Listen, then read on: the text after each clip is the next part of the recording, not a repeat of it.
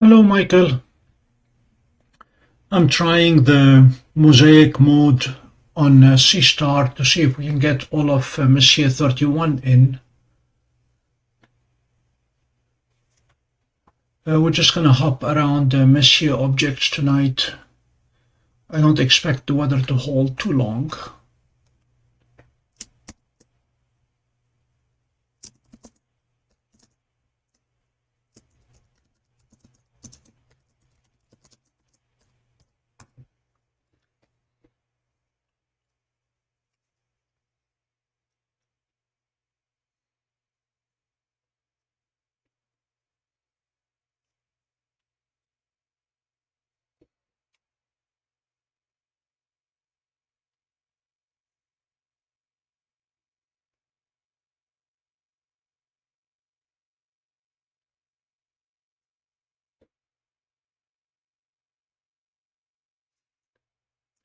Well, earlier this afternoon, actually, the past couple of days, I've had a ton of fun capturing the Chinese space station and the International Space Station in broad daylight. In the afternoon, I was able to get them both repeatedly. Yesterday, I finally managed to get SkyTrack to work with CPWI and take over the control of the telescope so it would leapfrog the space station as it traveled at mind-boggling speeds. And we had some success, actually, quite a bit of success. If you have not seen the video, I posted one today of yesterday's activity. It's a short minute and a half that shows hitting the International Space Station 6 times in one pass. I was sitting literally under the telescope and watching it go bananas, jumping from place to place as fast as it could, hauling around that about 50 or 60 pounds worth of glass at high speed. Was fun to watch.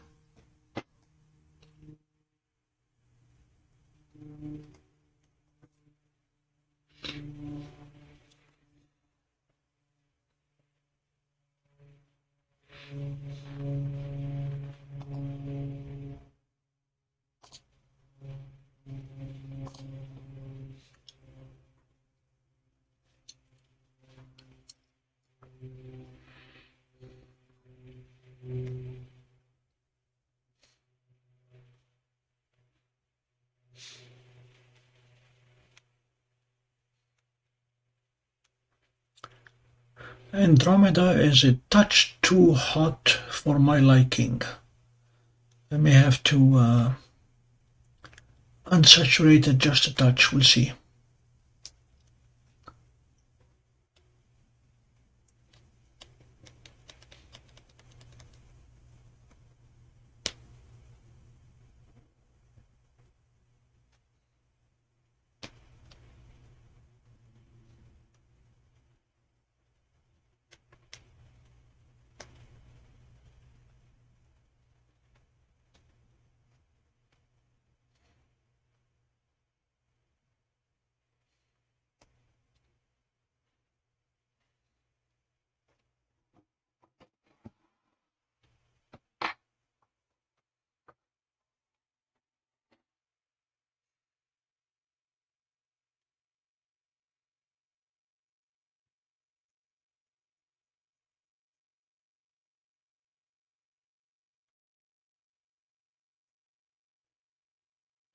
Okay, the cloud bands are starting to show.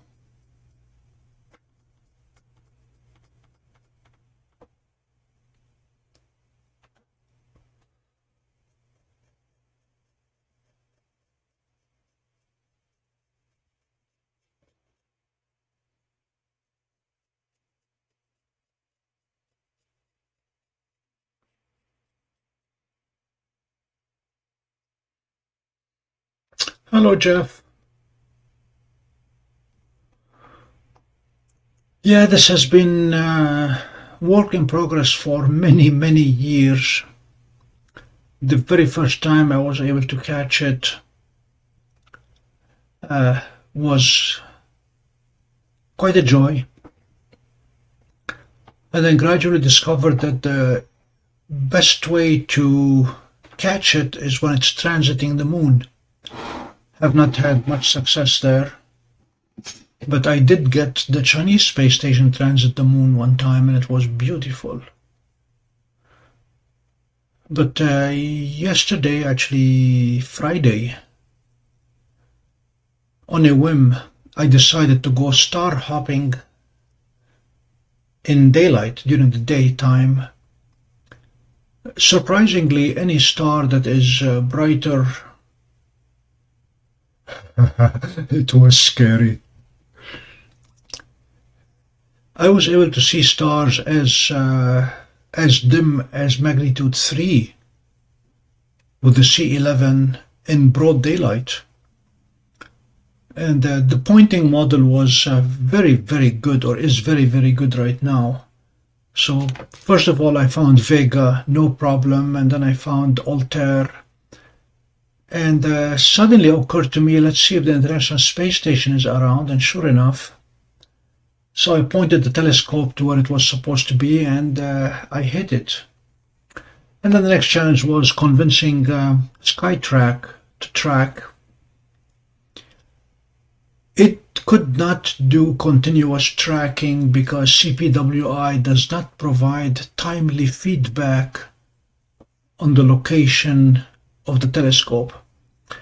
If you have used a Celestron telescope, you will know that it does not go straight to the target, but rather it goes above the target and drops on it, lets the weight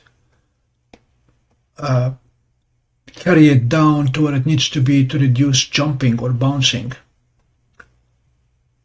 So the nudge function is not supported by CPWI. So with that in mind, it did not calibrate, so we were left with leapfrog, jump ahead and wait for it, and then jump ahead and wait for it.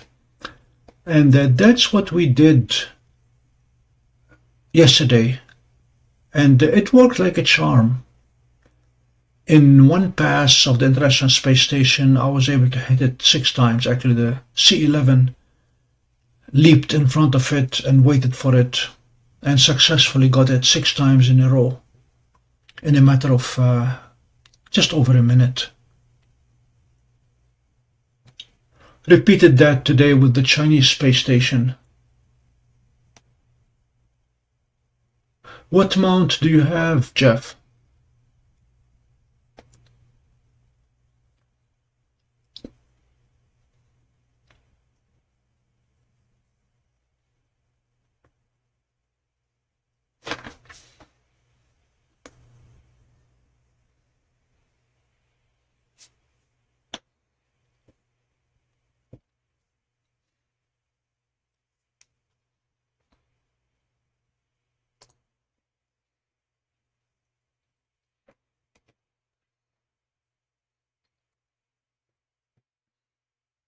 Okay. I have not used it. I've used Ioptron mounts, and I've used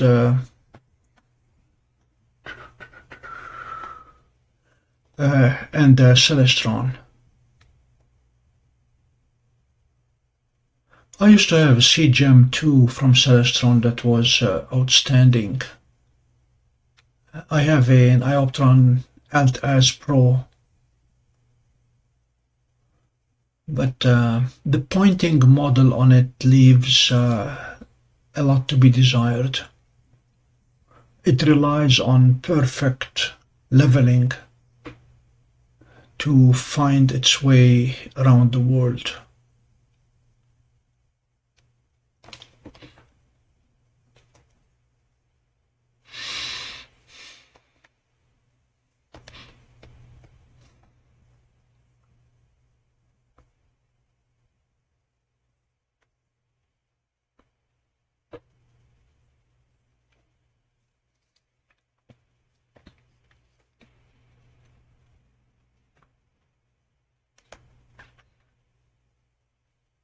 Okay.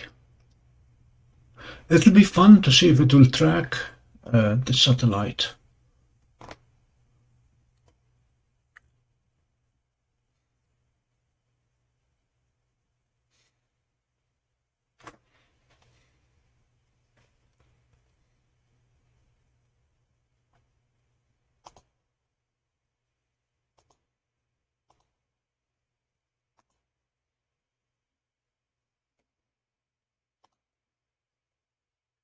Had to clean his driveway in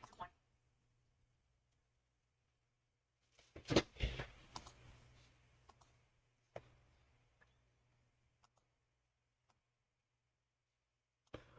I'm gonna show you what I did yesterday.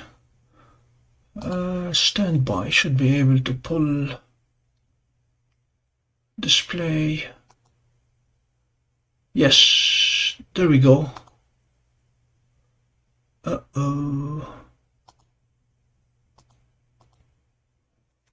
This was yesterday. That's the ISS in the afternoon.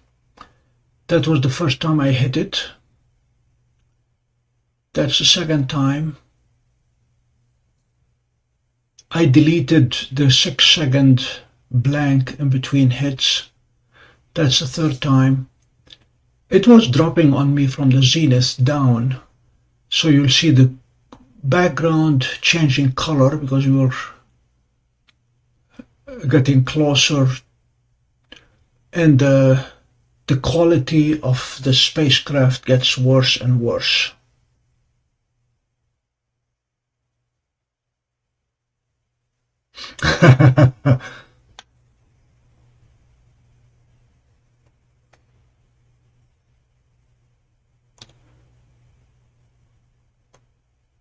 I slowed it down to half a second per frame. Otherwise, it was more like a fraction of a second. So that's what we ended up doing yesterday afternoon.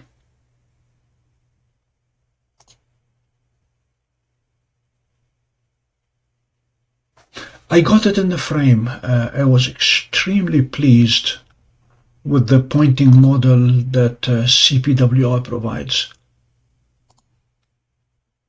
I've missed it many times in the past where I'd be looking out of the window and there it is, but it does not show up in the telescope. The field of view of a C11 with a 585 camera is only 14 minutes. It's tiny.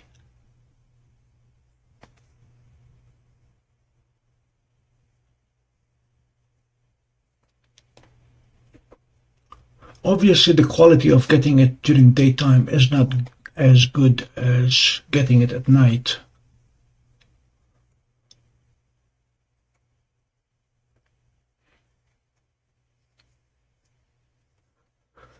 But it was fun.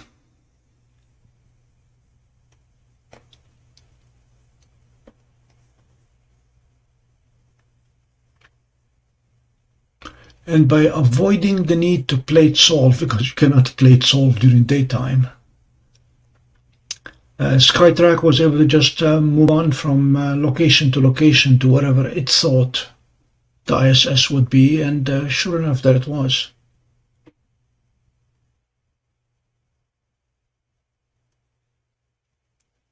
Yes, you have a wider field of view.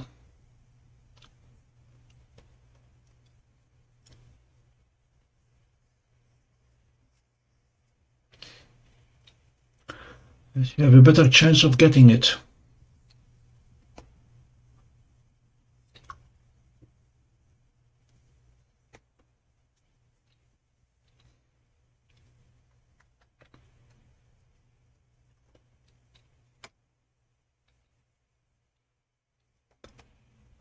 One of the few advantages of the CGX mount is it has switches on both extremes, both for the RA axis and the declination axis. So if we have a runaway mount, it will stop. It will just shut off when it reaches either end which is not the case with the large Meade telescopes. They will just bang against the hard stop until they self-destroy. By using SkyTrack, I knew I was running the risk of, if there is a loss of communication between the two programs, between SkyTrack and the mount, then we have a runaway mount.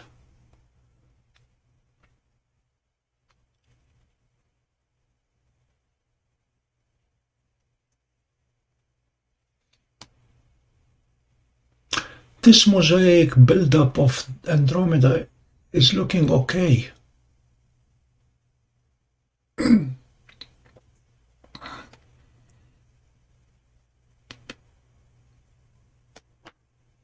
So in another 3 weeks, Comet 3I Atlas will turn from an evening comet to a morning comet, and we'll have a chance to catch it from here.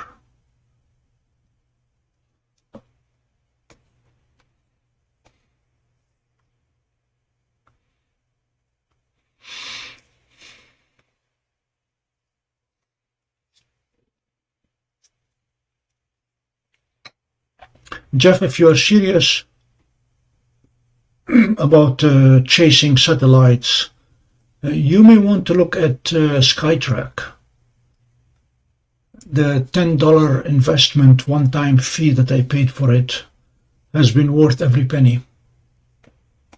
It downloads the TLE file every time you run it, so the location of the satellites is as accurate as can be.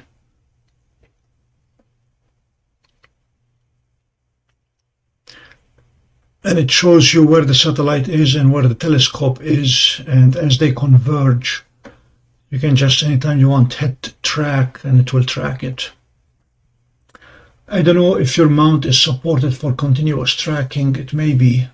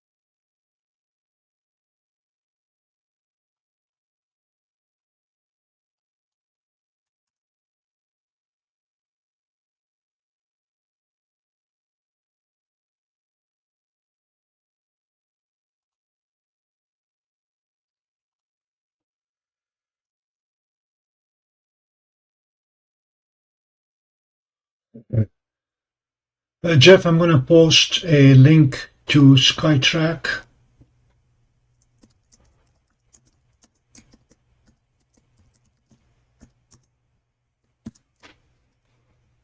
It is very non-intuitive. It is heavenscape.com.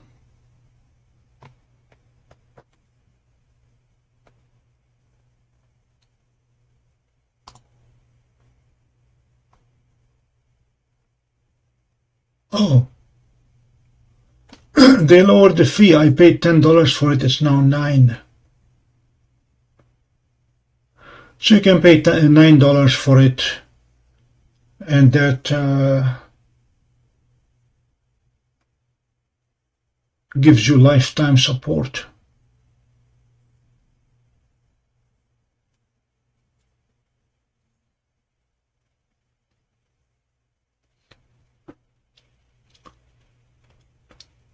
Yep, there are dust lanes showing up.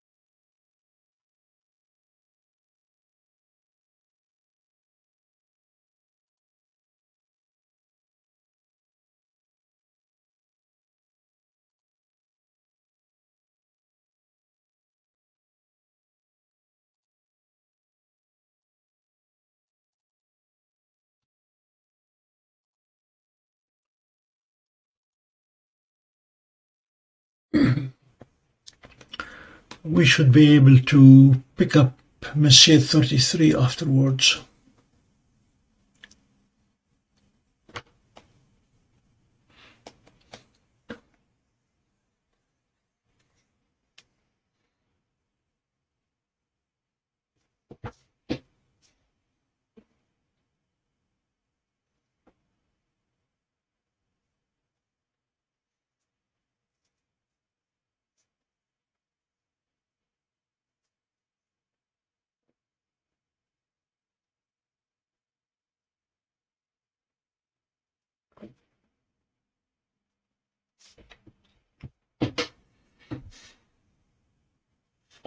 We will also pay Saturn a quick visit.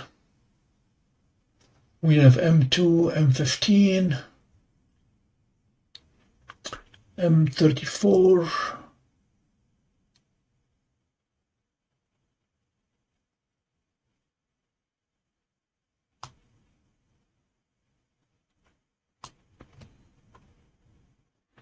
hello Slap.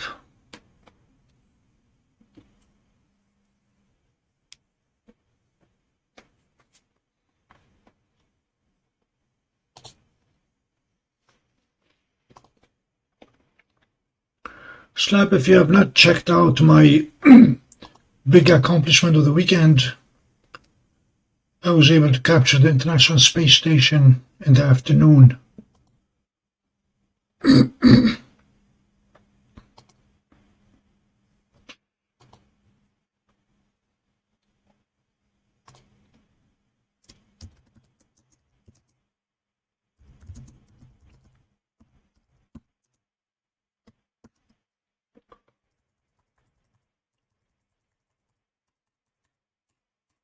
I'm posting a link.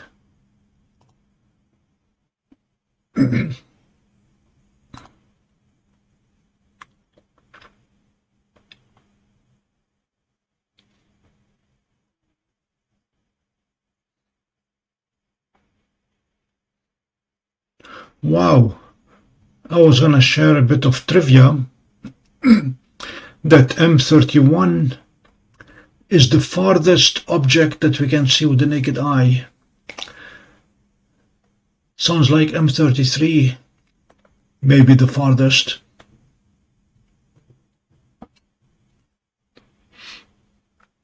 Part of the trivia is that all the stars in the sky that we see with the naked eye are within our own Milky Way.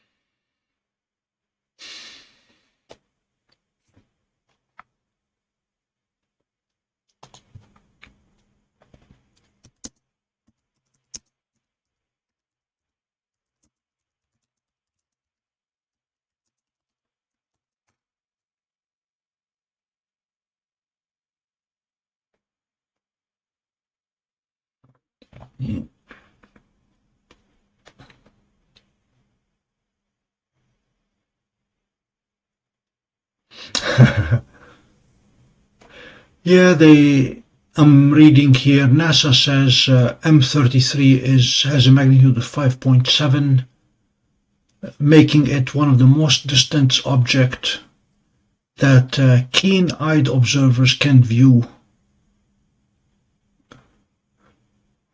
in a fully dark, adapted eye.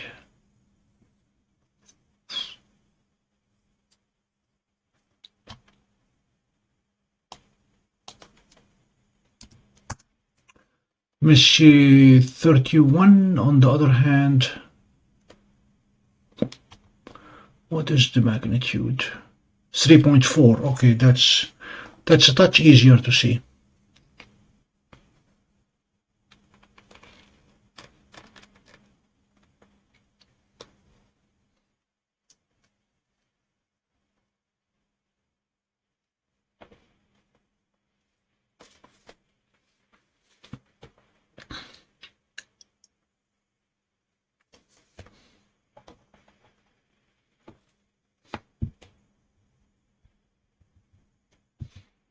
I'm trying to make a trip to the Green Bank Observatory in West Virginia, and I've been reading quite a bit about it, the radio telescope down there, or the radio telescopes. Some of the fun facts: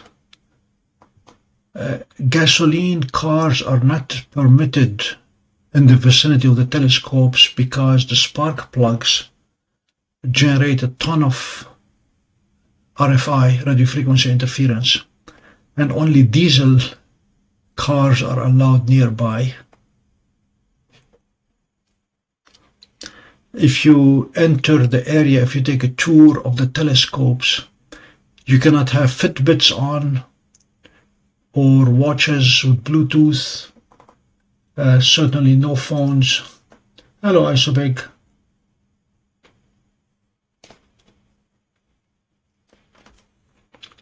Unfortunately, all their tours are sold out for the year. So I'm waiting for the 2026 calendar to open up and try to book a tour.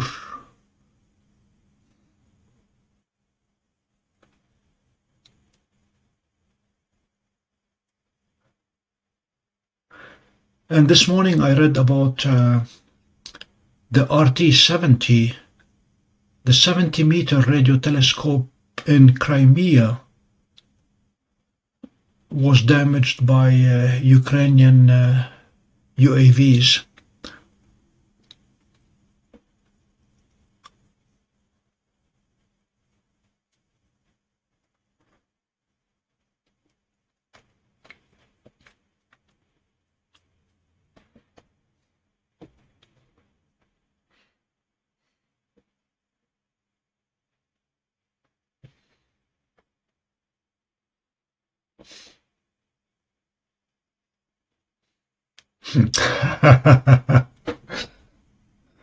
Do they have their Christmas lights up already?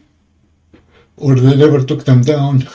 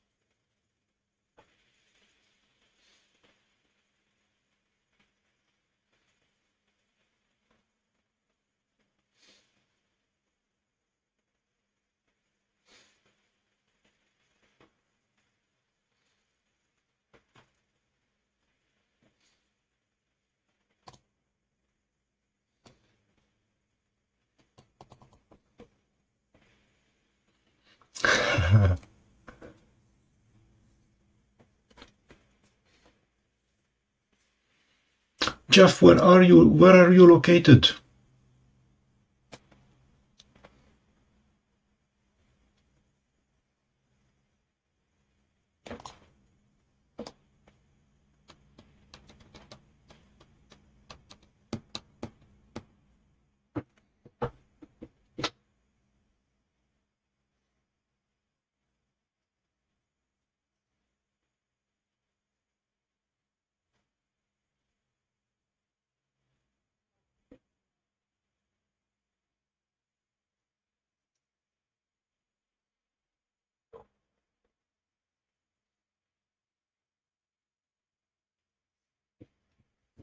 Northern California.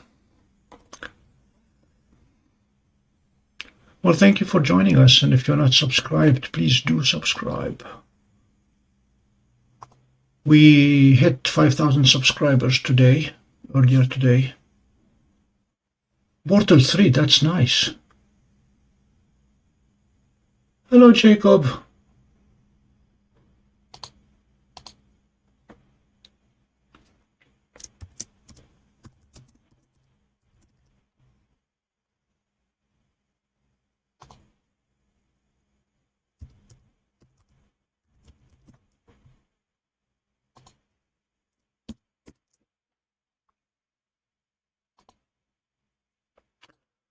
Jacob, I posted a link, just a dozen or so comments earlier in the chat. I succeeded in syncing SkyTrack to CPWI to SharpCap to Starry Night yesterday afternoon, and I was able to leapfrog the International Space Station 6 times in one pass. So if you watch that video, you will see the progressive deterioration of the seeing. The ISS came from the zenith and went all the way down. Hello, Mr. Wheeler.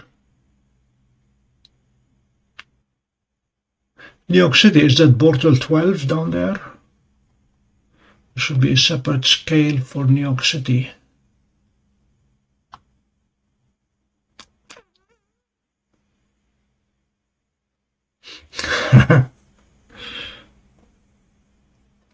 Unfortunately, CPWI does not feed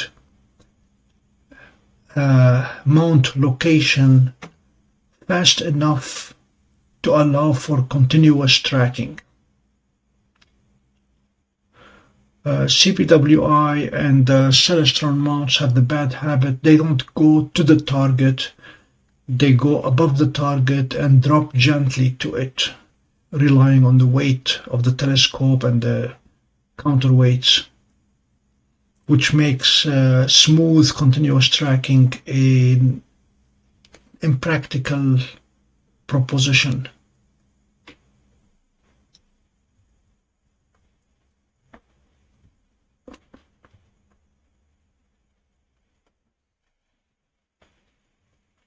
Isobig, you're not too far from Bortle 2. You just head west for a couple hours.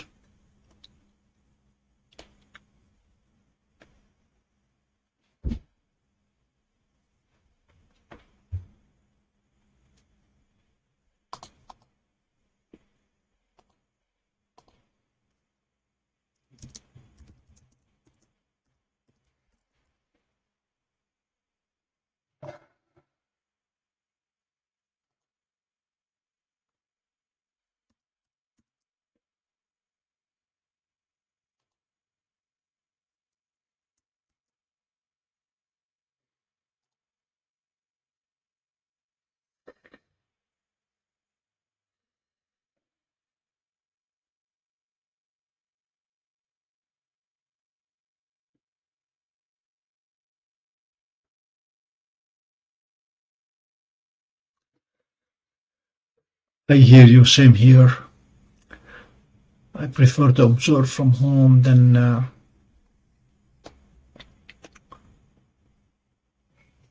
is another satellite. I have a group of 5 students from Oswego writing an algorithm to detect satellite trails and delete them.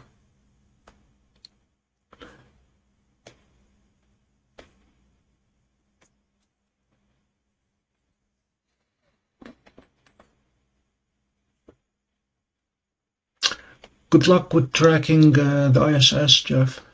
Don't forget that the CSS is out there as well, the Chinese space station, Tiangong. And I have had quite a bit of success catching it as well.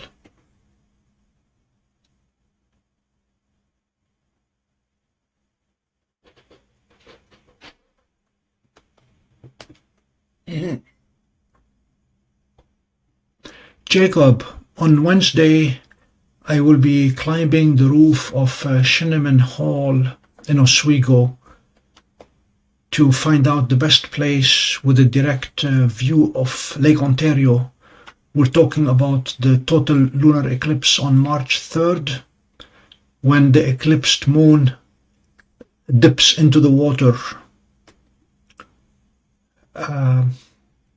The plan is for us to indeed be on the roof of the building if I have a direct view of the lake so we can watch the moon go into the water. Looks like Elon plans on polluting this picture. That's 3 so far. In looking at the files of DWARF 3, I discovered that they can detect satellite trails and reject the file, reject a frame, labeling it as failed capture, and they do not stack it. Looks like Seestar is not.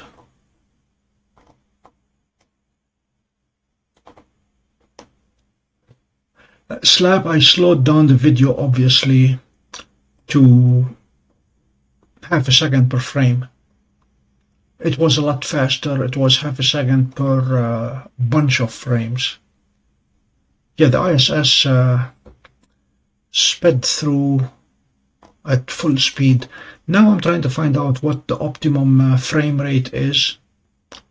This afternoon I attempted 1/32,000 of a second, and I'm not seeing any difference between 1/4,000, 8,000, 16,000, 32,000.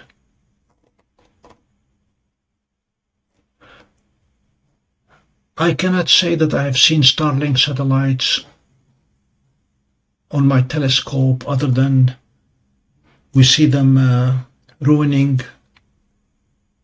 deep sky object captures.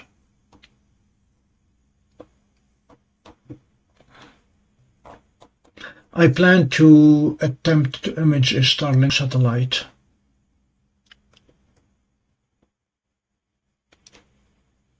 A fun statistic: SpaceX deorbits 4 Starlink satellites a day. The first generation, they are deorbiting them at a rate of 4 a day. Hi, Ellen.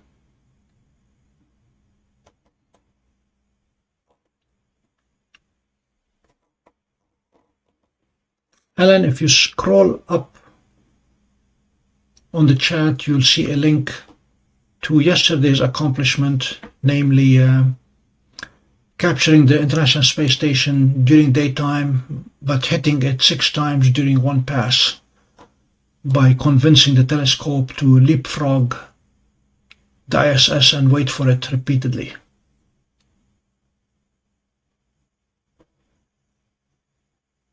Hello, Zena. Happy Monday.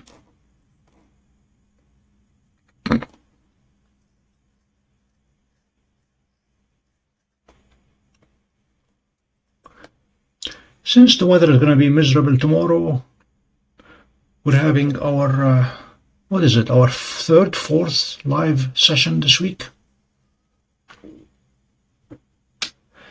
Yeah, Alan, what you saw was hitting it once per pass. Now we have perfected the art of hitting it 5 or 6 times per pass.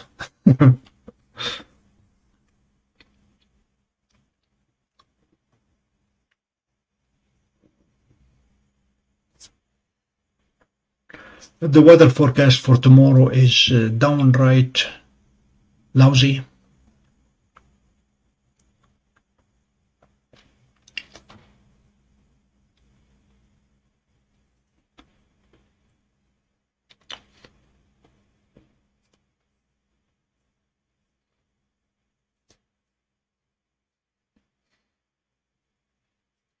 We're going to wait and see what happens once the frame is full, whether Seestar will keep adding to it.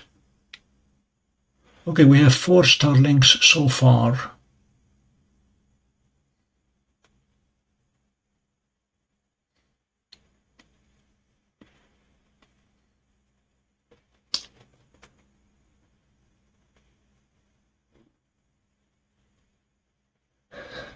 Thanks, Slap.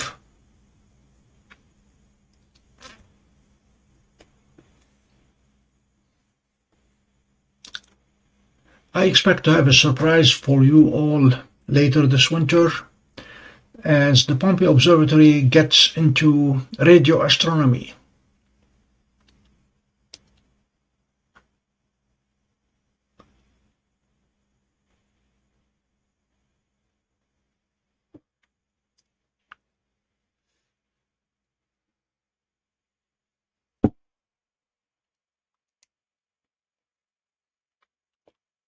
We're trying to find something to do when it's cloudy and rainy.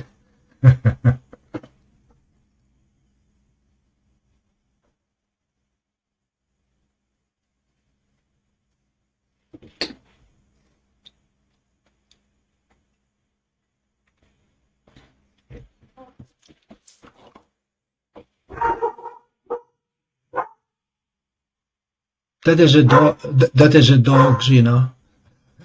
That is Belladonna expressing her displeasure with one more telescope in her yard.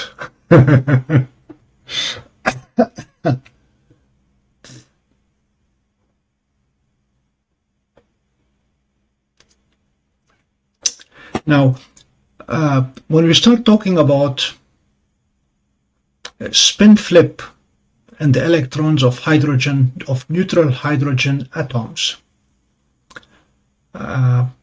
it's worth noting that a hydrogen atom has a proton and an electron, and both are spinning. And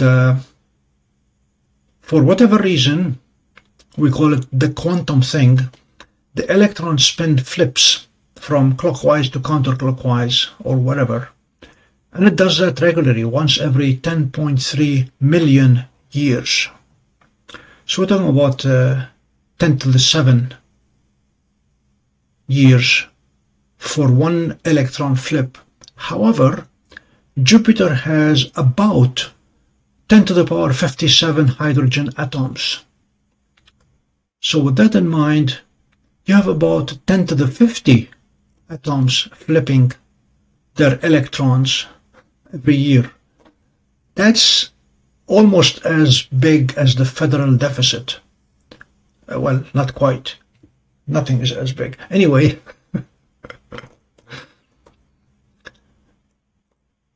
hi Jeannie.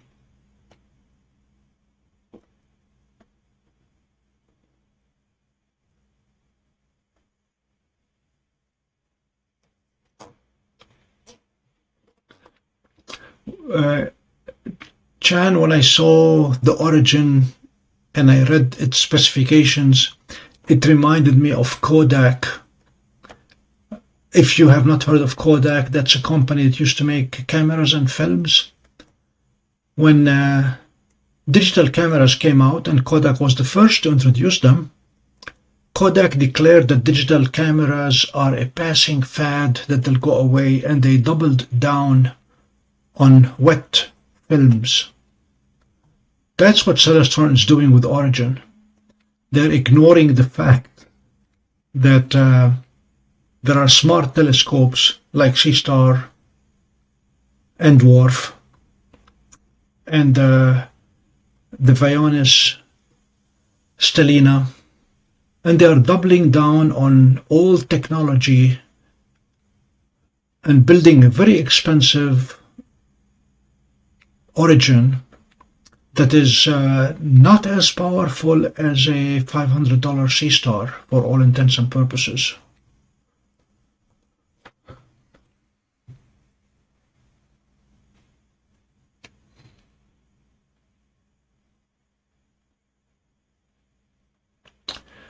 Jeff, that's the plan. For those not too familiar or not at all familiar with radio astronomy, when you think of optical astronomy and you have a camera, a sensor, in this case 8 megapixels or 2 megapixels, those millions of pixels, they're all imaging targets at the same time, or the same target, so they're filling those pixels. A radio telescope is 1 pixel for all intents and purposes. The number 140,000 sticks up, namely, to get the same resolution from a radio telescope as you would from an optical telescope, you need 140,000 times the aperture. This is where China has a radio telescope the size of a track, of an outdoor track, 400 meters. The Arecibo telescope in Puerto Rico that collapsed, they are massive. Yes, I'm waiting for the ZWO 80 Star Seestar 80 or Seestar 100 or Seestar whatever. anything bigger. So I'm starting by acquiring one pixel, one radio astronomy pixel, and seeing if we can detect indeed the hydrogen line, and then take it from there to go from one pixel to one line, and then take it from there to actually building an image of the Milky Way as a first step. I'm going to need a much larger telescope to be able to paint Jupiter. But my first goal for the next year or two is to get the Milky Way done. Andromeda is almost full, and we only have half an hour. The core is looking nice. It was a lot redder at the beginning. So the Seestar has done nice with their mosaic. This is nice. I want to let it fill up and then see what it does after that. Okay, it's full.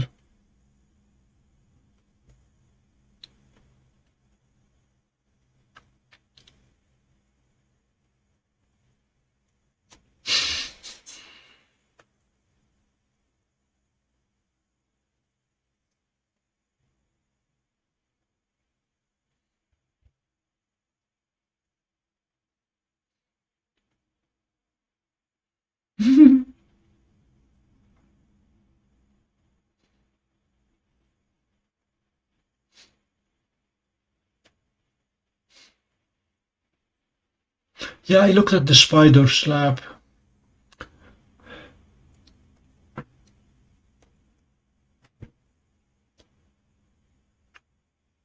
Jeff, I had resisted the temptation of getting a smart telescope for many years until I read a testimonial from a NASA engineer about the Stellina, the Vaonis Stellina, in which he said everything that he has ever designed and built in observatories is all packaged in that 24-pound telescope.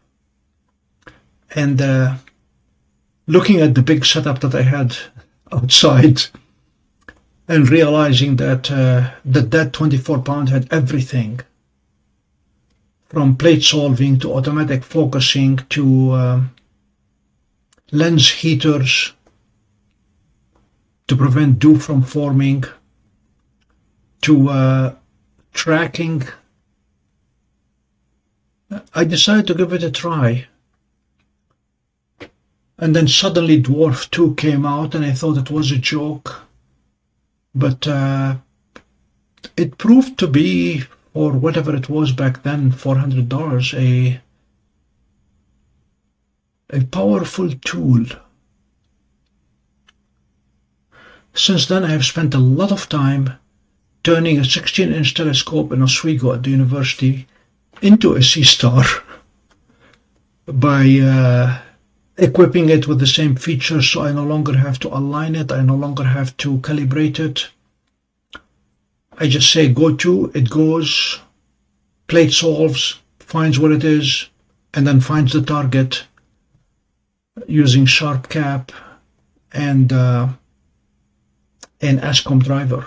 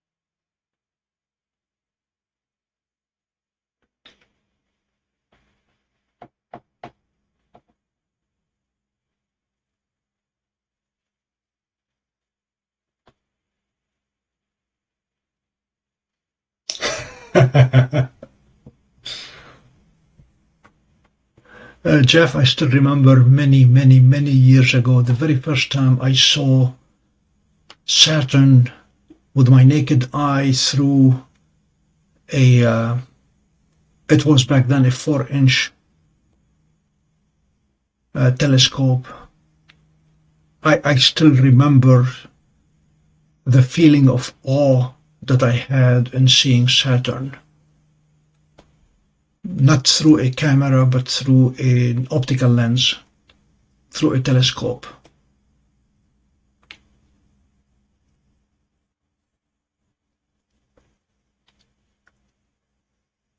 But there are things that you cannot see with the naked eye or with an optical telescope. Things like the dust lanes on Andromeda. They're looking nice. They're coming out nice.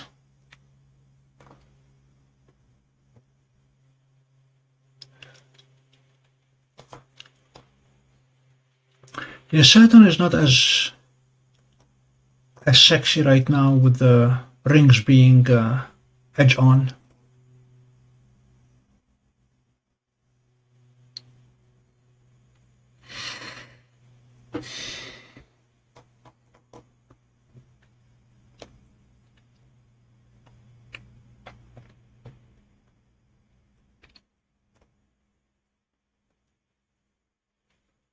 I'm going to give Andromeda a few more minutes before we hop onto Triangulum, and we're going to try to do that as well.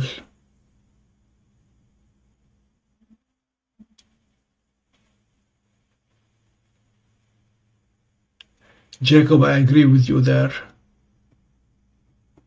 Do you know the difference between a dream and a fantasy?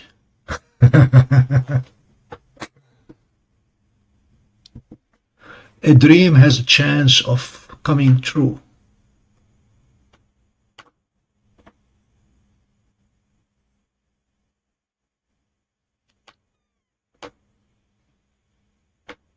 The one telescope that I really wanted to buy when I grow up is the Hyperia from Vaonis. They never built them. That was going to be a 6-inch, 6-foot tall, with a 31 megapixel sensor, and it was weatherproof, so it doesn't need a dome. You just leave it outside year round.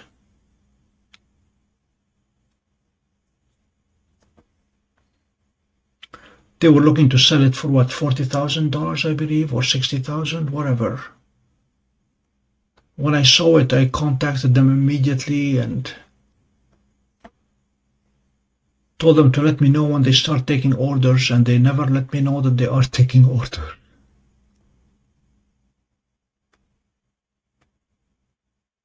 You're talking about the mid auction. There will be a Celestron auction sometime.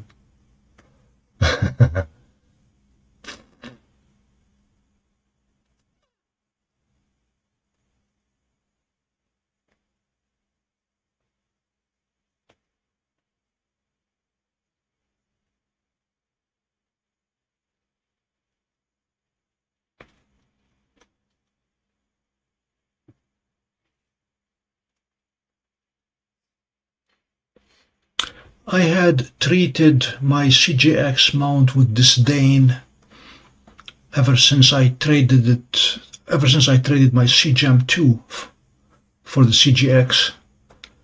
I have changed my opinion this weekend when it was able to find during daytime every star that I went to, every satellite that I went to. I still don't like the fact that when it gets somewhere it doesn't stop, it keeps drifting slowly. I tightened everything is as tight as can be. And sometimes after I disconnect it and I walk next to it, I still hear grumbling going on internally.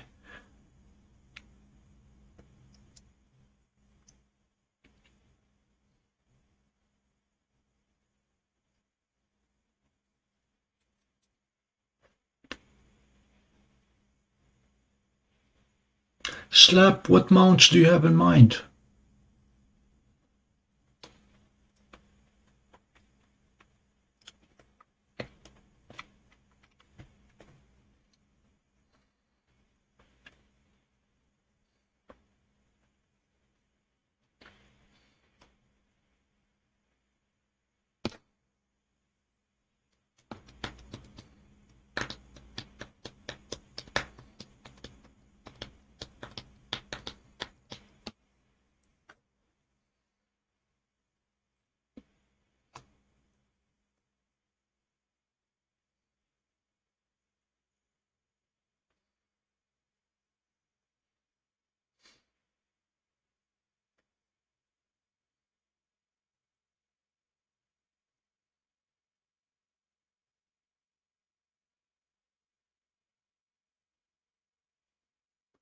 Yeah, Jeff said that he has the 2000.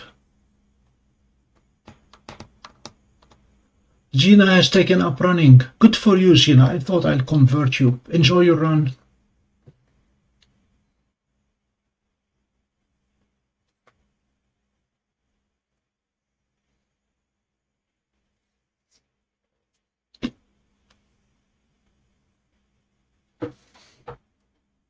Hello, Harvey.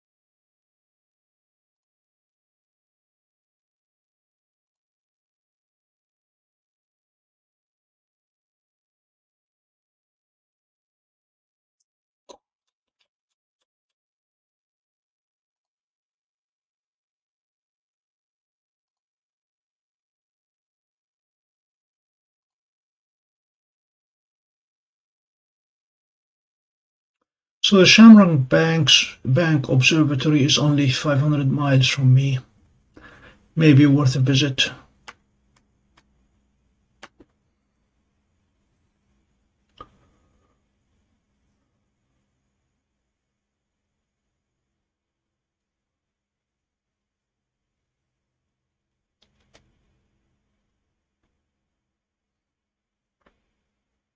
Hello, Blar.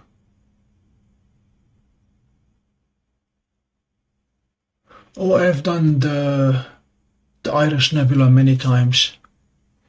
It comes out nice.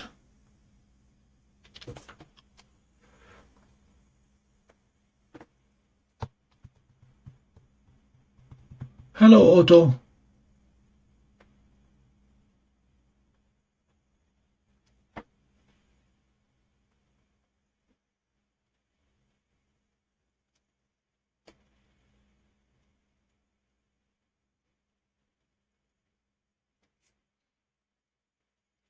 Jeff sounds like 10 micron as a branch of Celestron when you talk about zero customer support.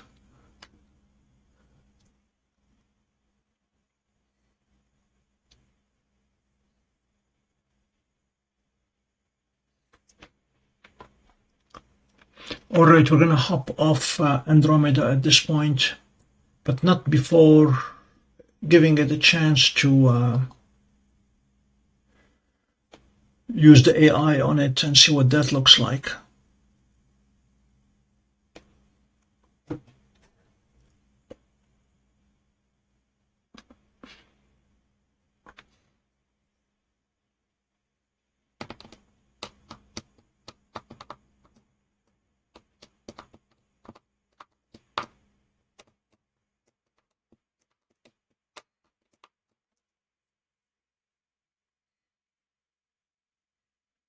Not much difference.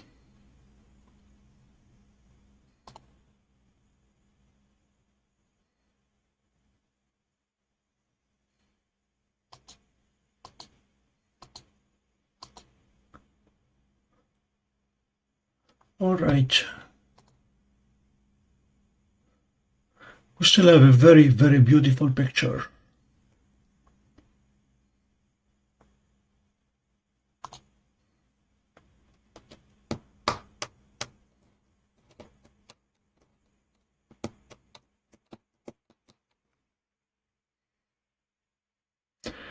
Next is M33. As you can see, it has shifted quite a bit in doing its mosaic business.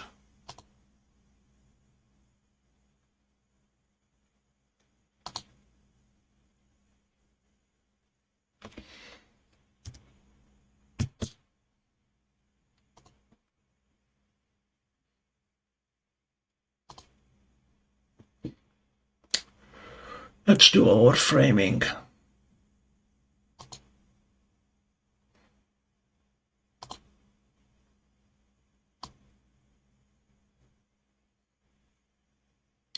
That should be about right.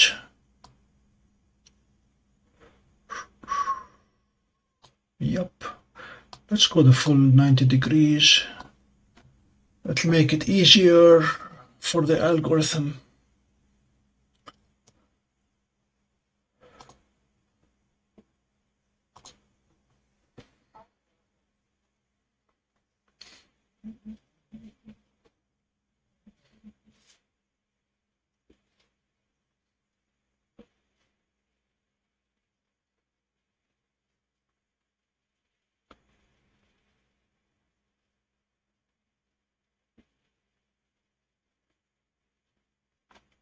And I'm going to do something controversial here. I'm going to turn on the filter because of the extreme nebulosity in M33. Just for a change.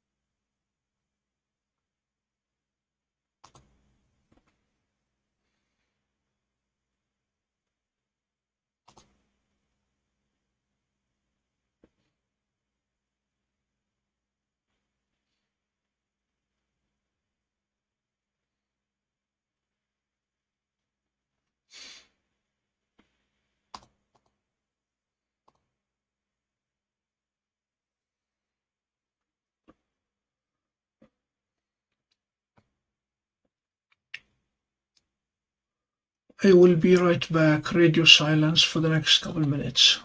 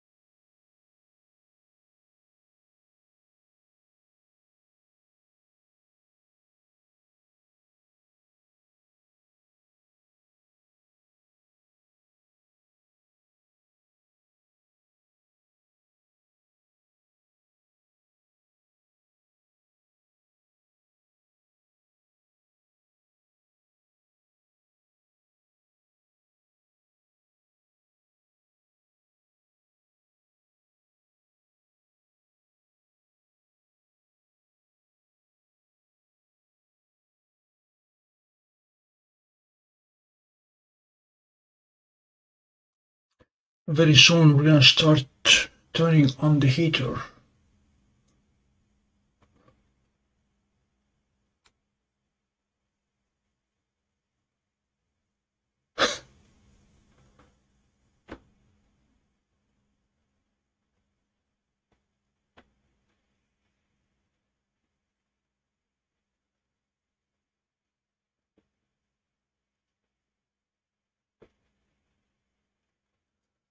Jeff, I'm glad you had a good experience with the Celestron service. My motor board died on my CGX and spent an inordinate amount of time trying to get anybody from Celestron to return my email or my phone calls or my repair ticket, let alone having them send me a board to replace it. Eventually found a board at a small camera shop in northern England, and they shipped it to me and I replaced the board, and Celestron immediately notified me that I have voided the warranty for good.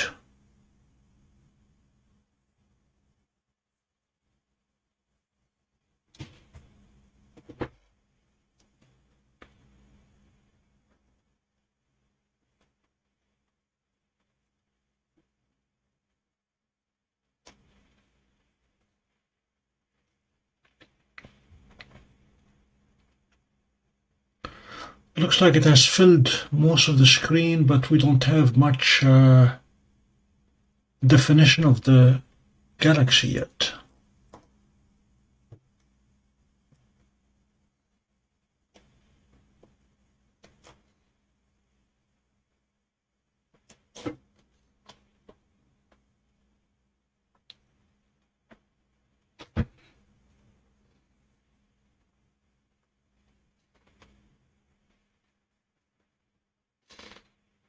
I had a lengthy meeting with the Celestron folks down at NEAF, the Northeast Astronomy Forum, 2 years ago.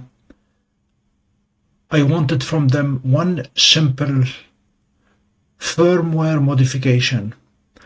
The CGX mount, which is an equatorial mount, there is absolutely no reason why we cannot use it as an Alt-Az mount. Same two motors.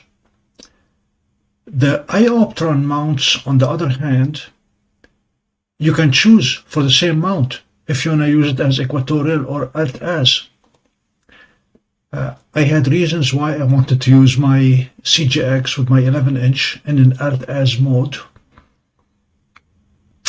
and they said, nope, it is only a matter, the only option we're asking for is when my software talks to the mount, it recognizes the mount as an equatorial mount. Now, if I use a non-Celestron ASCOM driver, it gives me the option of using the mount as an Alt-Az, but the mount rejects it, saying, nope, I'm not going to do that. For them, it's just one flag that they have to set. And they said their engineers are too busy doing other things to be bothered with making their mount more attractive.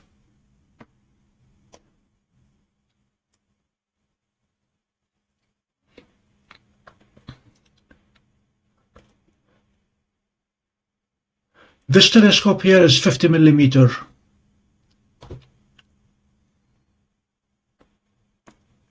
But the one we used in the afternoon was 2800.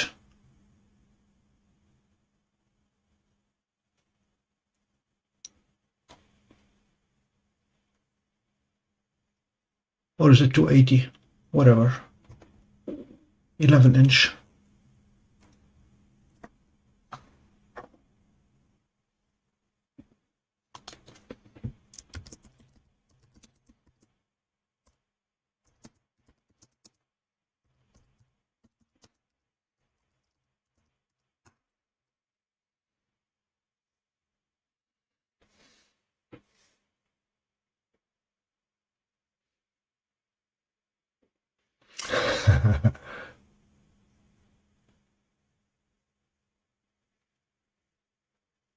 Thanks, Jeff.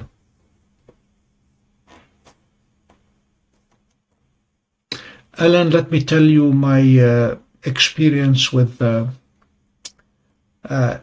I asked Ara, that's the AI in my car, it's the Grok AI. I said, what time is it? And she said, 4:30. I said, where are you? And she said, in your car, silly. I said, no. What time zone is it 4:30? And she said, Pacific time zone. I said, I'm in the Eastern time zone. And she said, oops, sorry.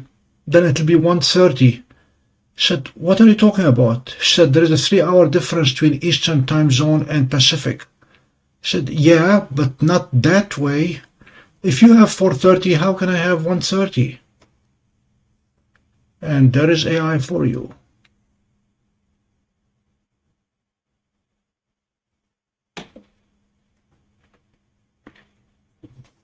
The other incident I had with the Gemini AI, that's Google's AI, I was talking about a specific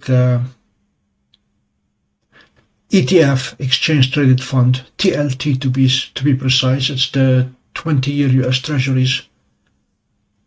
I asked, has TLT ever closed below $80? And it answered me, yes, several times. For example, yesterday it closed at 85. And I asked, how is 85 lower than 80? And it had no clue.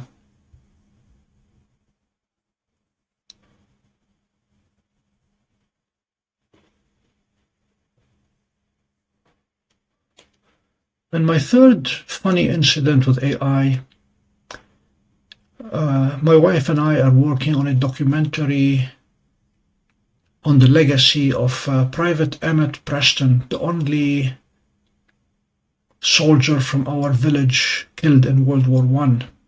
He was killed in France in 1918.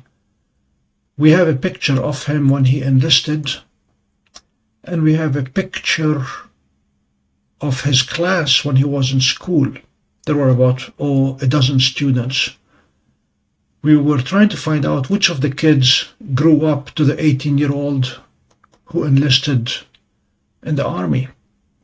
So I took the picture, his headshot, and the full picture of the class, and asked Gemini, Copilot, and Ara,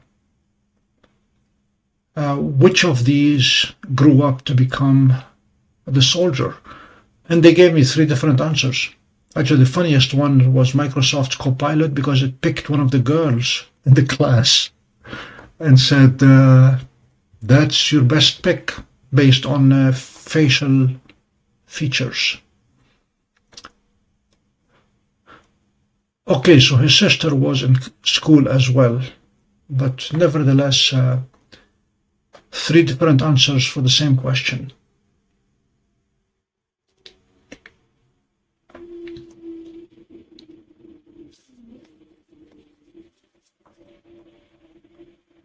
Alan, we spent a lot of time, we're still not done with the research, but the National Archives, we wanted his military records, and they confirmed that they were burned in the big fire of 1973, where the military records of pretty much everybody in the army from 1912 to 1950 something were burned.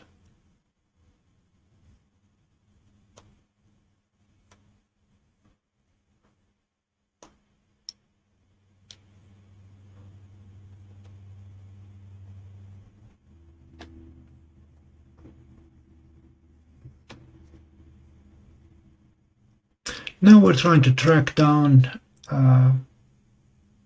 apparently while he was deployed, according to newspaper articles, he wrote back to his uncle. We're trying to find the letters.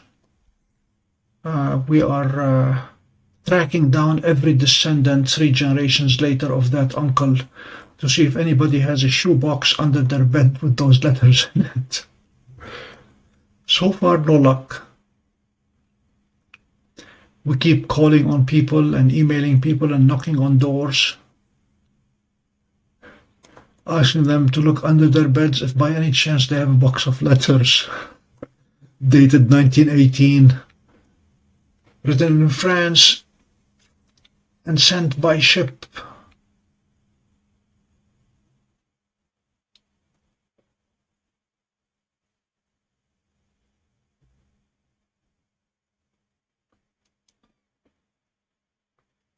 Now, the National Archives, we got a letter back from them.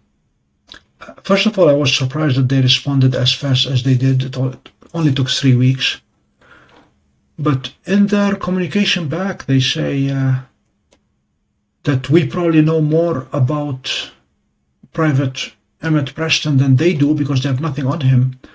And they asked for our help in reconstructing their archives by asking them to tell them everything we know about him so they can open a record under his name.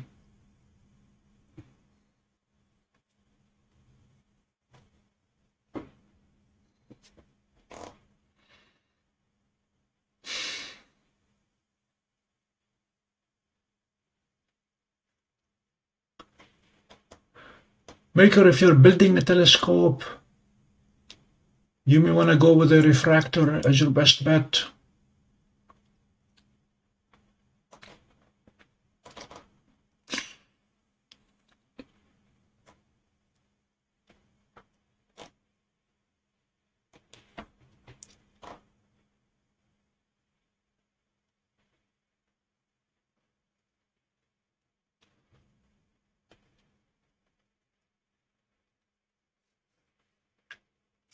Alan, an interesting bit of trivia. This kid was buried 3 times, literally.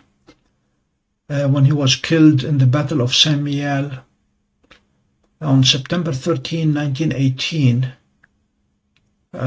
there was a group in the army whose only job was to make caskets and bury soldiers right there and then. After the war ended, the French government gave the US military a piece of land to build a formal cemetery. So he was disinterred with many, many others and taken to that cemetery and buried. And then 1923, Congress decided to give parents the choice of bringing their kids back home for repatriation and burial in the US or leaving them in France. And the father of Emmett requested his son's body to be returned. We have that paperwork that his father filled. We even know the ship on which his body came back, the Wheaton. And then he was buried in the Fabius Evergreen Cemetery about 5-6 miles from my house. And we found that tombstone. So that kid was buried 3 times, and all 3 with military honors.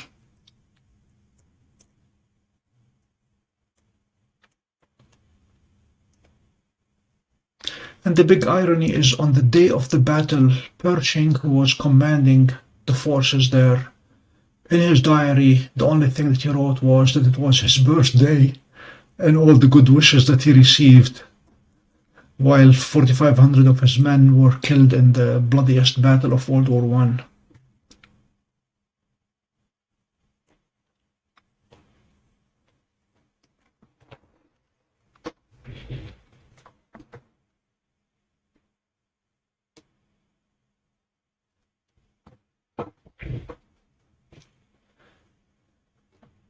Yeah, this has been a project. We're trying to wrap it up in time for Memorial Day 2026.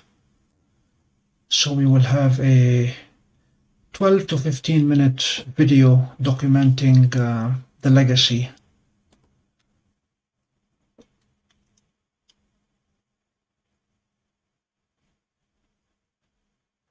He happens to be from our village, the only one, but his story is the story of literally tens of thousands of young soldiers who fought for this country in all the wars we have had and we're still having.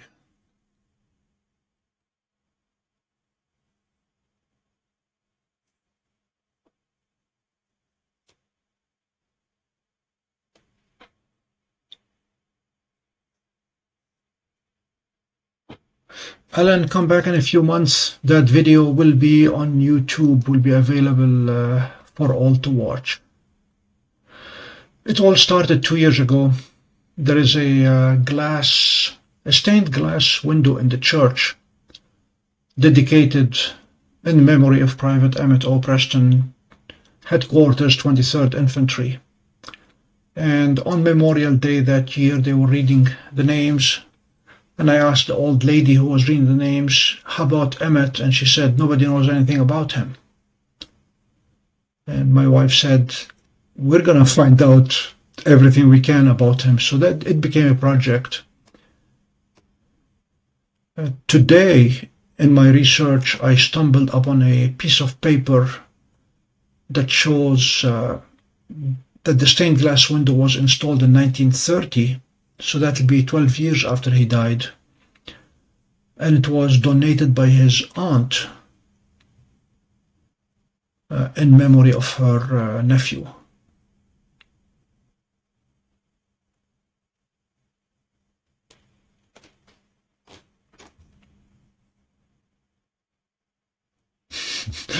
Good night, Slap.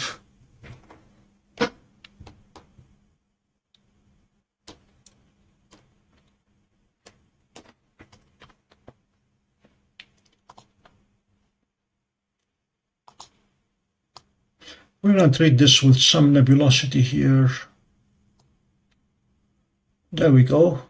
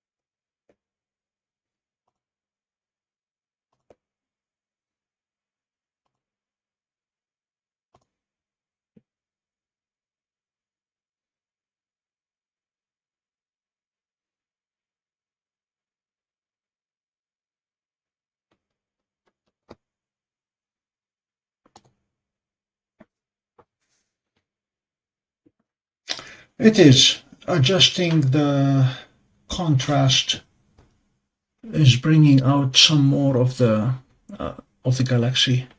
We're going to let it stack for another half an hour at least.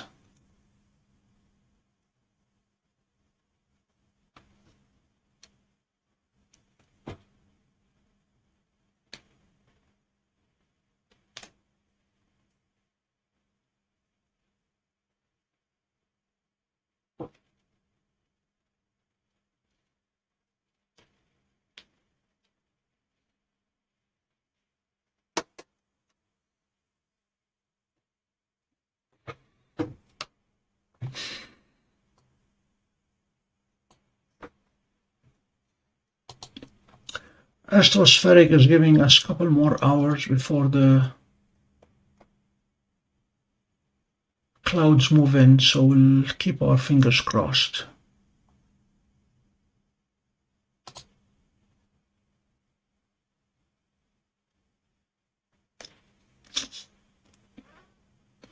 And we have thunderstorms to our west.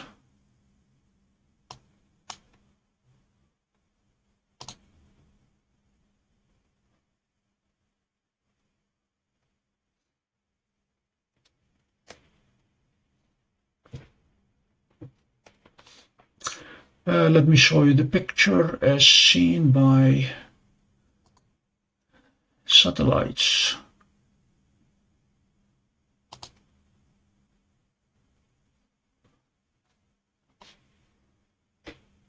We are right here.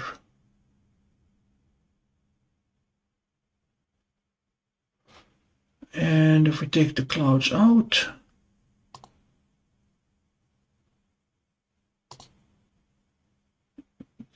these are the storms moving our way.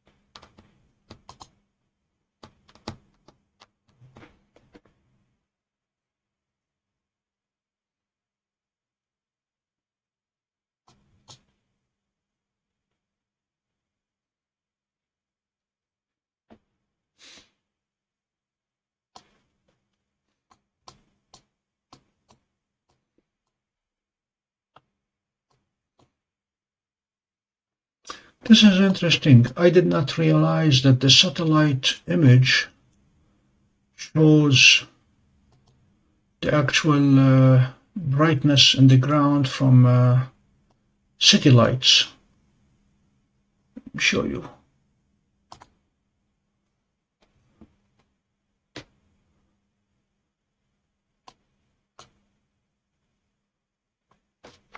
Let me turn off wind. But it is showing reasonably accurately the light pollution under which we live.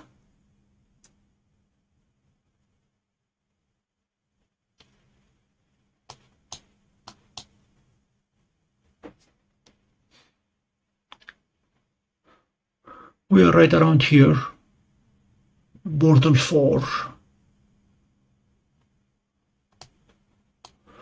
Up here, we have Bortle 2 in the Adirondacks. Just about a 2-hour drive. I have imaged from there many times.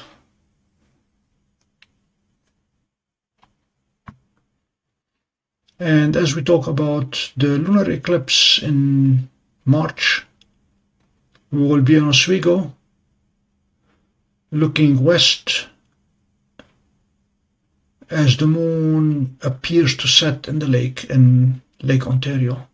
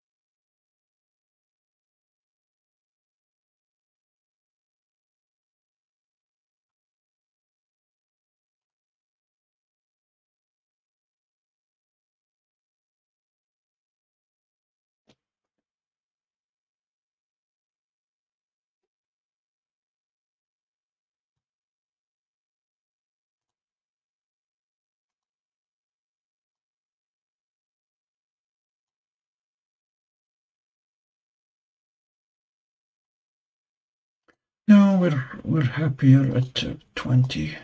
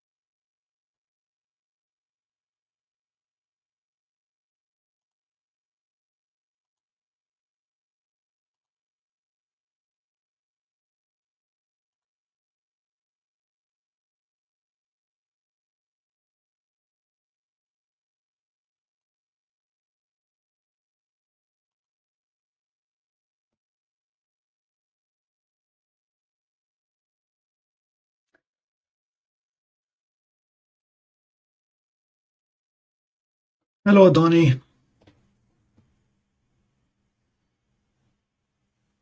Thank you for joining us tonight. And if you're not subscribed to the channel, please do. It is the only channel on YouTube that puts live multiple telescopes in 4K resolution, including yesterday's capture of the International Space Station in the afternoon.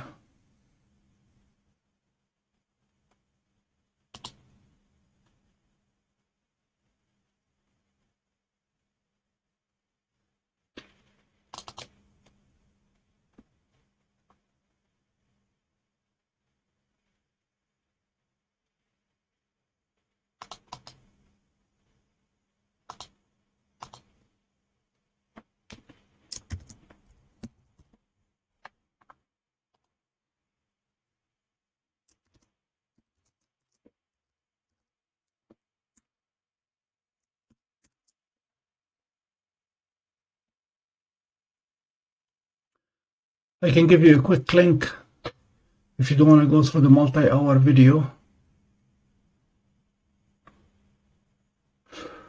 Stand by, I'll give you the link in a second.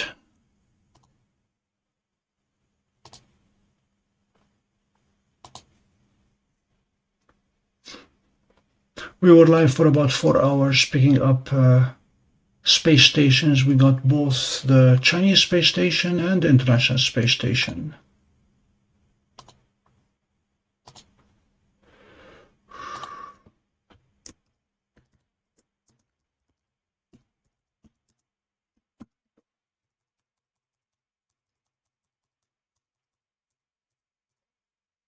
There you go.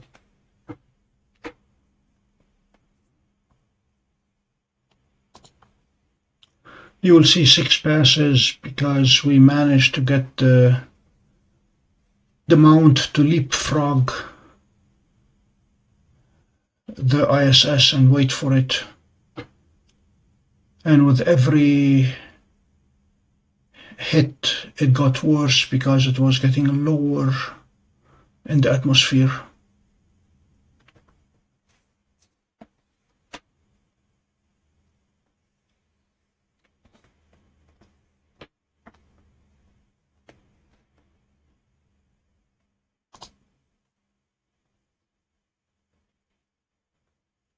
And SpaceX launched another 28 Starlink satellites this morning, and another 24 yesterday.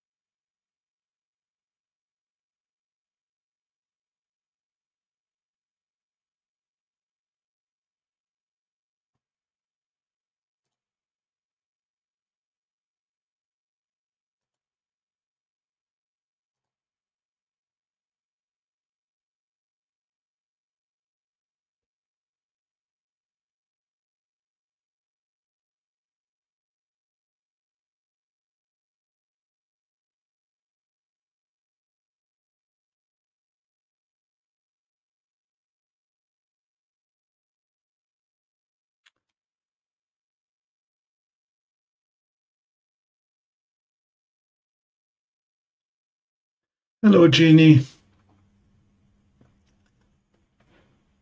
The space station stuff has preempted your Tesla diner videos, but tomorrow morning's video will be a Tesla diner, so we'll be alternating for the next 3 days, 4 days.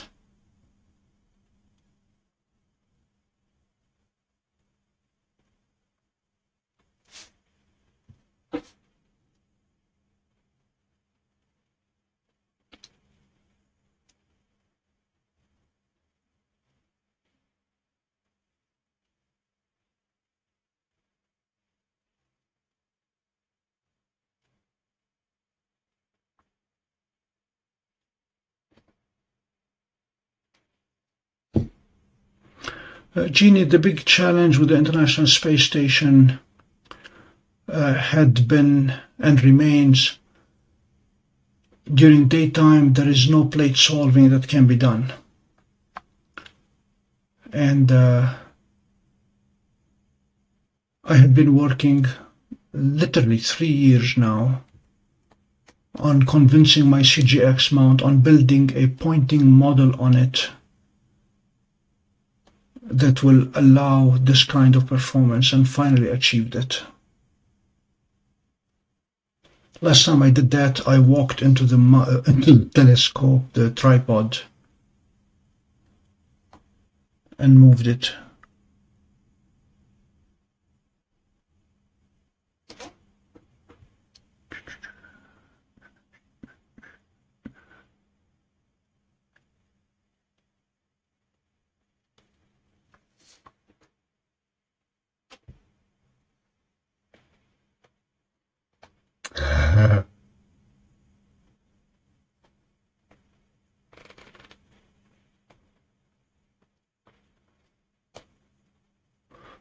What are you talking about, Harvey? What does the word they refer to in your question?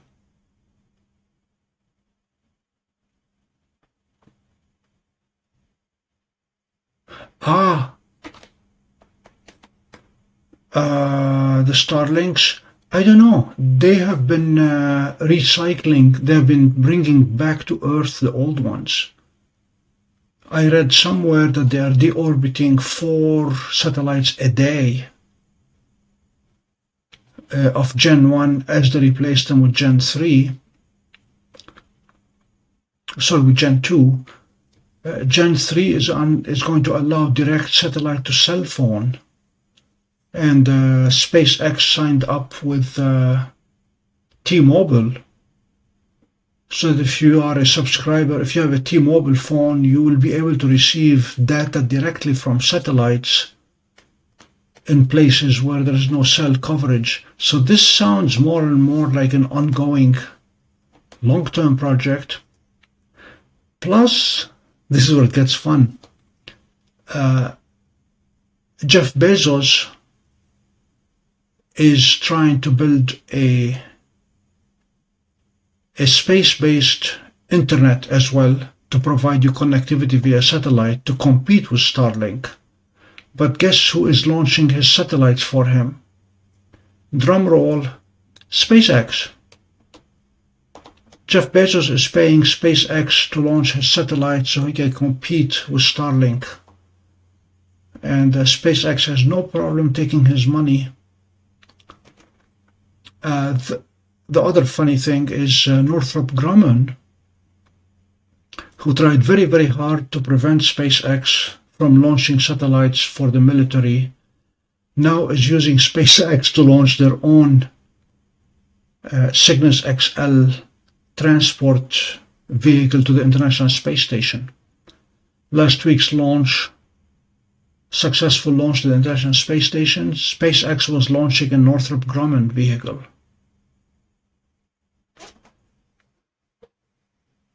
So, yeah, I don't see them stopping anytime soon. As long as they keep deorbiting the old ones, I'm fine with that.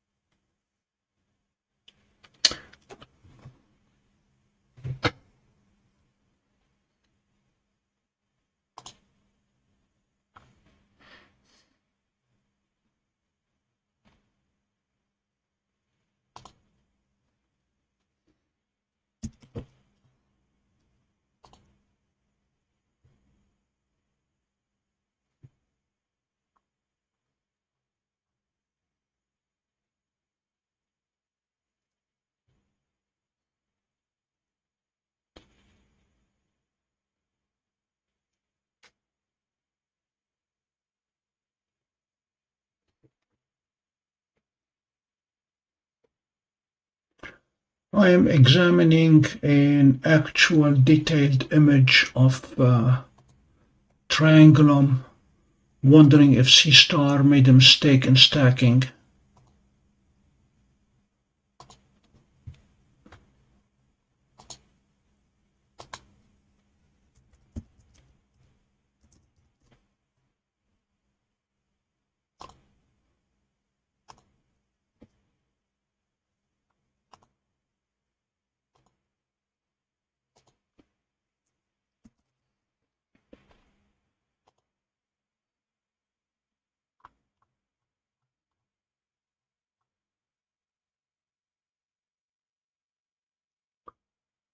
No, we're good. Let me show you what I'm concerned about. If you look carefully here.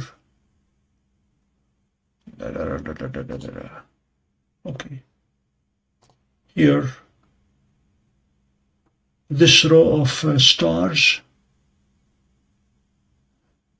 in a hockey stick shape, and there is an identical one there. I was wondering if this is a stacking artifact, those two Turns out it is not. A zoomed-in image of Triangulum shows that this is indeed the galaxy. These are the satellites here, sorry, the stars, and this is the second row. Hockey stick, and then hockey stick. So there is no stacking error.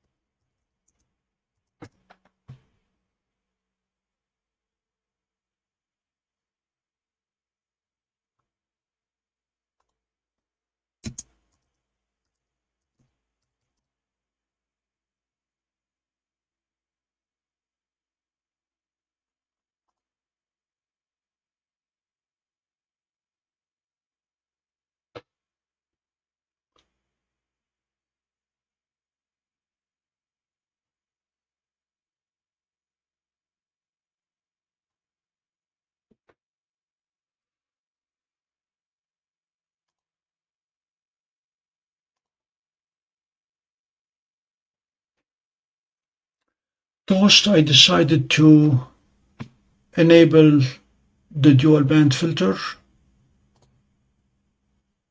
to bring out the nebulosity out of Triangulum. When I was still doing the stacking by hand,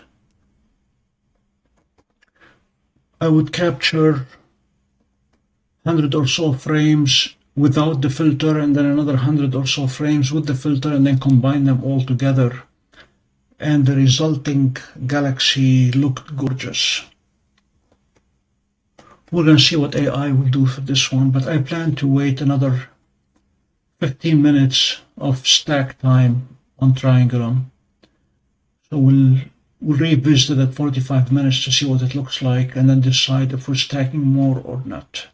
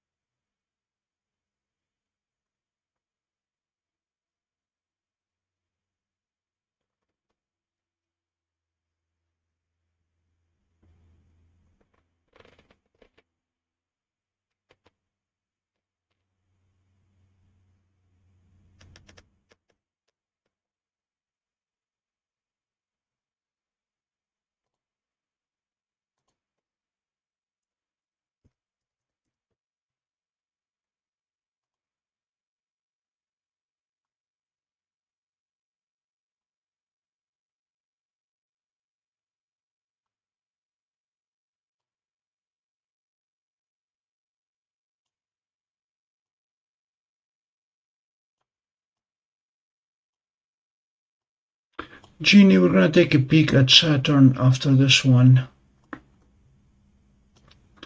And then we're going to hit M2, M15, and then go down to M45.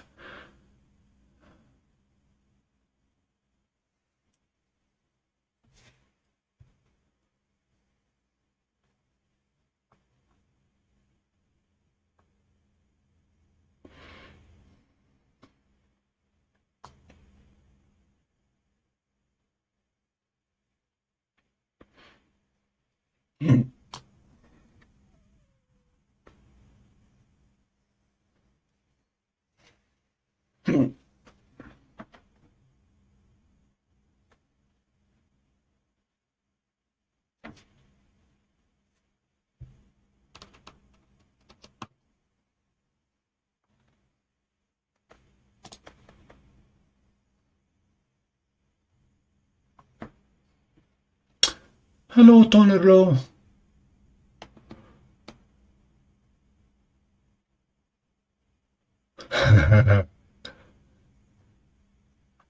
Toast, as I was researching Green Bank Observatory, they do not allow digital cameras, but they do allow film cameras, good old-fashioned Polaroids, because of radio interference with the big telescopes. So I'm looking to find a film camera to take with me when I go visiting the Green Bank Observatory. Jacob, did I tell you that they don't allow gasoline or electric cars in the radio quiet zone? They only allow diesel vehicles because they do not have spark plugs or distributors.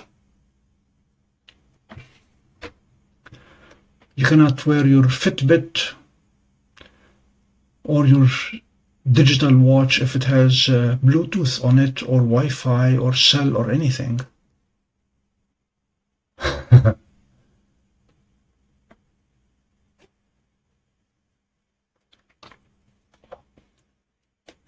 Yeah, right now the trip has been postponed till 2026 because they give two tours.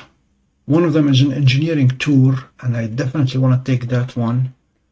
And the second one, what they call a sensitive tour, that is limited to US citizens, and they will run a background check on you 72 hours before the visit to make sure that you're okay. And I want to take that tour as well. And both of these go into the telescopes themselves and the control room and the whole thing. They're sold out for 2025.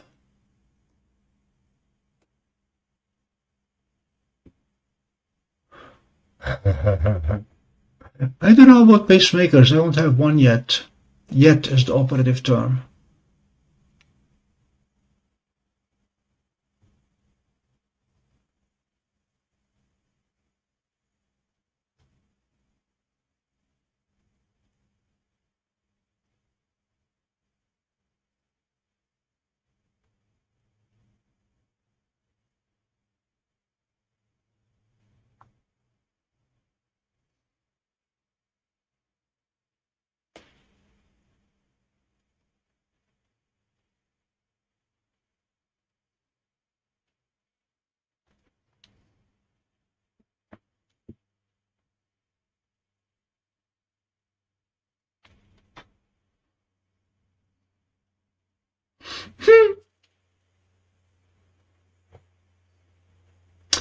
Toast, you are correct. That's one reason they eliminated AM radios. And then in other news, Voyager 1 has discovered a heat shield around the solar system where the temperature is significantly higher than anything around it. And it penetrated it without being damaged because it is sparsely populated.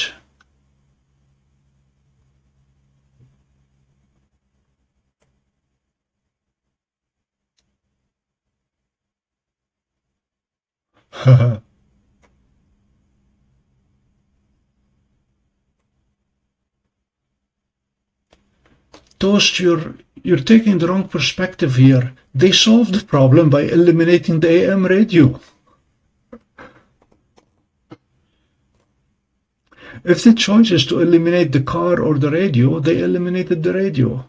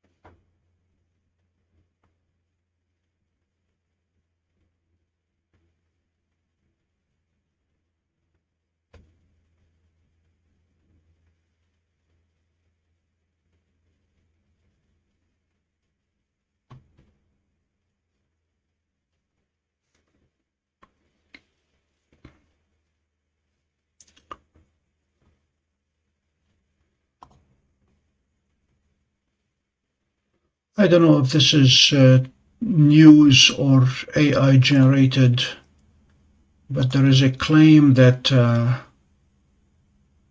camera placed half a mile away from the launch of the Falcon 9 melted from the extreme heat. I'm not going to have the time to validate, but I will show you the picture nevertheless. Don't know if this is fake news or real news.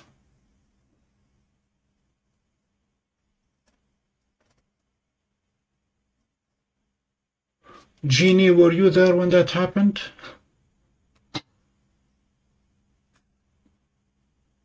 Sorry, half a kilometer, not half a mile.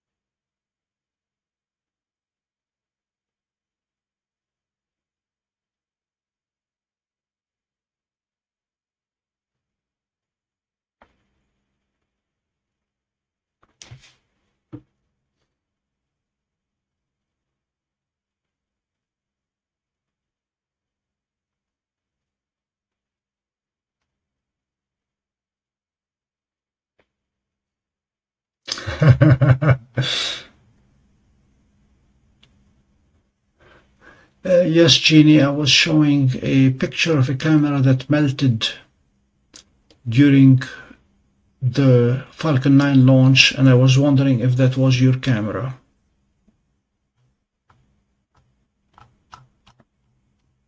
I did qualify it by saying I don't know if it is AI generated or true, and here it is again.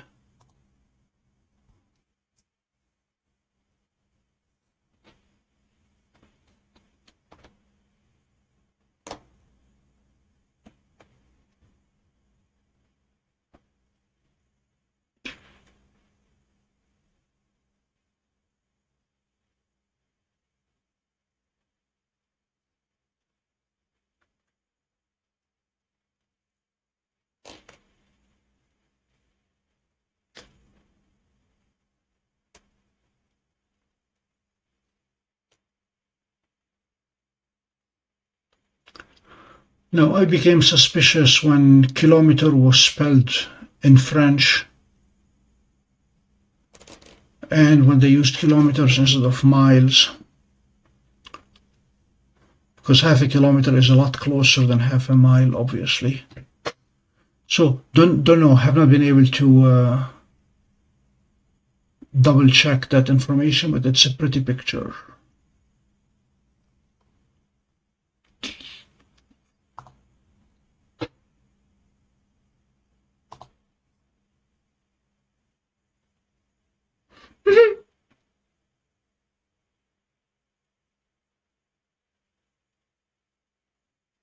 There was no operator, Alan.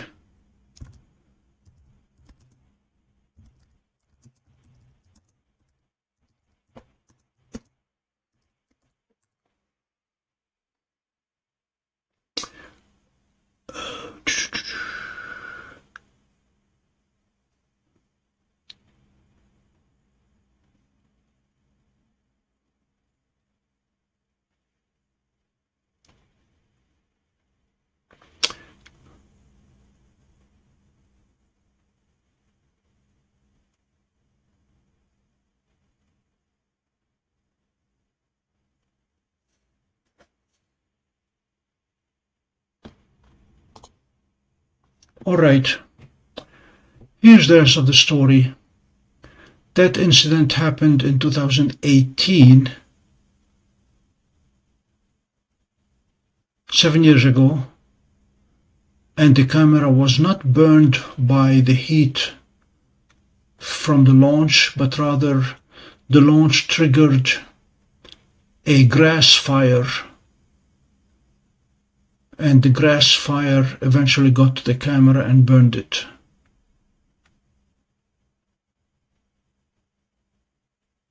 But the camera card, the memory card, survived.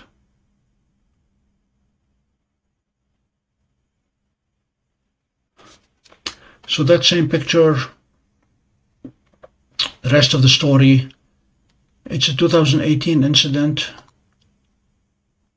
and somebody posting it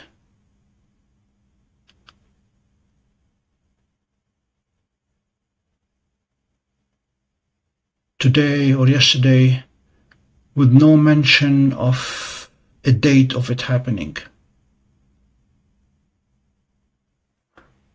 To which we say, whatever.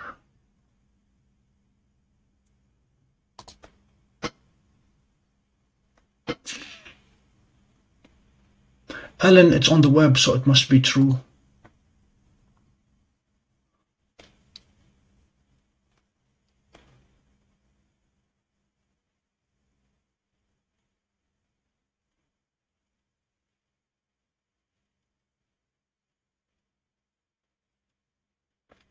And somebody seems to post it on Facebook after every SpaceX launch.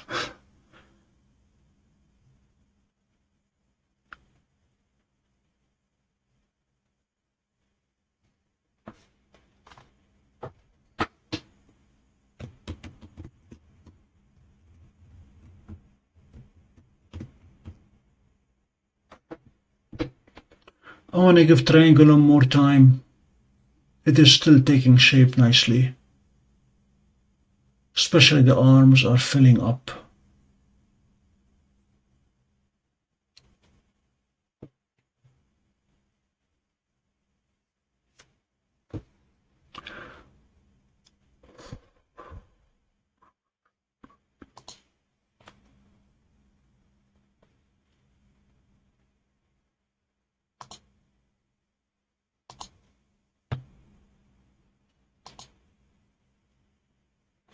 The clouds have reached Auburn, New York, so they are about 40 miles from us.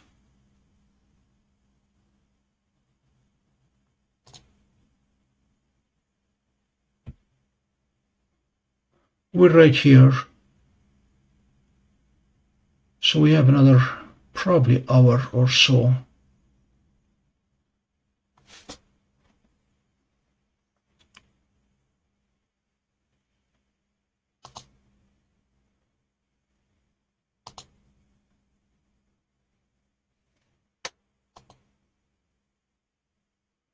I'm fascinated by this picture. I had not seen it before.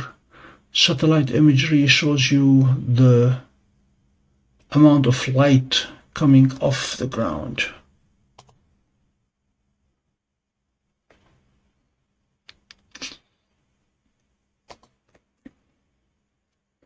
Toner low, this is indeed M33. I'm trying to use the mosaic mode at Seestar to fit the entire galaxy in.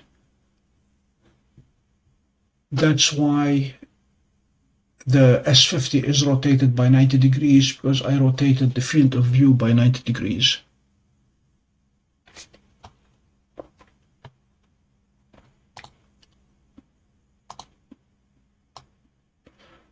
This is without any contrast adjustment.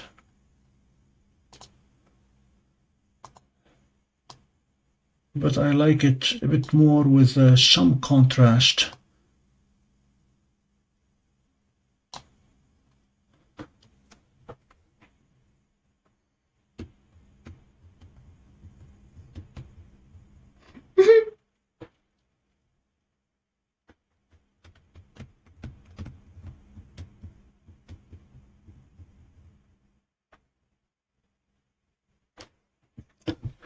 If we do nothing else tonight, I'd like to do M45 in mosaic to fit the entire Pleiades into the field of view and see what that looks like.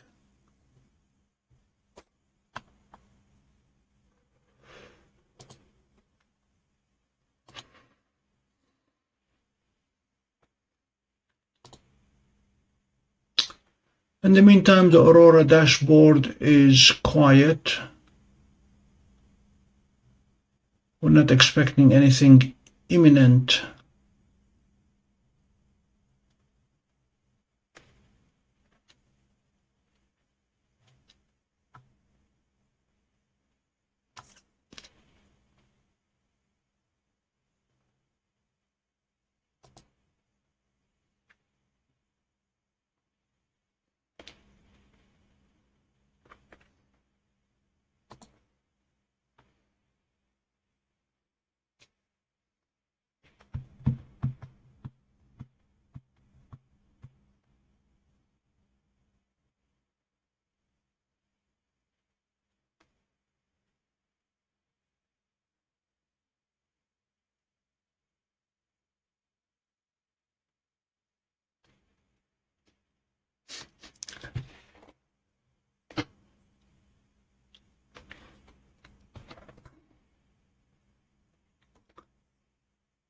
The Seven Sisters is too big for Seestar's field of view, but we'll see if with the proper framing it will allow us to look at all of them or not.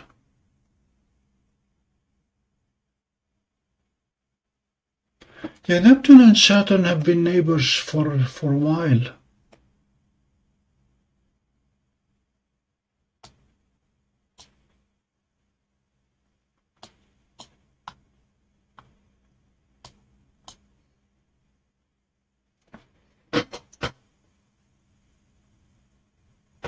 Right now they are 3 degrees apart.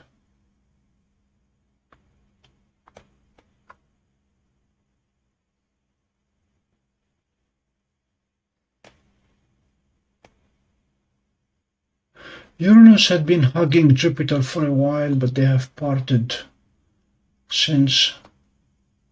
Another target that is well located tonight is Ceres.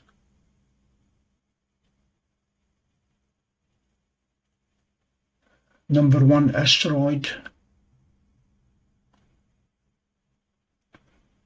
And the Pac-Man Nebula C56 is well placed.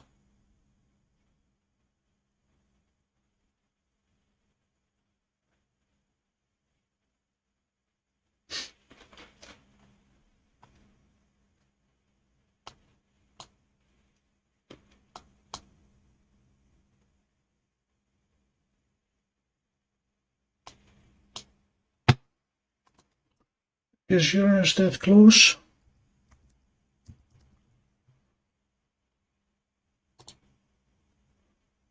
Yep, it is just below them.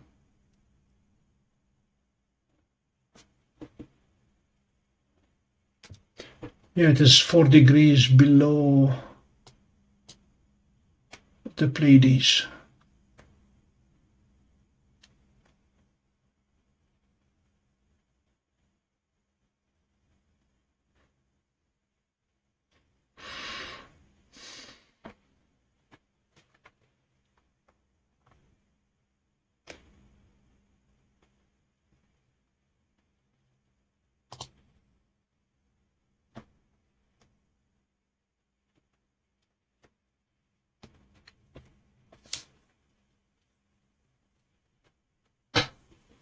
Gonna get some water, I'll be right back. I'm gonna leave the microphone on so you can hear the dogs barking.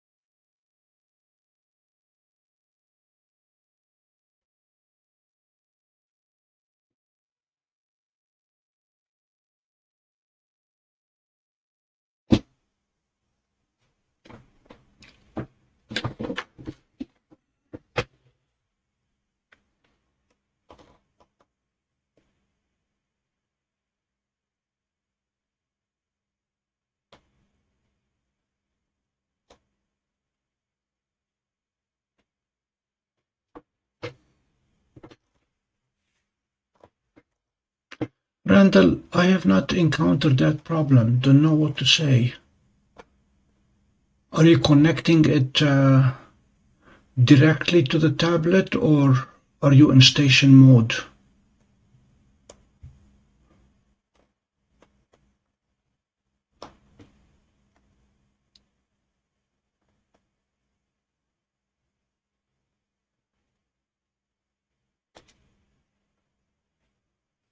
Yeah, both M2 and M15 clusters are close by tonight. I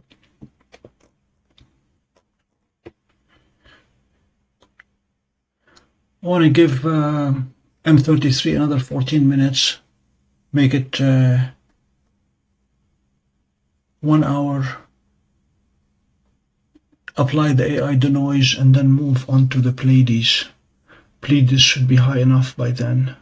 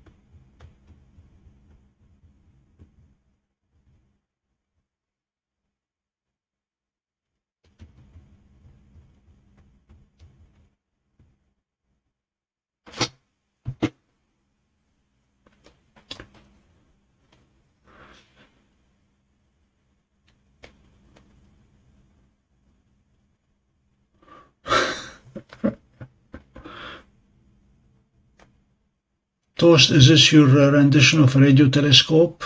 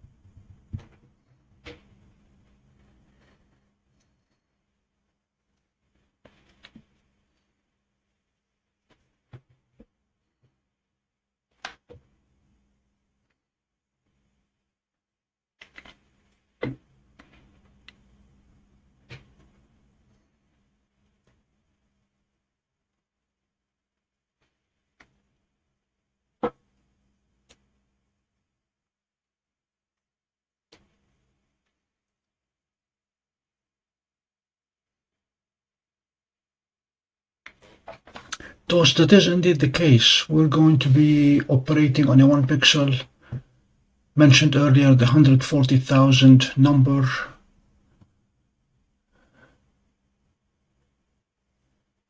That is the ratio of the aperture that you need on a radio telescope compared to an optical telescope to achieve the same resolution and the results. It is effectively the ratio of the wavelength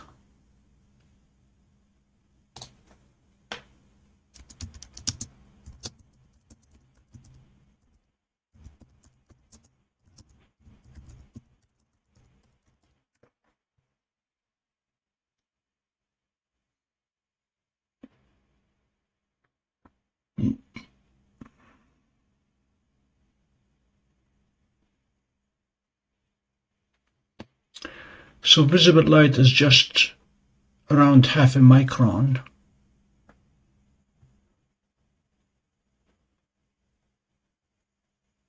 Whereas the hydrogen line is 21 centimeters. Out comes the calculator.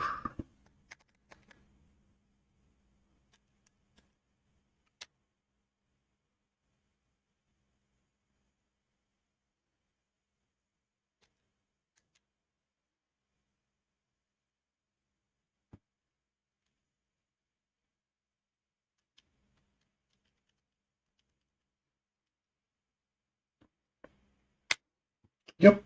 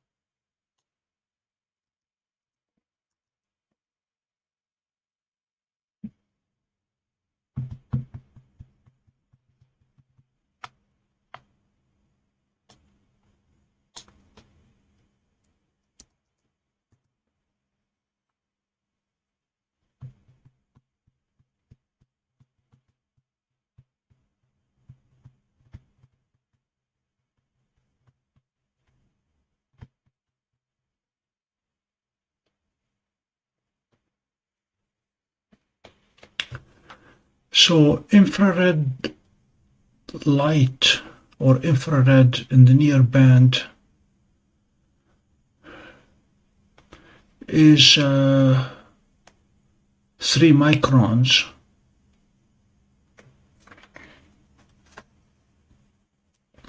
Well, between 1.4 and 3.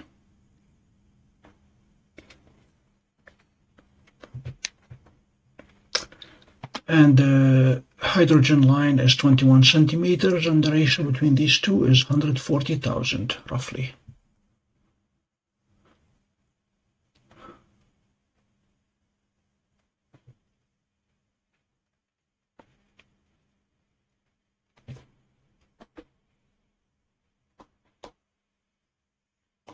Toss that 1 pixel initially. Once we get that 1 pixel, we'll move to getting 1 line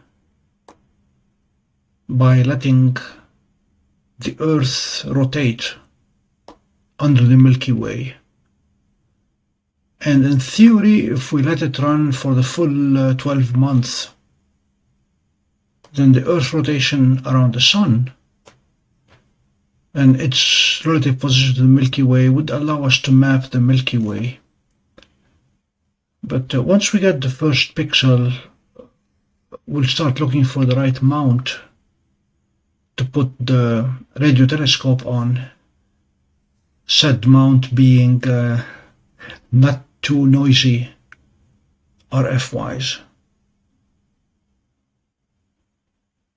I do not expect to be mapping Jupiter anytime soon.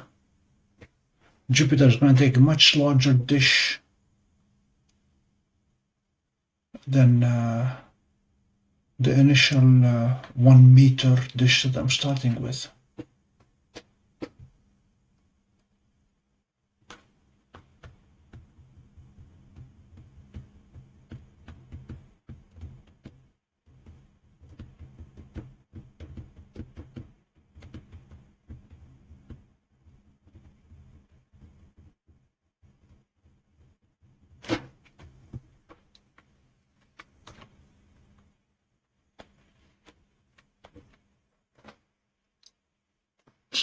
Since Randall is spending 5.5 hours on M31,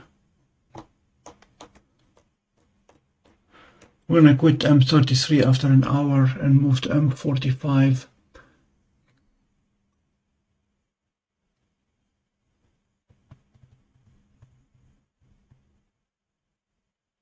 Yeah, that is the plan, that's the intent, Randall, is you can set up a series, and once it's done with one, it'll move to the next.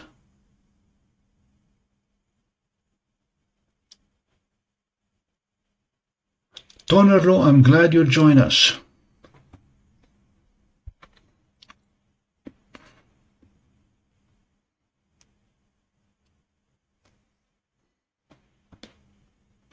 When we set up this channel 5,000 subscribers ago, I promised that any and all the stuff that I do with my telescopes I will put on YouTube so you guys can watch it and join us.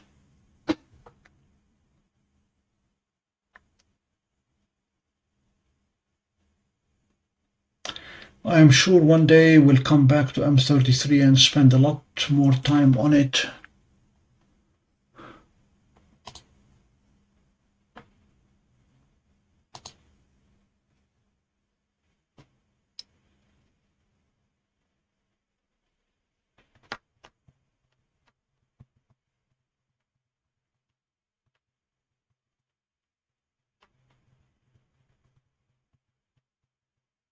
The clouds have reached Skaneateles Lake, so that puts them about 23 miles from me.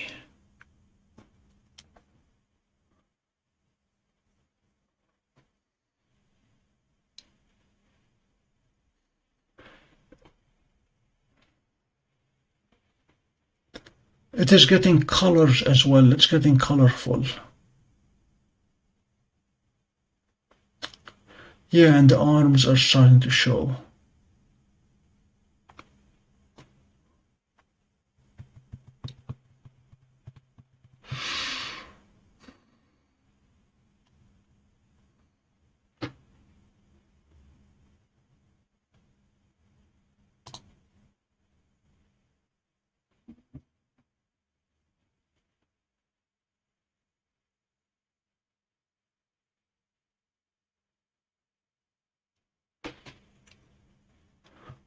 Randall, I don't know if you saw what we got with the M31 earlier tonight, but this is what it looked like after just about half an hour.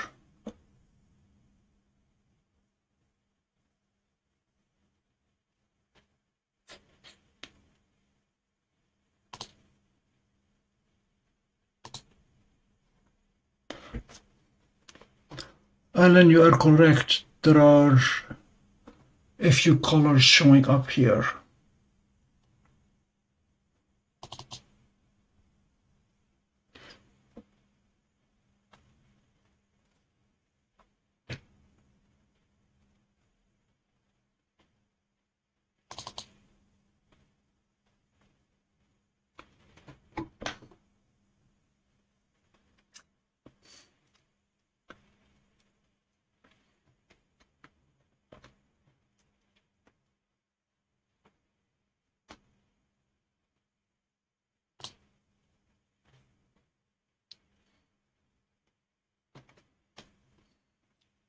Don't blame me, Alan. Seestar did all the work on this one.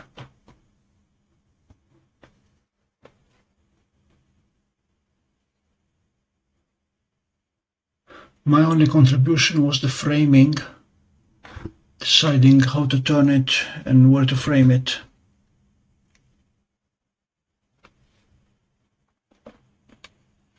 We're going to have the same challenge coming up soon.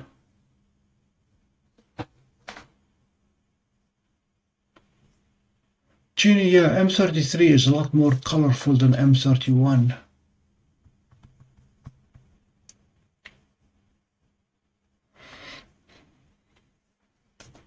But both of them are technically in our local group of galaxies with the Milky Way.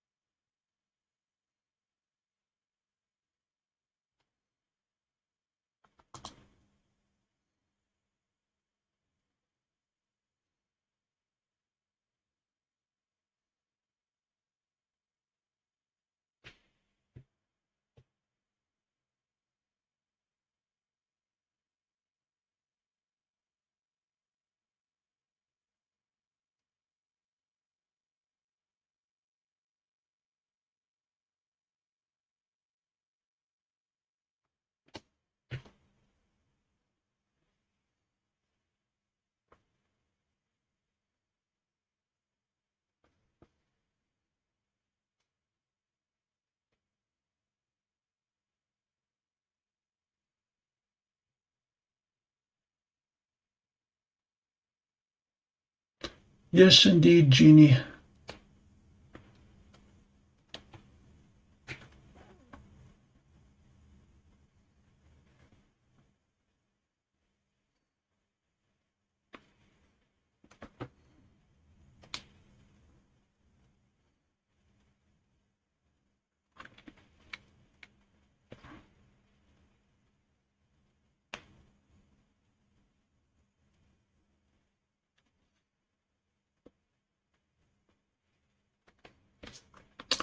So the local group of galaxies, the three main ones are Andromeda, M31, Milky Way, and Triangulum, M33. They are gravitationally bound. In addition to that, there are 50 other galaxies that are part of that local group, but they are much, much smaller. Primarily dwarf galaxies like the Sagittarius dwarf, Leo I, Ursa Minor dwarf, and then the Andromeda 1, 2, and 3, and M32 and M110 that are technically Andromeda satellites. And then Leo A, IC1613, and Cetus dwarf.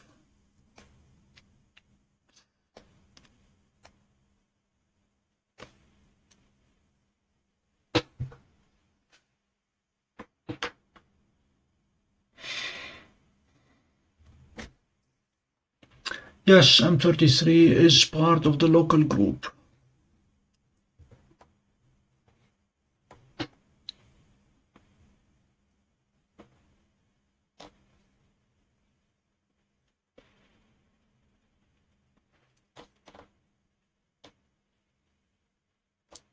And as Slab indicated earlier, when you're a lot younger and you live in Mississippi, you can see M33 with the naked eye.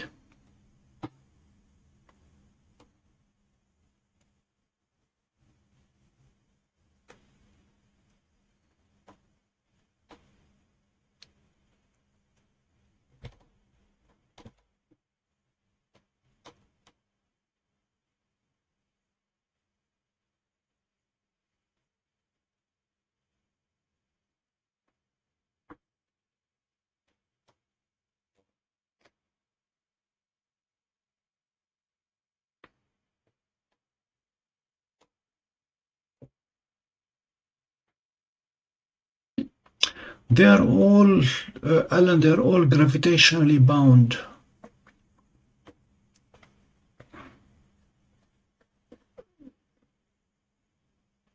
Probably the more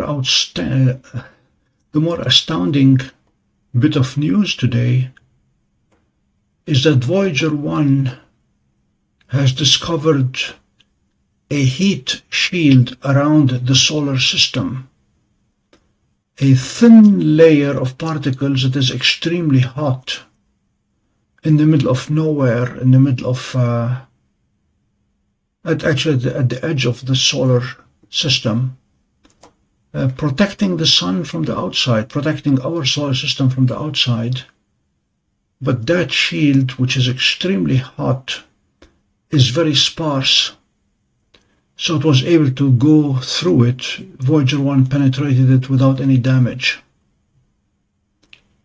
Right now, physicists are trying to explain why or how that thing can sustain its temperature, its heat, being so far away from any star, from any source of heat. It can be blamed on global warming.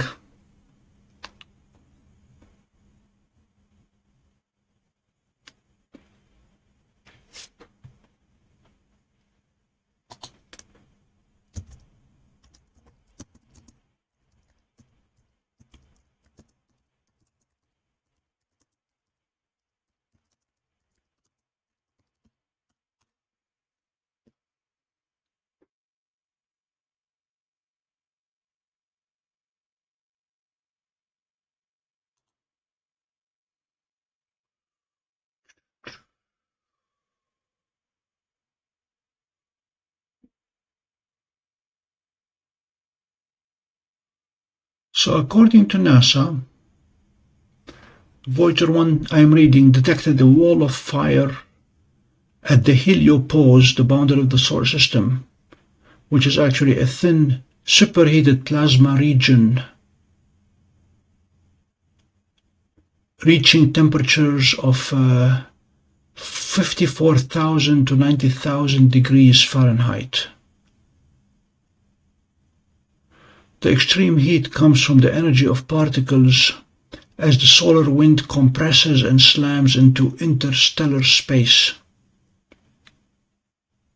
This discovery shows the solar system's edge is a dynamic frontier, not a simple hypothetical boundary.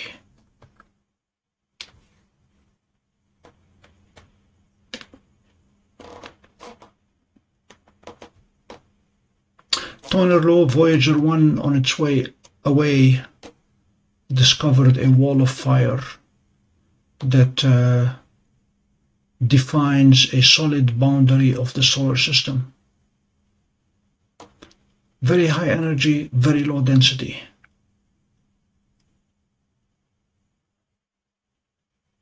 And Voyager did not burn going through it.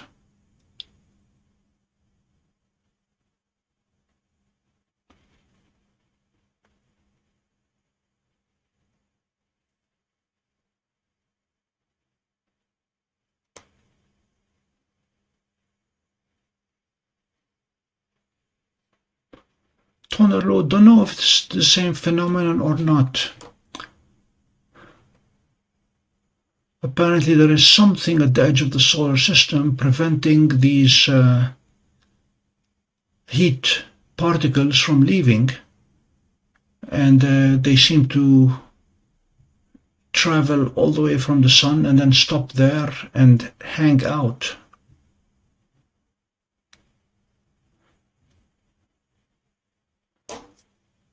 The explanation, for now at least, is the solar wind particles are slowed, compressed, and heated as they meet the interstellar particles.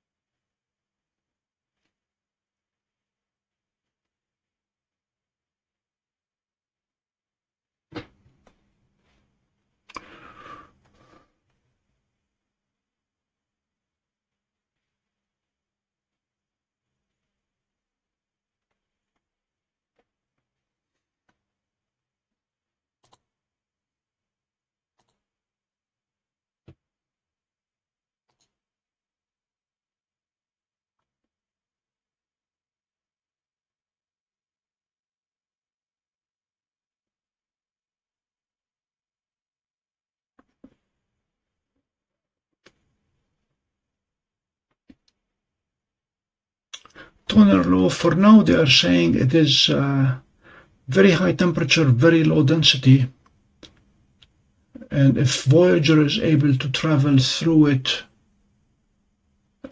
unperturbed, undamaged,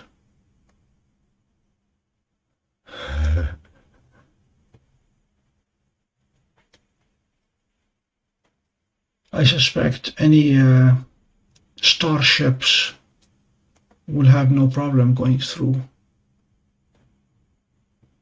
Okay, we are nearing the end of this capture, so we can hop onto M45 before the rain begins.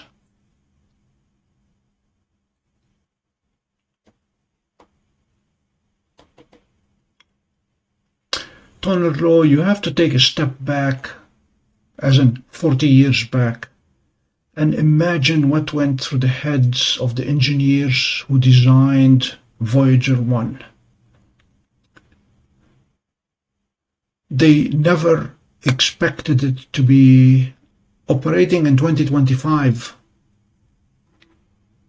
and sending data back.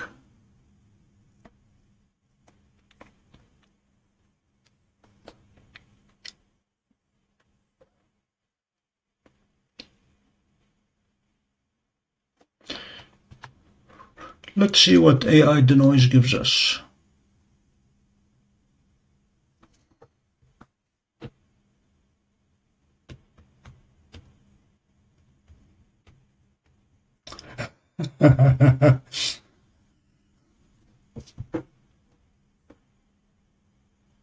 This is elegant. This is nice.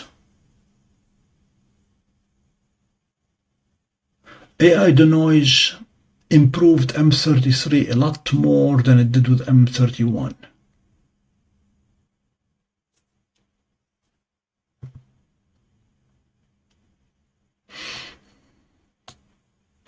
Yeah, I mean, you can see the difference between the two. This was the original image. That is the denoised image. Wow. This is really nice.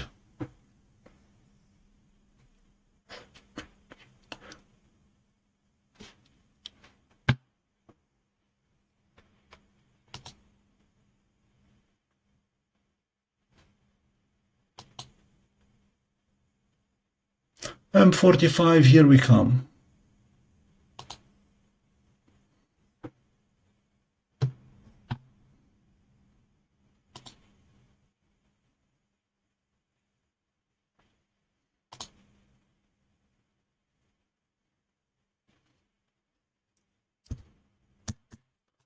We're going to have to frame this one as well.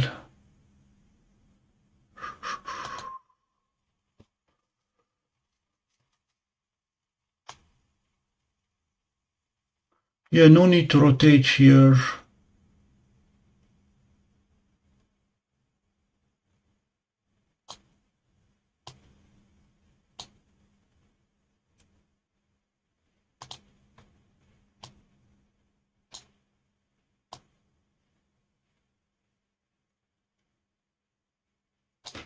Let's see what that does.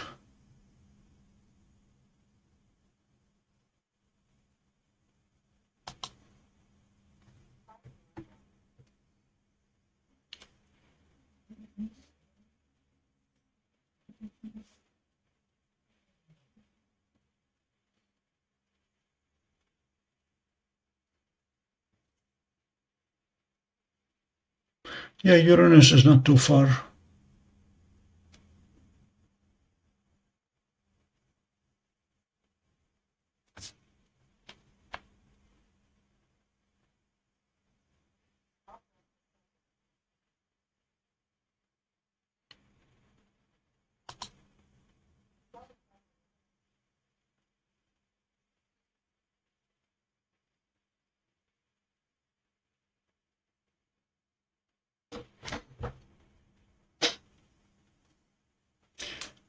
They recommend an hour and 17 minutes. Let's see if we're going to need them.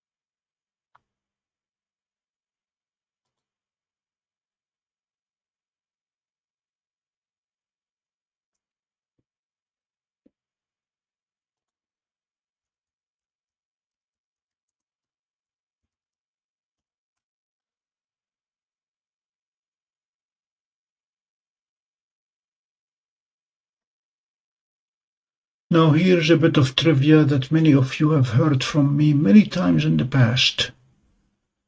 Do you know what is the Japanese word for Pleiades?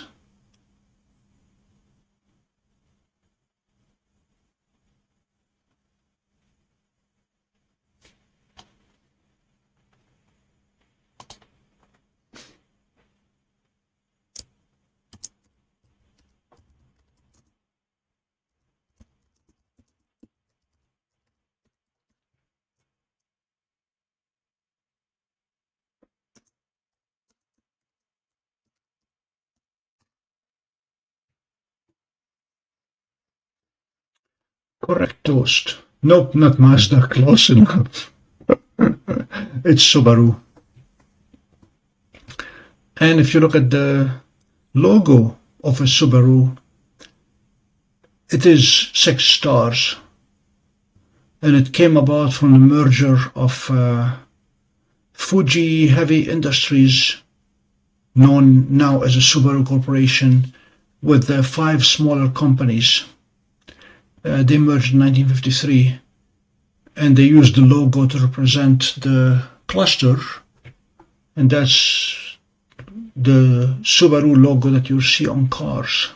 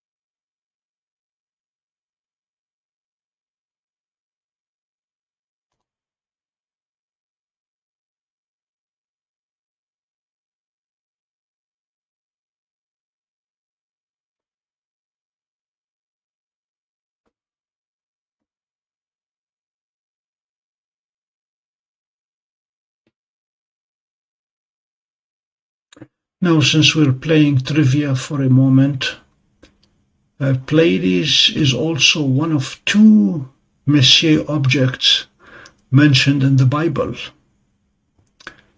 As early as Amos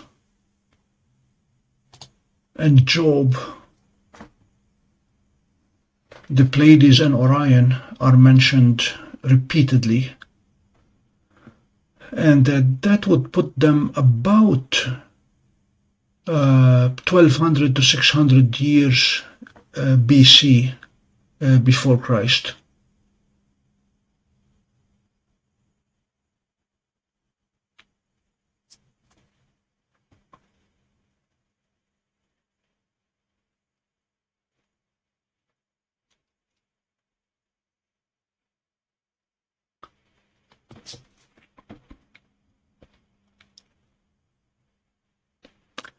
I've been driving an electric car now for 3 months. It's a Tesla Model Y, and it's not so much the electric engine or the electric car in it that has blown me away. It's the smarts in it, the AI. There is no excuse why any of the gasoline cars would not have all that smarts in it. For example, I was on cruise control the other day, and it was raining, and the car slowed down, and I asked Ara, who is my companion, my AI companion, why are we slowing down? And she said there are slip sensors in every wheel that measures the slippage and determines how wet the surface is and computes the safe maximum speed that the car should be driving at. And that was all transparent to the driver, to the user. The cameras around have saved me already from, I live out in the country, obviously, saved me from at least 2 collisions with animals, because the car detected the deer about to cross the road before I saw the deer. And it slammed the brakes before I had the time to react. And we can go down a long list of things that are not specific to the car being powered by batteries, but by the fact that somebody bothered to do the forethought that Detroit refuses to do.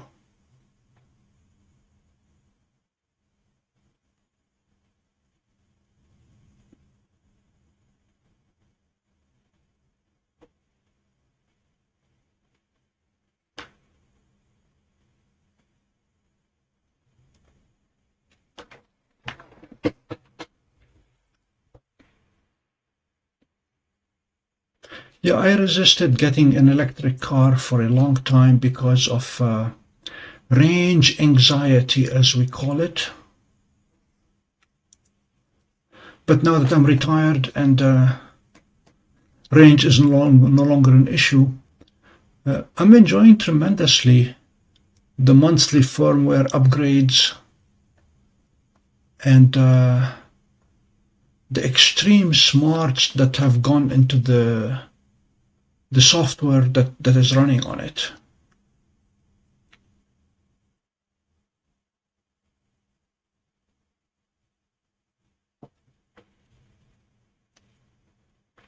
We have one Starlink that went through, and we're starting to see the dust clouds.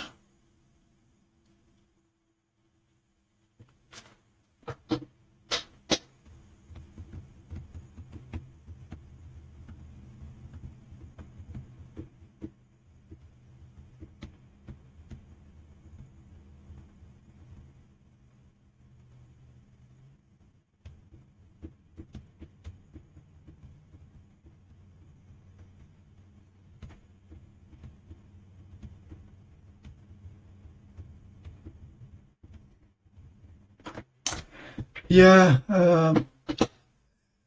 adaptive cruise control and lane departure warnings or corrections. Again, these are very, very useful.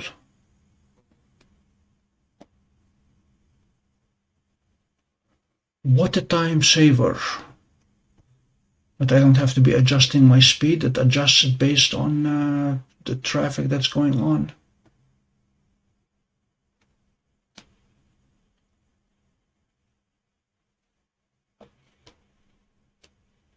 The image is coming up nice.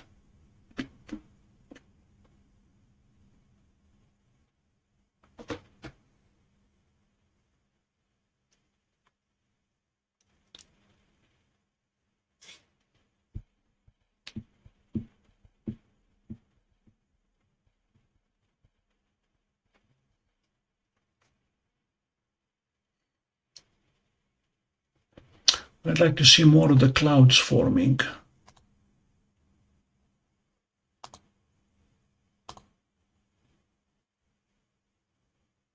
We may come back later and adjust the contrast.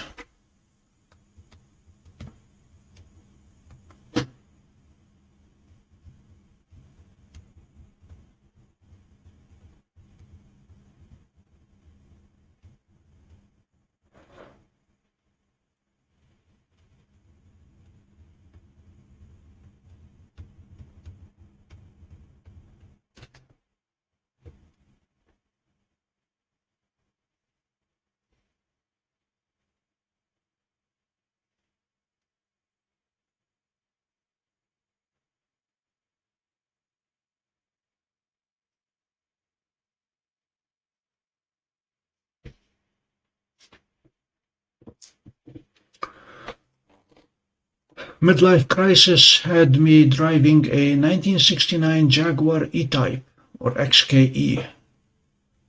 That was a beautiful car, until the rear brakes locked on me and a fire erupted under the gas tank. And I had read the manuals. Apparently the best way to deal with a fire in a Jaguar is to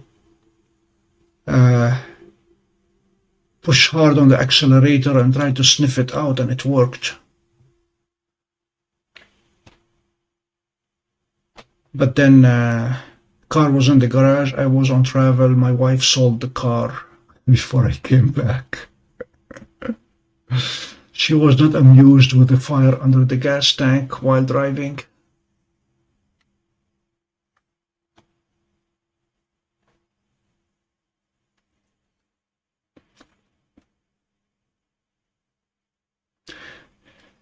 Yeah, there are many jokes about Jaguars, about the Lucas Electric that was in the Jaguar. They say Lucas built vacuum cleaners, and it was the only product that they built that did not suck.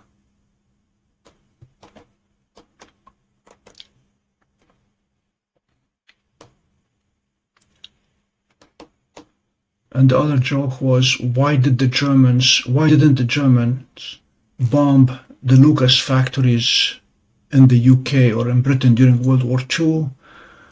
And the answer is because they were on their side. Yet the electric system in those cars left a lot to be desired. But I learned more about fixing and repairing car engines on that Jaguar than I did on any other car.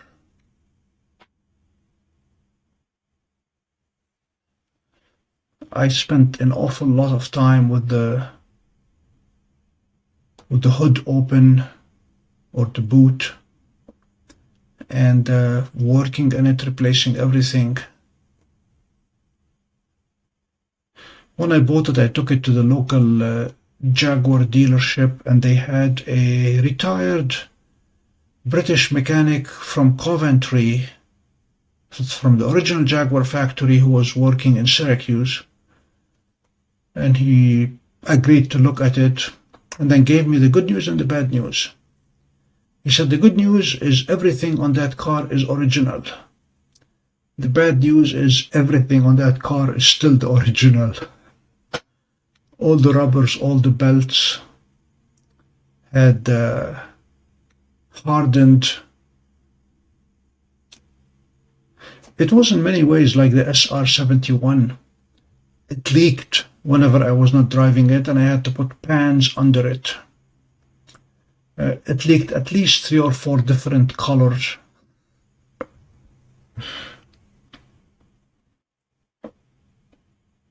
Hello, Tariq.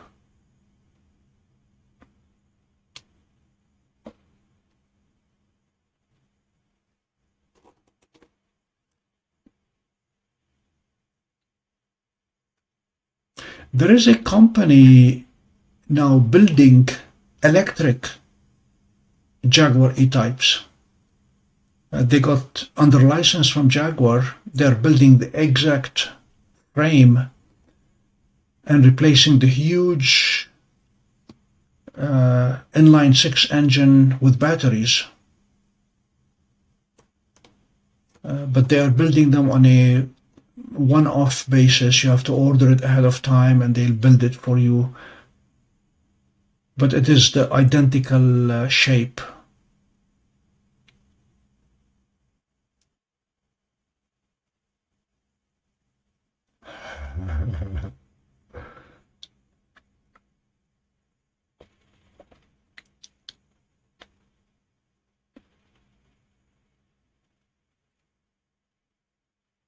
There was one part that I needed and ended up finding it in Australia at a used car dealership, and they shipped it to me. I got very good at tracking down parts through eBay, through all sorts of markets to get them to fix things with it.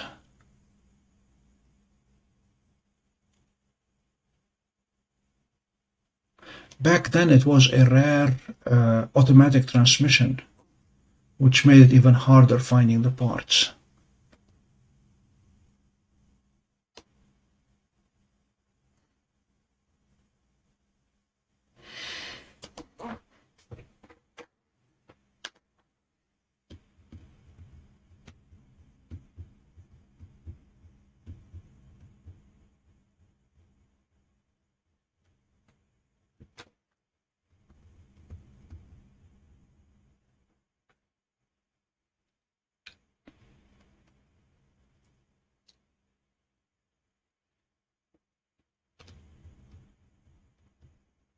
Since we did not rotate the frame here, the Pleiades is going to appear sideways.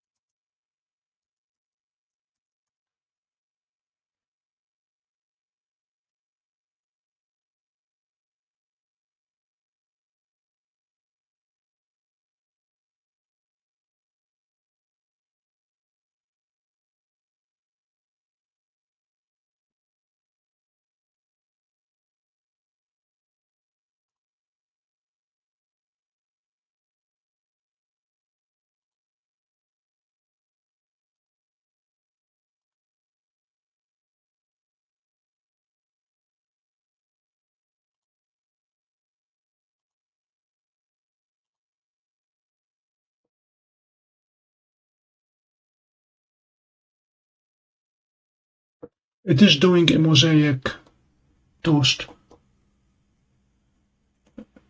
because the frame is larger than the field of view of Seestar. It is building it gradually.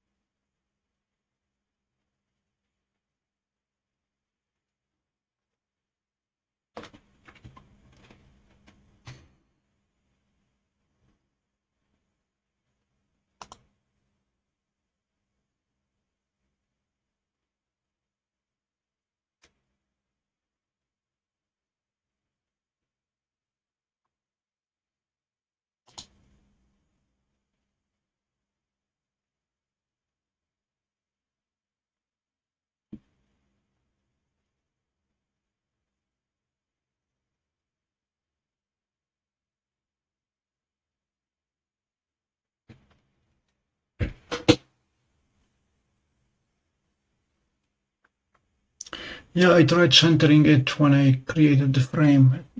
It's coming out nicely.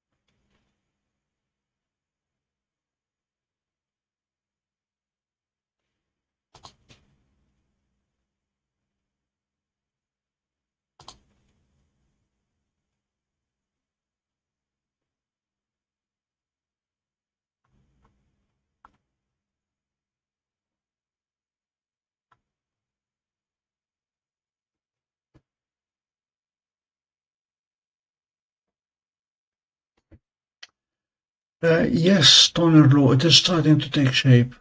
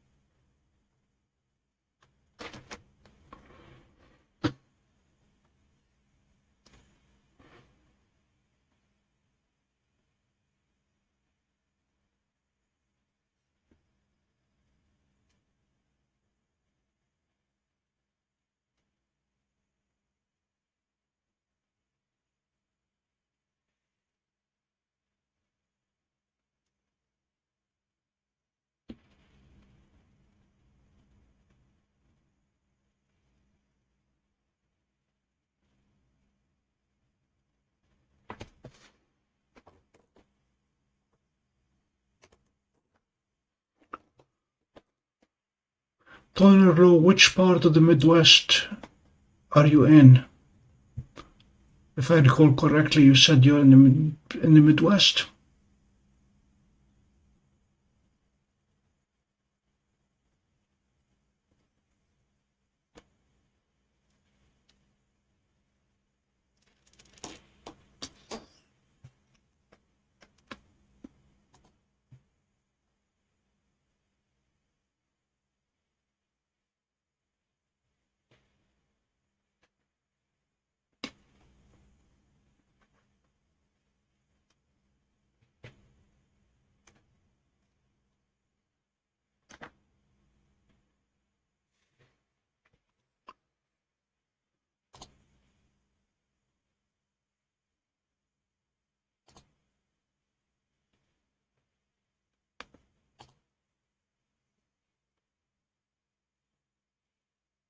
Montana, okay.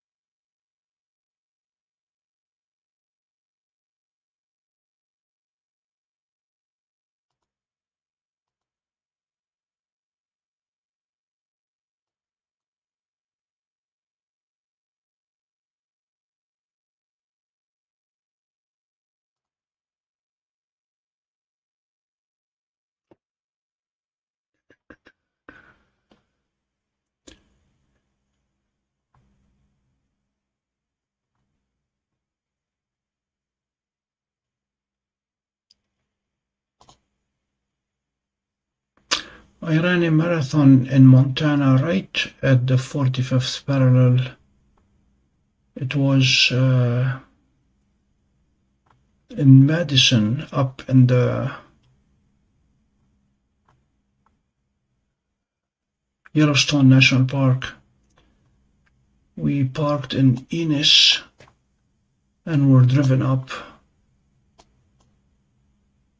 2 hours into the mountains and then ran at 10,000 feet.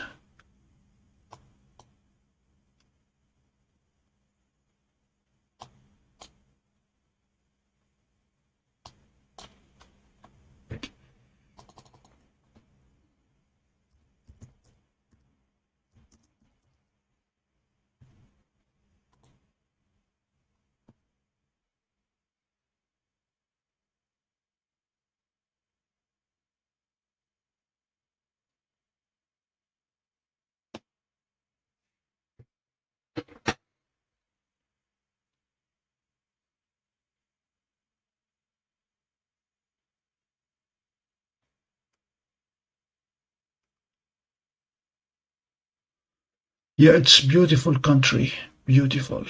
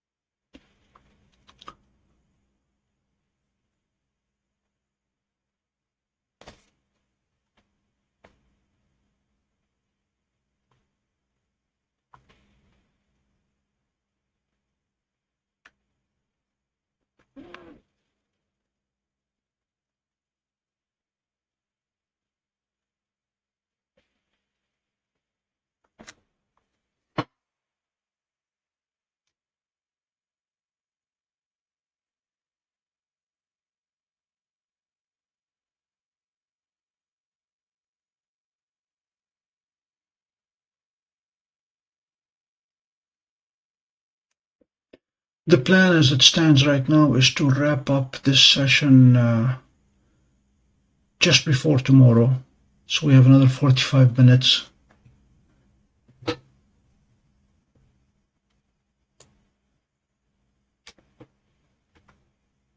That should get us enough nebulosity until then, or by then.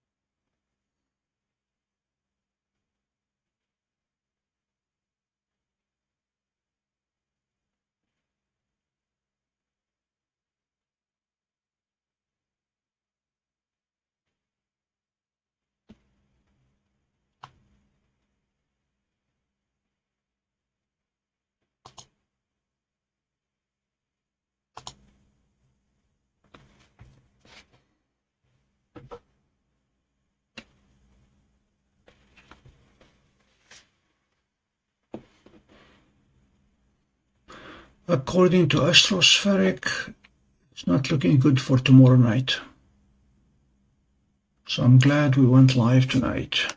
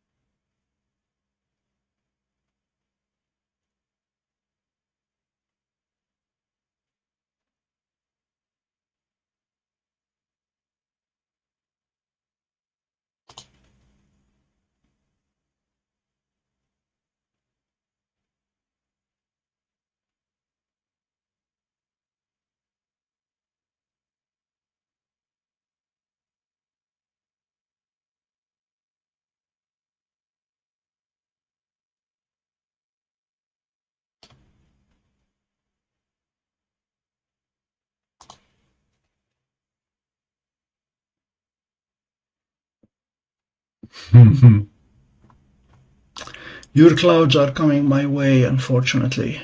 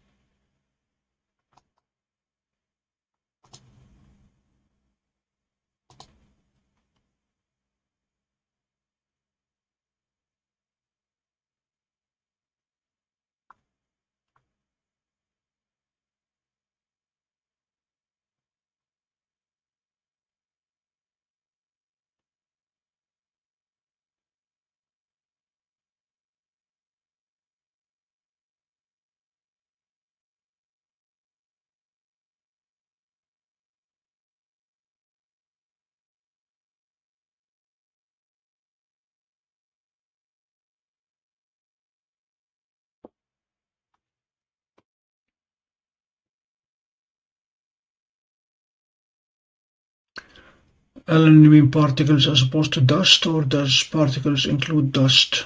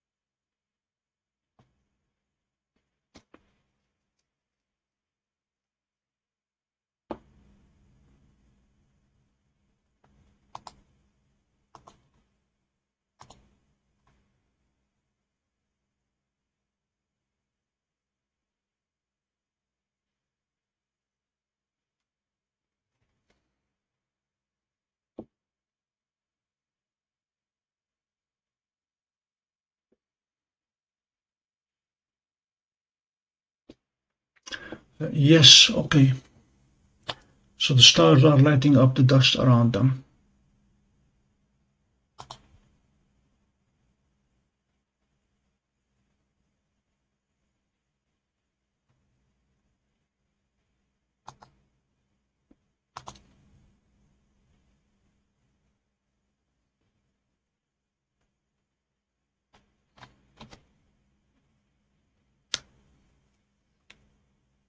Hello, David.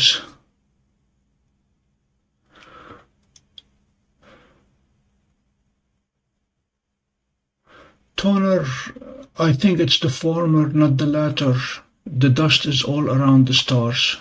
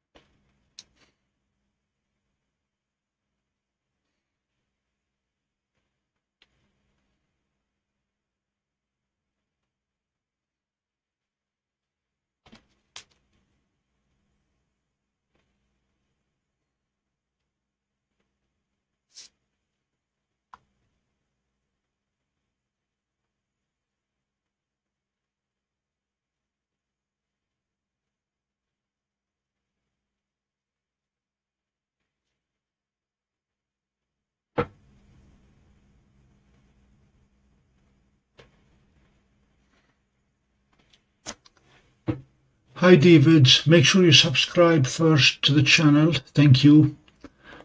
Let me show you what the S50 did for us tonight.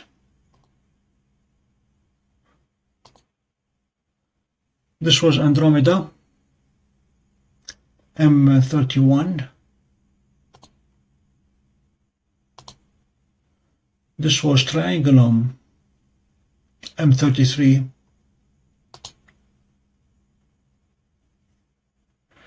And if you look at much earlier,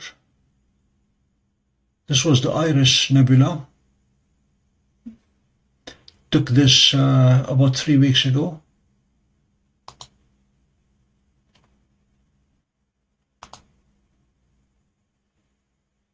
There's the blue bubble.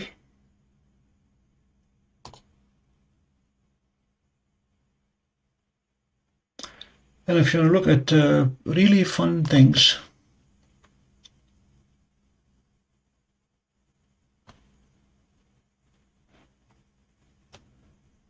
these are some deep nebula.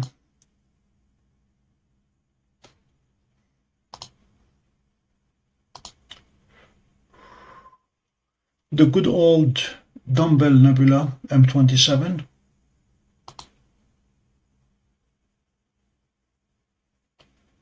And much older stuff, Orion.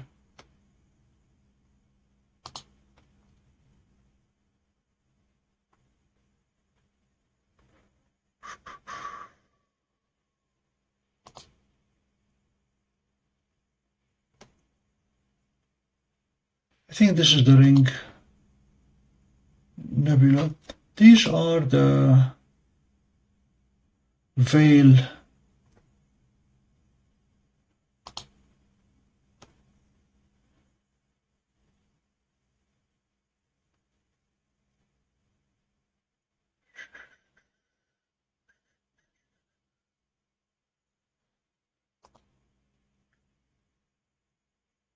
Trifid.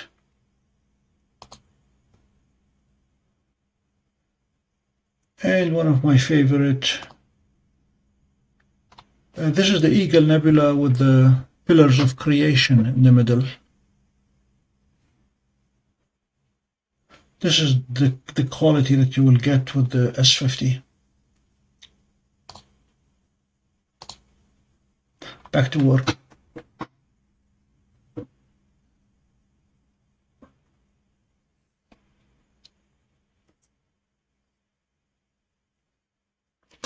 M57 is a beautiful target, difficult to get but very rewarding.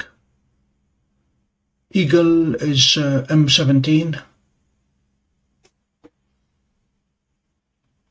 and definitely one of my favorites.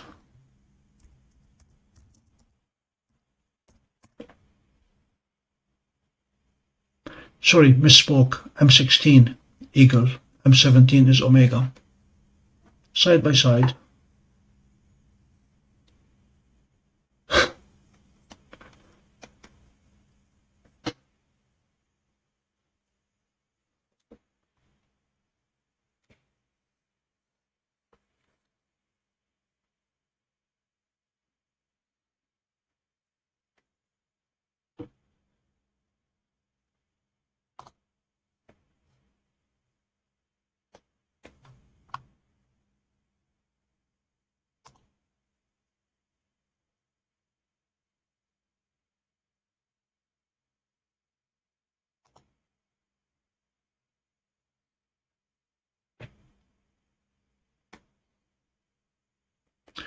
Unfortunately for us, all the exciting comets are west and very close to the sun.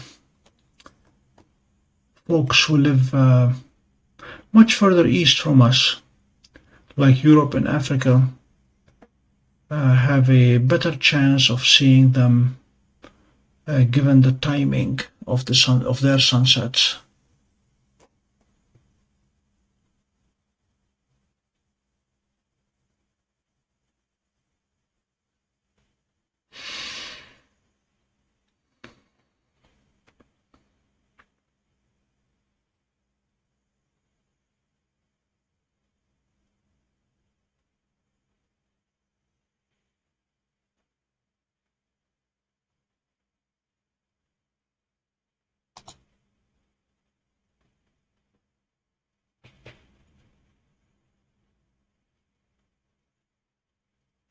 Good luck, Jeff.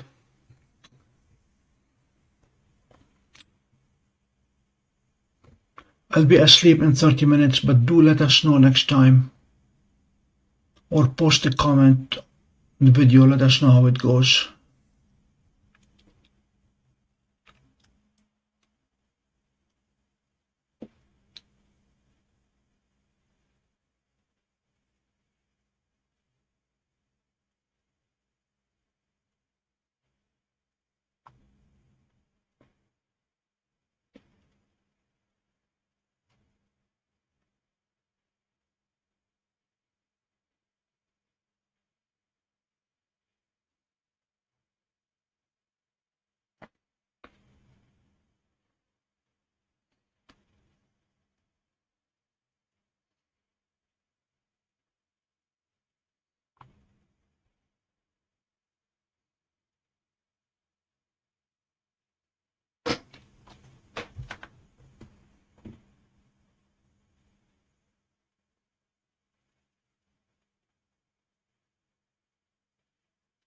No, Jeannie.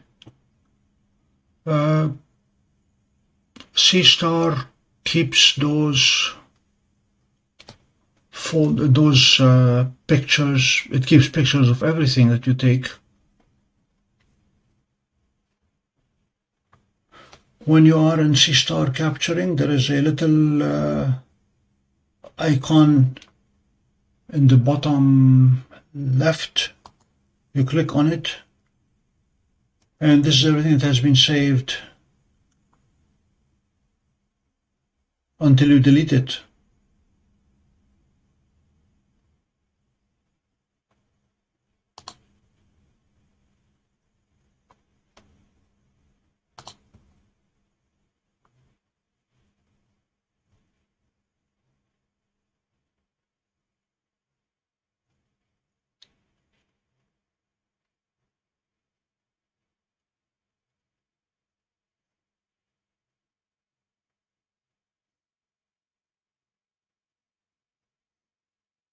This goes back quite a bit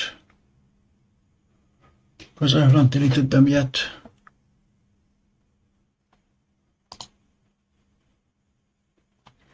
Crab.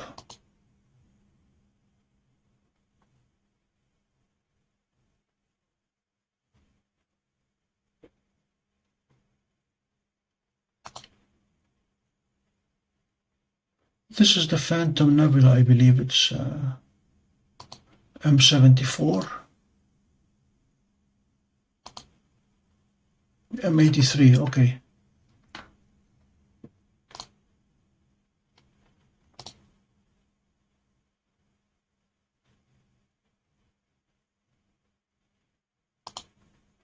Again, one of my favorites, sombrero, and couple of starlings.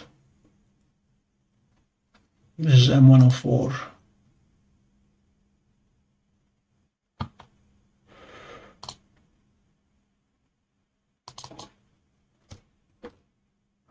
Look at this.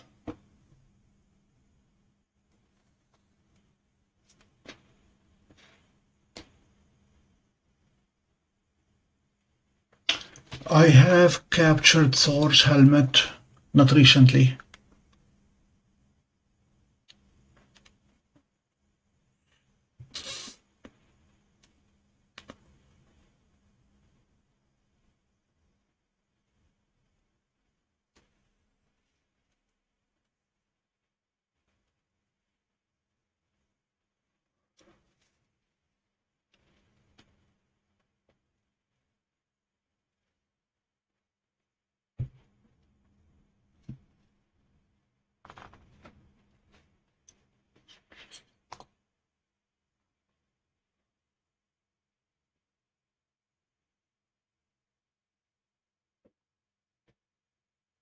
I don't think I have Thor's helmet in this collection.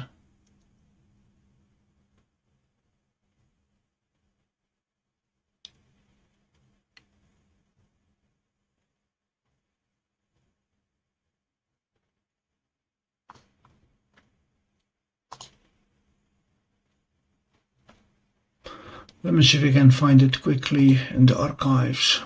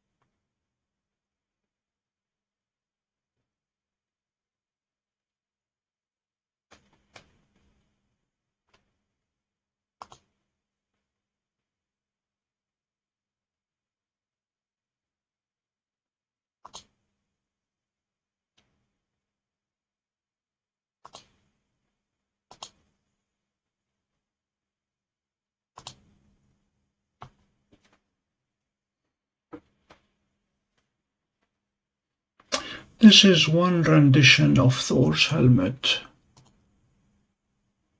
This one was taken by Stellina though.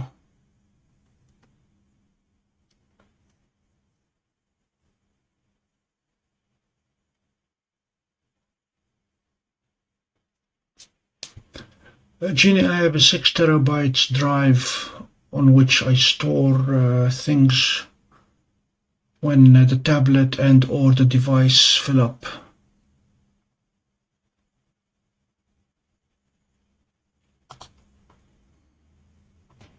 But when it comes to capturing planets and the International Space Station, this afternoon every space station pass took up 45 gigabytes of data for the capture.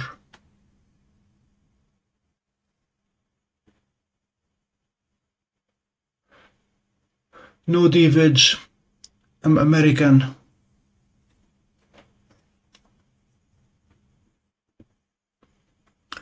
We are located in Pompey, New York, upstate New York, not Pompey, Italy. not Pompey, Sicily.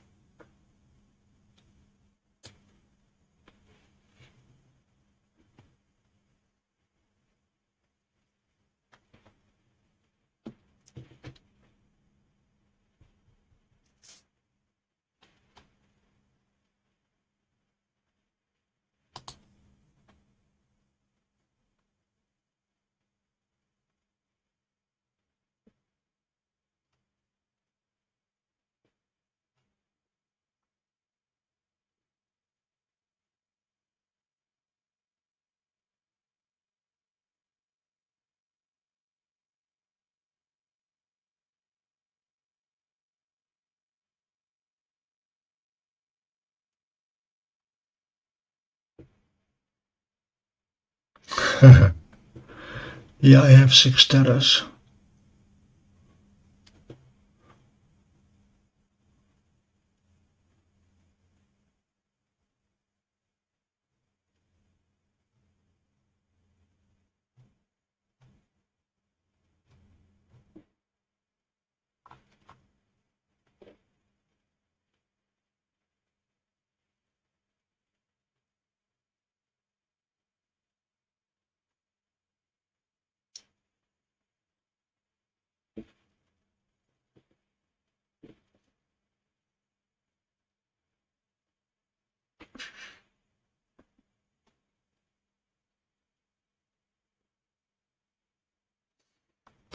Jeannie, my file structure each year has a folder, and within the year folder I have month folders, and within the month folders I just dump everything taken that month from any and all of my telescopes. They all go into that 1 month folder.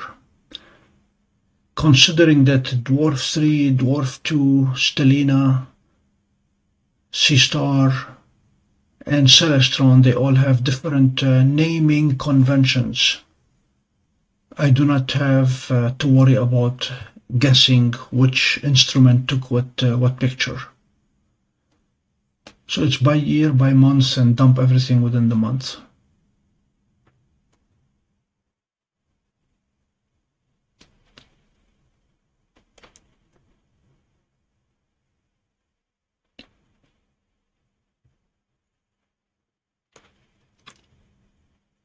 Yeah, this telescope will give you a lot of joy.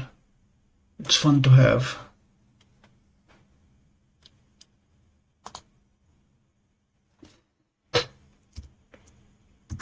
But do not expect it to show you planets with any fidelity.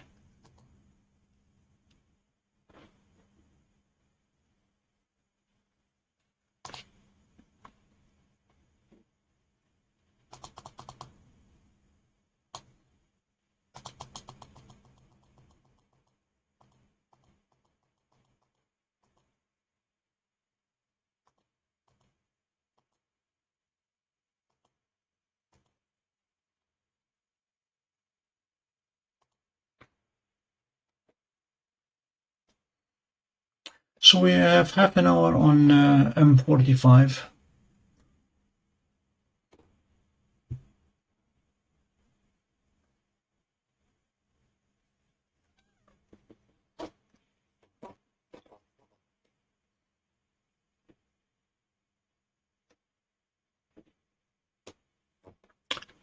The soon part is anybody's guess. When I was at NEAF, the Seestar people, the zoo people, confirmed that they have a group building a large aperture telescope. They had hoped to unveil it at this year's NEAF, but they were behind schedule.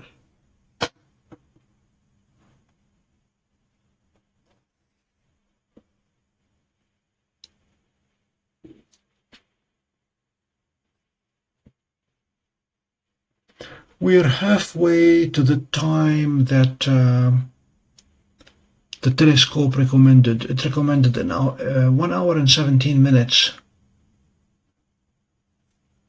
we're gonna have to part with it in another 15 minutes, so we're halfway there, not fully.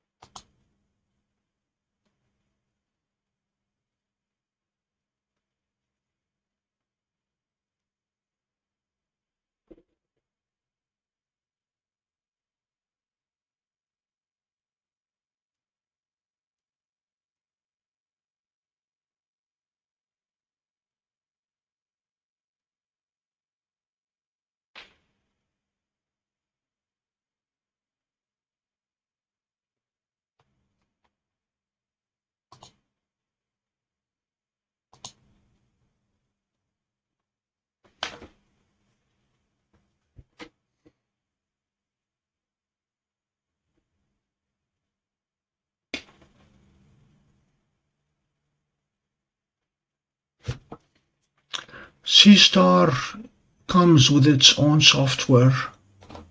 That is what's displaying it, and it is very good. The zoo folks have been in business for a very, very long time. They build the best cameras that everybody uses. And the Seestar includes internally the ASI-AR, which is their telescope management system, if you will.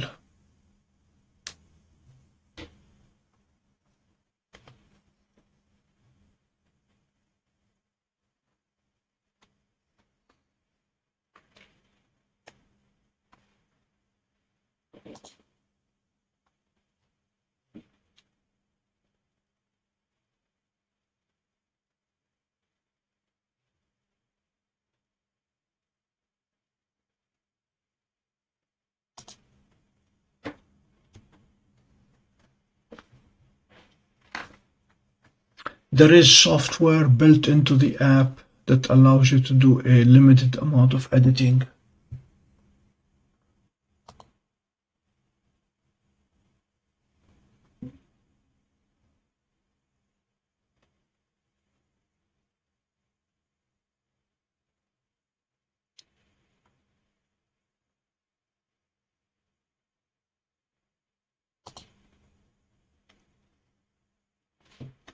It is not connected to the network now. We're not going through station mode. That's why some of these are not appearing here.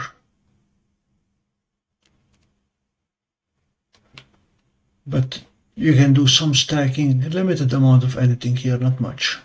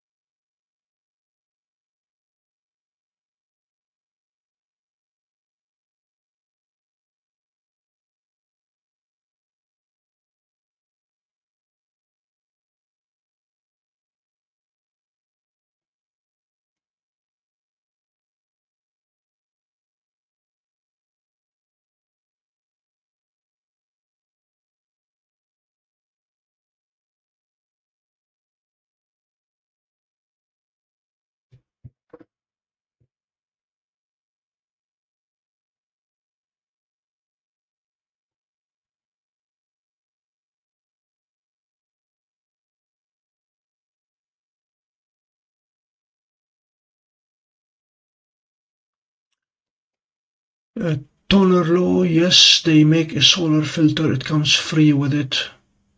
Well, not free, it's included in the price.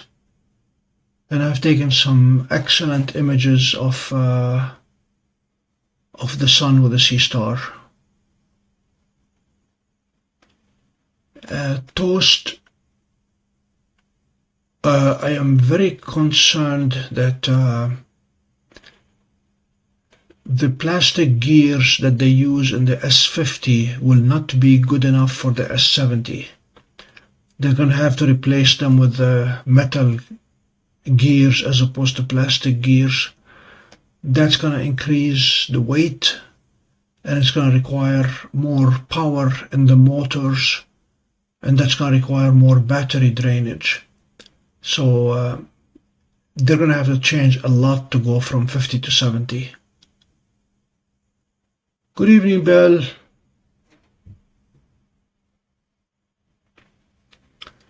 Bill, did you see that I succeeded in hitting the ISS and the CSS with the multiple captures in one pass? Let me show you what we have done tonight. We started the evening with a mosaic view of M31. And now we did M33.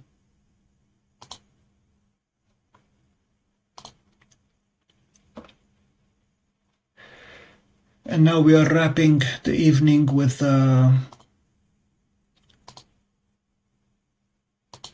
M45.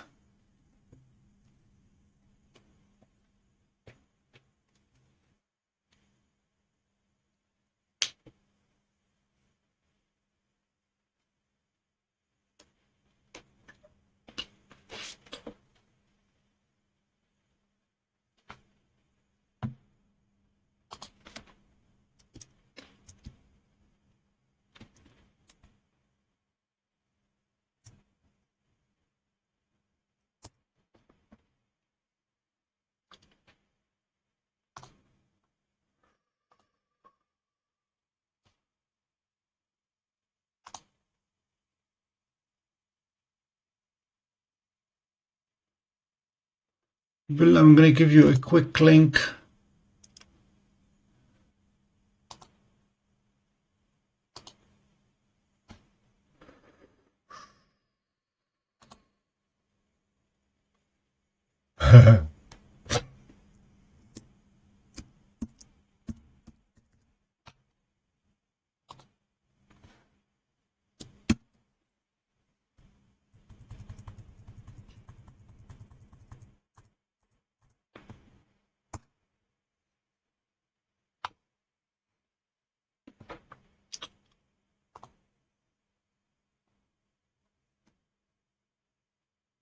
Yes, we made 5K this morning.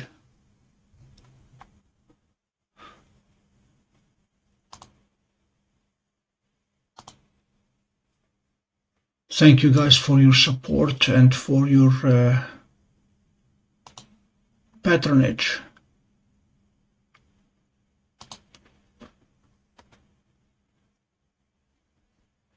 So the trick ended up being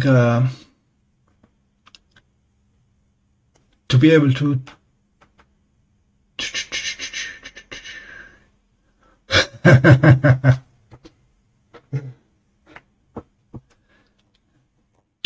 track the International Space Station with the 11-inch telescope requires that the telescope give feedback of its location at high speed, and CPWI does not do that.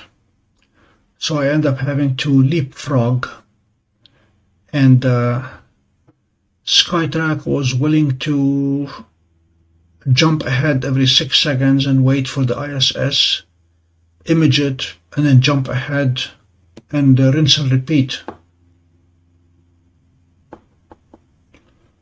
This particular capture, Bill, the ISS was coming from above, from the zenith, and going straight down to the east. So as you can see, it got smaller and fuzzier as we got down deeper into the atmosphere.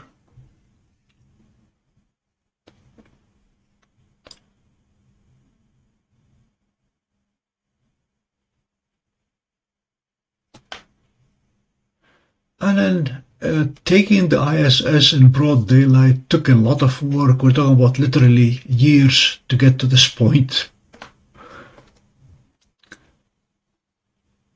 I promise you guys that someday soon, when the weather allows it, we will have a daytime session where we can go and visit all the stars that are visible in broad daylight.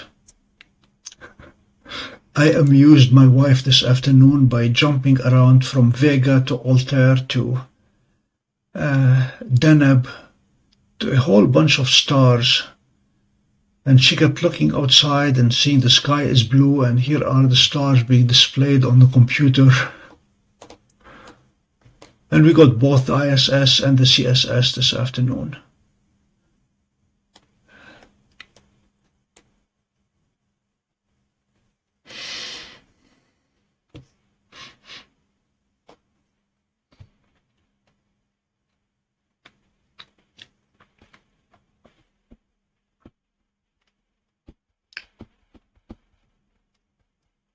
Bill, I'm still trying to, now that we can do daytime, I still want to capture the ISS with the 16-inch Meade in Oswego.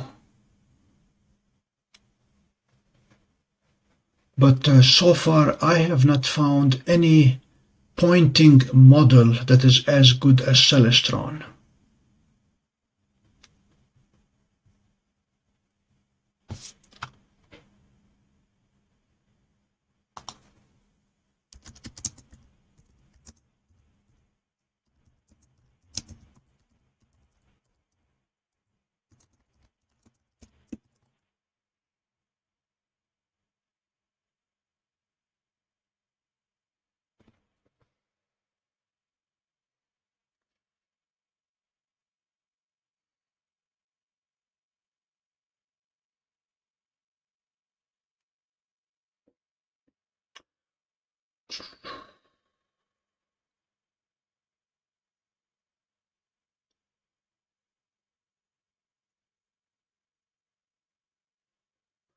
Bill, I met with my 15 students who are working on my projects.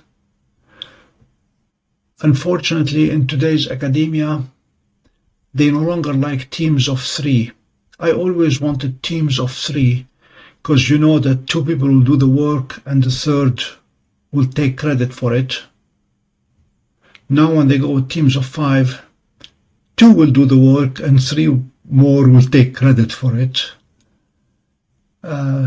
But having said that, I met with each of the teams separately, and as I expected, each team of 5, only 2 people showed up to the meeting, and they promised to carry back to the other 3 whatever they heard and learned. But the 3 projects on hand are detection and deletion of star trails. The second one is the AI package that I want, initially dealing with the Messier marathon.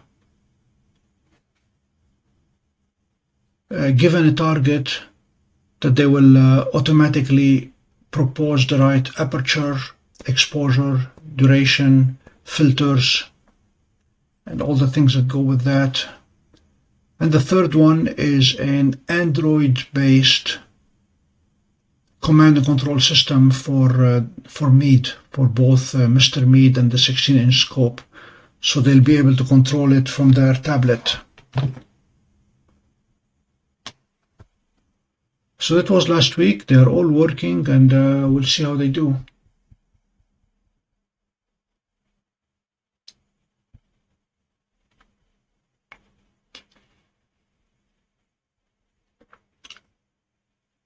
Toner Low, I got Jupiter in broad daylight several times. It looks good. It doesn't move as fast as the ISS, so that was easier to find.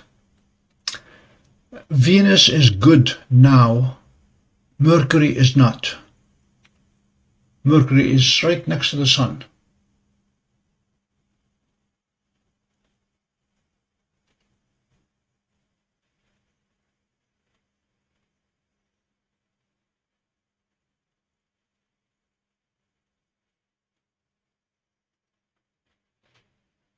Welcome, Rain.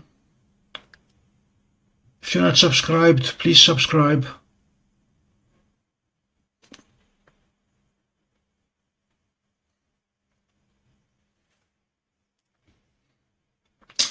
Bill, 3I Delta will become a morning target at the end of the month, at end of October. So we'll be able to cover it from here. I tried the last 2 evenings to get the comets on the west from the cemetery or from other locations. No joy, they are too close to the Sun for us. You have to be either in Europe or in Africa. I mean, you have to be at least 2 or 3 time zones out to get R2 Swan.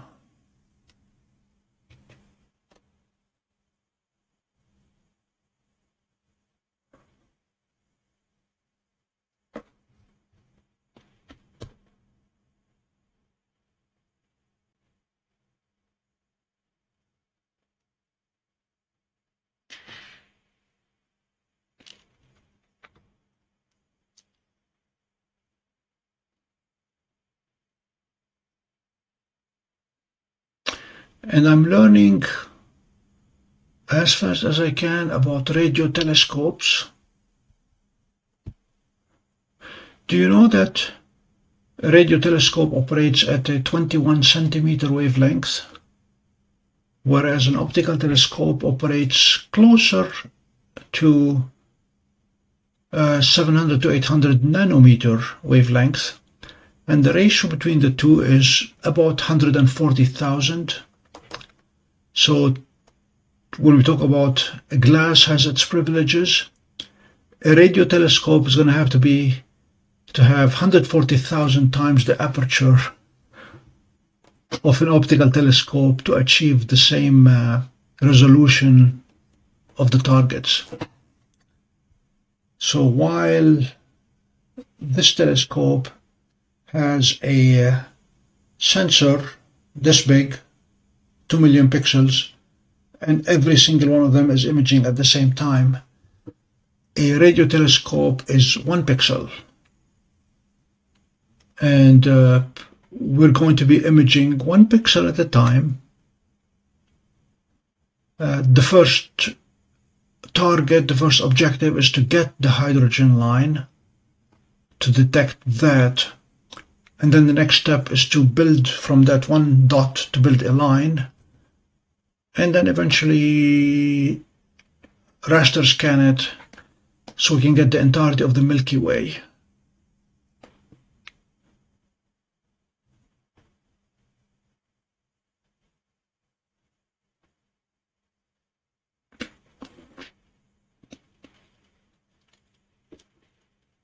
Rain, I don't know if you saw the link that I posted a few seconds ago. You can check what we're working on, as in capturing the Chinese space station and the International Space Station in broad daylight and hitting it, let's see, 6 times 20, 120 times during one pass.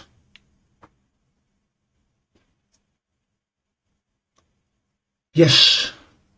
It's 21.106 centimeters. Apparently a hydrogen atom, a neutral hydrogen, has 1 proton and 1 electron, both spinning. And for some reason, the electron flips spin every 10 million years. So every 10 to the 7. Jupiter has about 10 to the 57 hydrogen atoms in it. So if each of them is flipping once every 10 to the 7 years, you do the math, there are 10 to the 50 atoms flipping spins every year. That's a lot. And that's what we're trying to detect. When it flips spin, it emits a tiny burst of energy at the 21 centimeter wavelength, 21.106 or 1.42 gigahertz. So that's what we're trying to detect.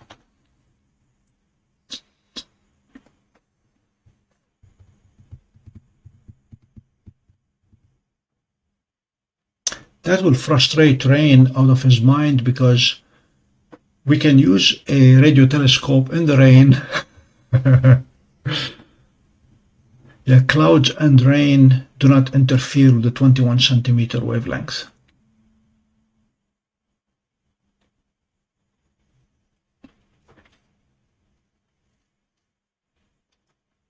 Jeannie, this has been a progression. I started by filming snapping turtles in my backyard during broad daylight, and then we moved to deer and fawns, and then gradually made our way to the International Space Station that moves just a bit faster than a turtle.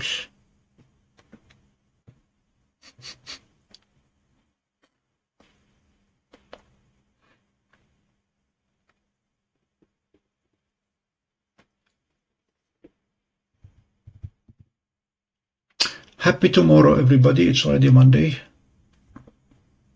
We're going to hang with this capture until completion.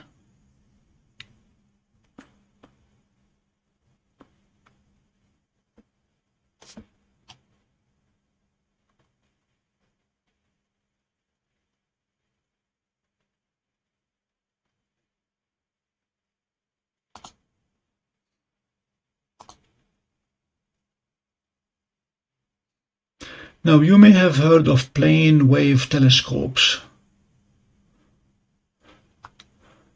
Plane wave instruments, they are the folks who wrote the pointing model for CPWI, for the Celestron telescope management tool. And by looking at night at sending it to various targets and plate solving and storing that information, it uses neural networks to compute where an object ought to be given its right ascension and declination based on where it found the other objects. Since we do not have the luxury of plate solving in the afternoon, I was not ready to attempt the ISS until my pointing model running under plane waves software became good enough to let me find any star that is magnitude 2 or brighter at any time during the day. When I was able to do that, I tried to wait for the International Space Station to be close enough to Vega so I did not have to move too far. And bingo.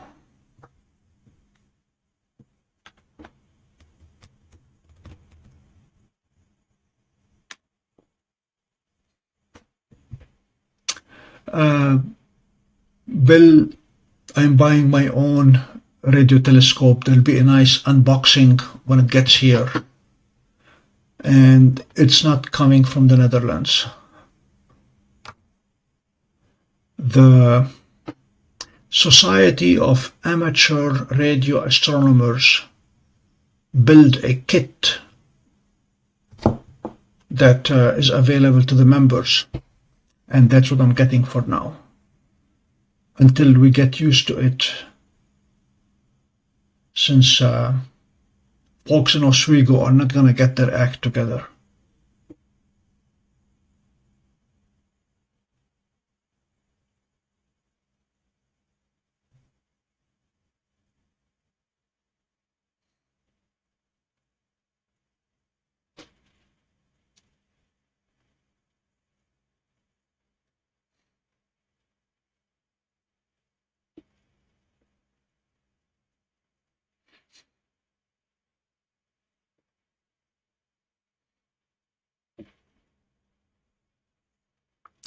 You should be able to spot Sirius if you know where to look. Yeah. TOS 21 centimeters is 1.4 gigahertz. Yep.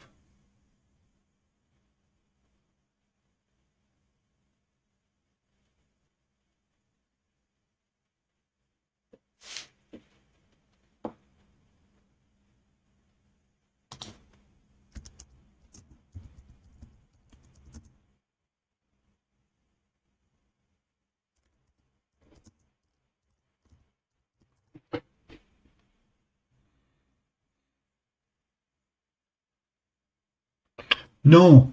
The one that Dr. Collier put together is the traditional kit that the NSF provides. It uses two dipoles, so there are two very long wires across the backyard, which my wife vetoed because she does not want anything that she has to mow around. The one that I am getting uses a 2.4 gigahertz dish. It's a Wi-Fi extender dish instead of the two dipoles. And it has also the other advantage of being, I can mount it on an alt-az mount and track the Milky Way with it. But initially it's just going to be pointing straight up and collecting rain. Let me see if we can get you a picture.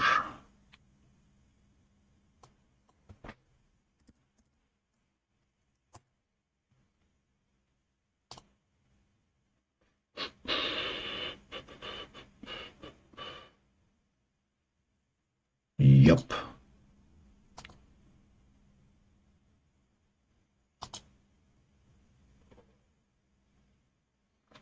Yeah, the one that I will be getting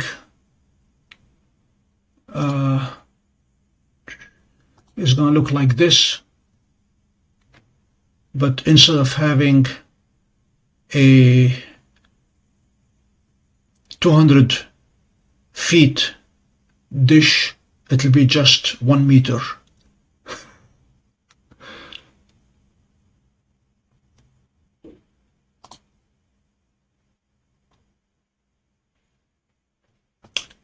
Bill, the dish is going to be 1 meter, 3 feet by 2 feet.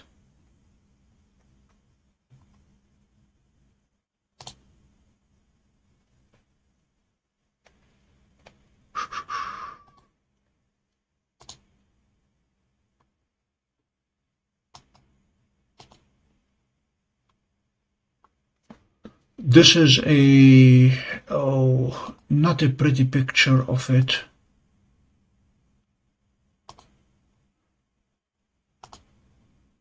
But never, there was a prettier picture. Where is it?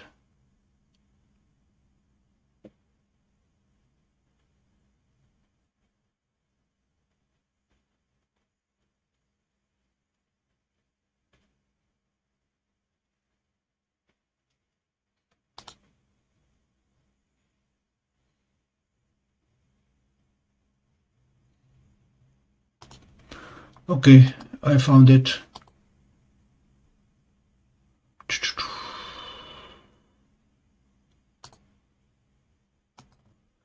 Save image.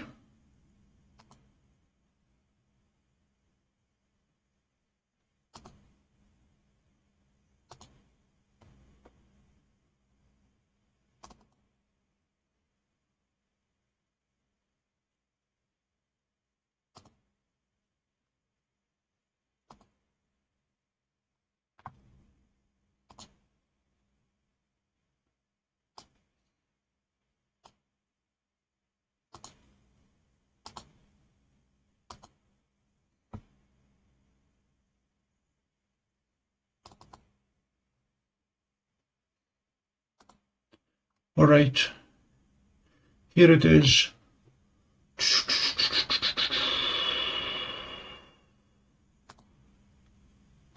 That's what it's going to look like.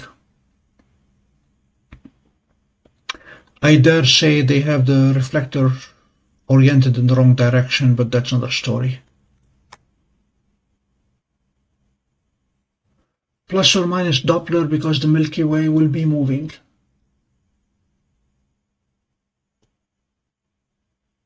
Good.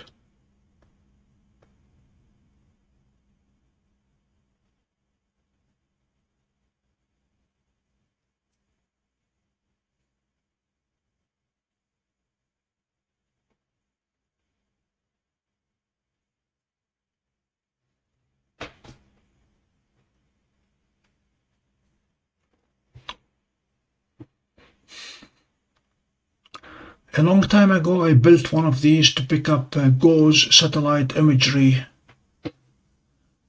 and succeeded in doing that.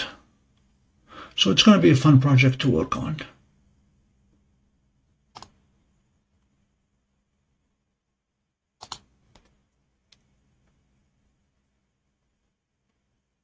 It's going to be very portable initially.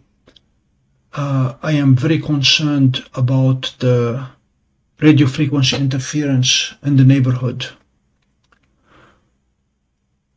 Once I'm able to reliably and repeatably get the hydrogen line, then that's where I will locate it, but it's going to be moving initially. One possible location for it will be about 12 feet from the dome, from the 11-inch Celestron. This way they will share computer. What did we just do? That, okay.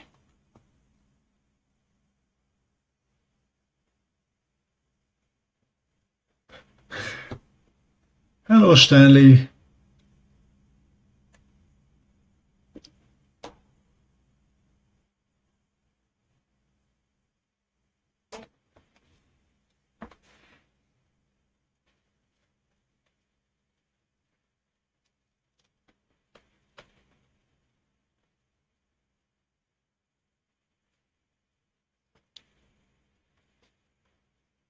We were talking earlier about the AI part, and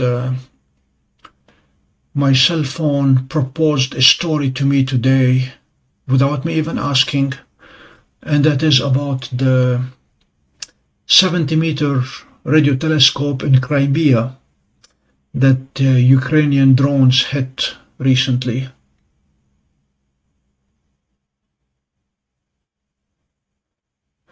Bill, I'm trying to go to Green Bank, but unfortunately all their tours are sold out for the rest of the year, so that's going to have to wait till 2026. They are slightly more obsessed with the radio silence there, that they have passed laws in West Virginia to the point where gasoline internal combustion cars are not allowed near the telescopes because the spark plugs generate too much broadband radio frequency interference. Electric cars not allowed either. The only cars that are allowed near the telescopes are diesel engines, because compression blows up the diesel, doesn't need a spark plug. Yeah, Angela's antenna is big. I have a neighbor here about 3 miles from me who has very, very long dipoles. He has a radio telescope in his backyard, but that's quite a few acres worth. I'd rather stick to 3 feet by 2 feet, 1 meter by 60 centimeters.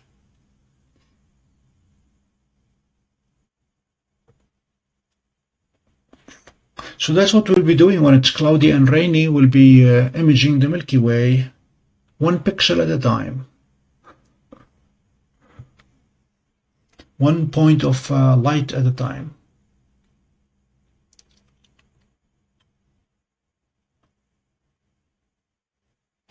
I had a very elevated conversation with the AI companion in my Tesla the other day. Her name is Ara.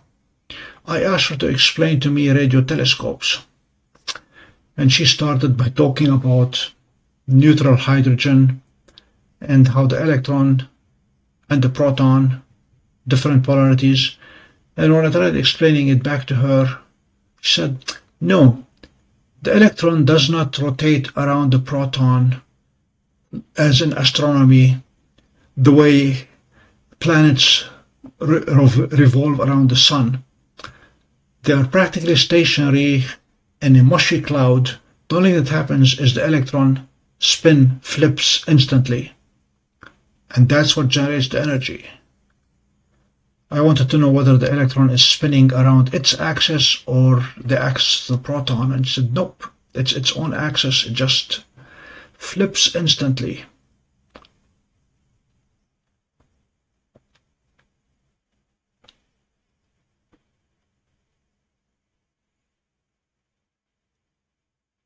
Yeah, I plan to do some testing with that. We have both an electric lawnmower and a gasoline lawnmower.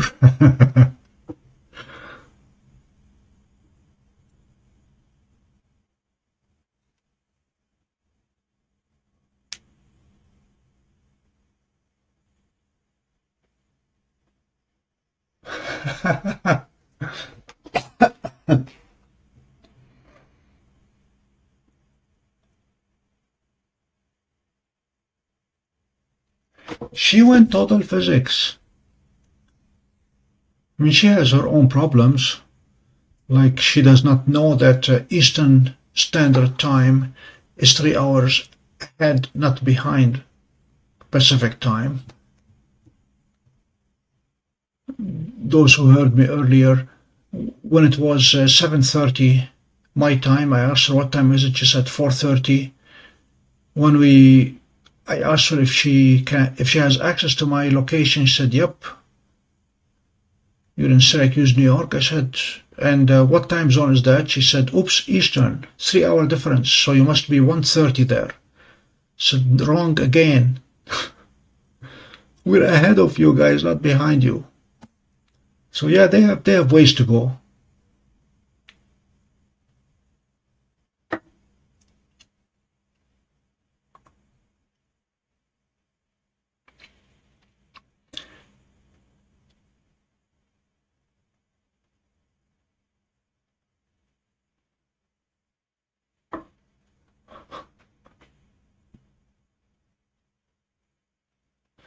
Robocop, we used Stellar Studio earlier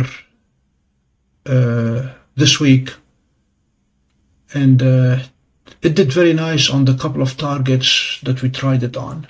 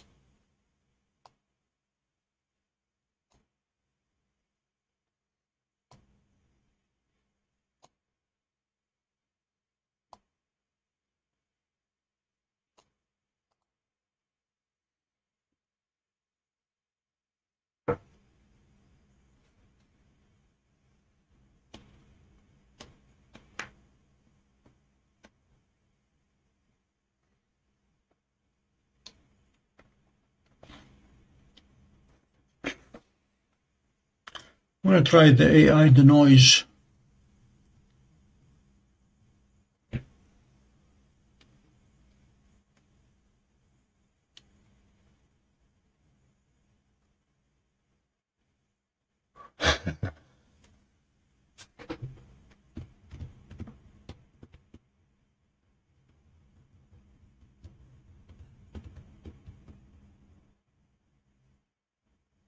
Well, we have not impressed our friends in Australia yet with what we accomplished earlier today.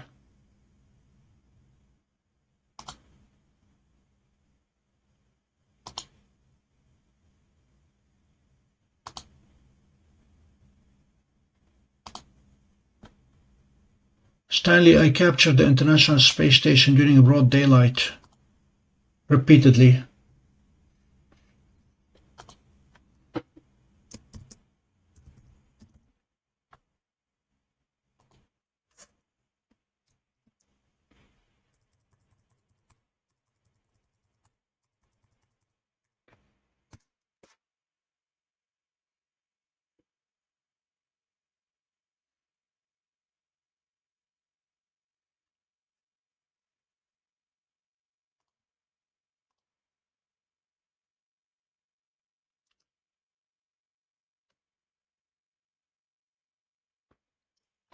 So we do not have much difference here.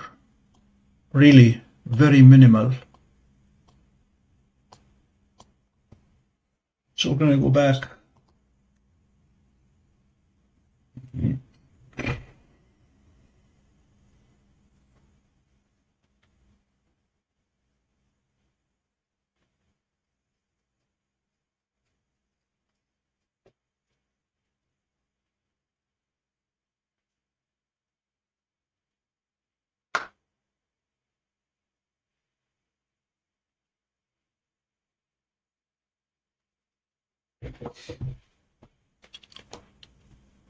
Stanley, this was one big pass. It came over the zenith and it was dropping straight down at the east. So convinced my big scope to leapfrog and hit it 6 times on its way down. And each of those times it was 20 some frames in which we recorded it.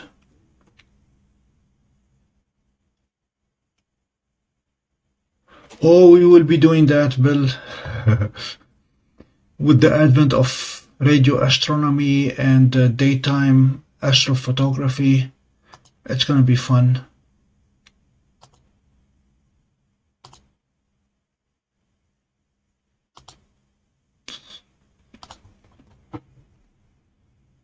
Let me see if I can find quickly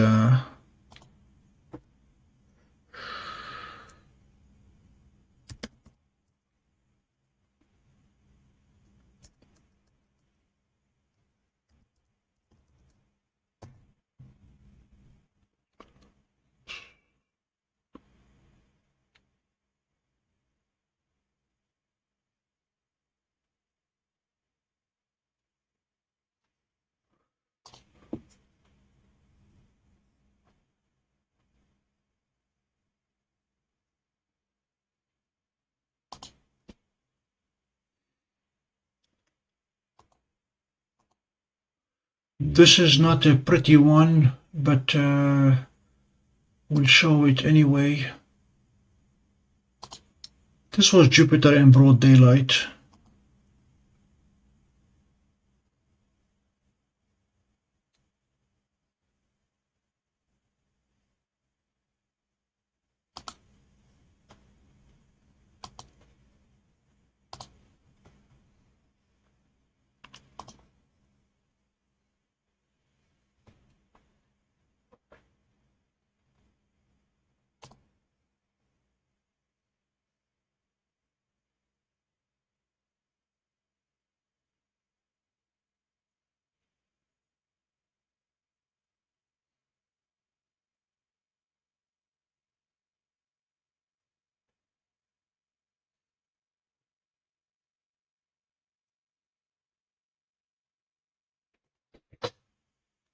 With the Seestar, I was able to capture the sun in broad daylight earlier.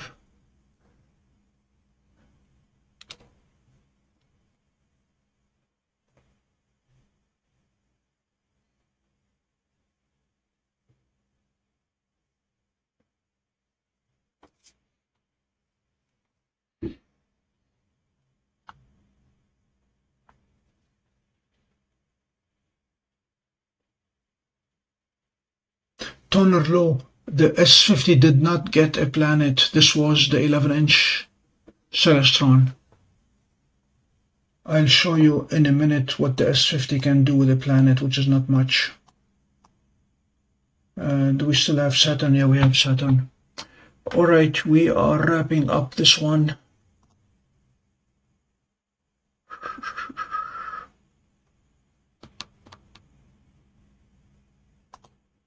And we're going to go to Saturn.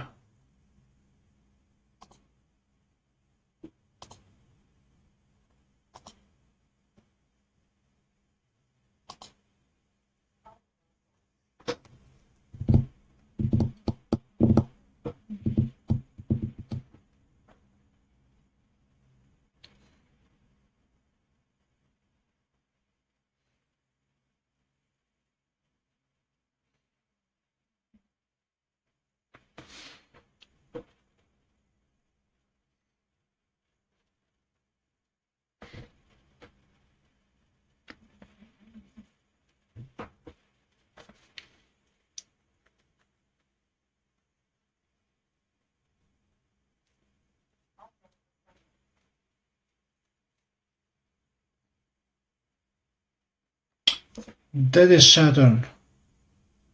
That's what the planet looks like on Seestar.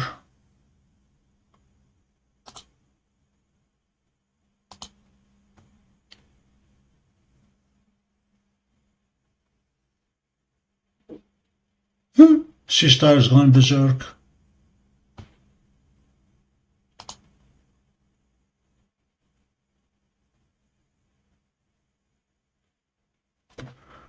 Yes, granted, we can adjust exposure.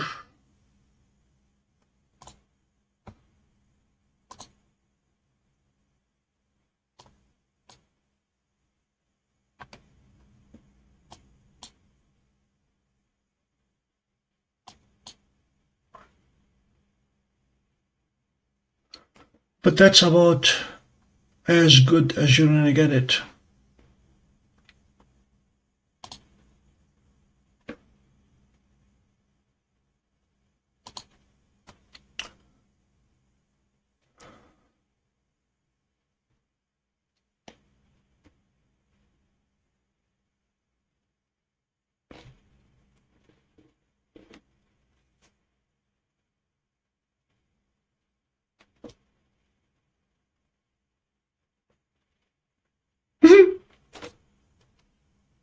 Okay.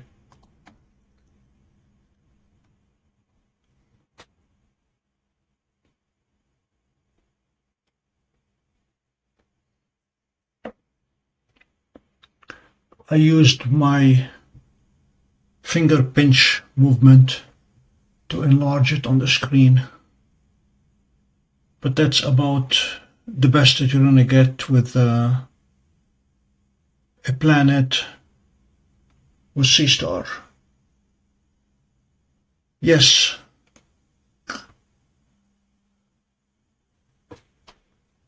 If we adjust the exposure, we're going to see that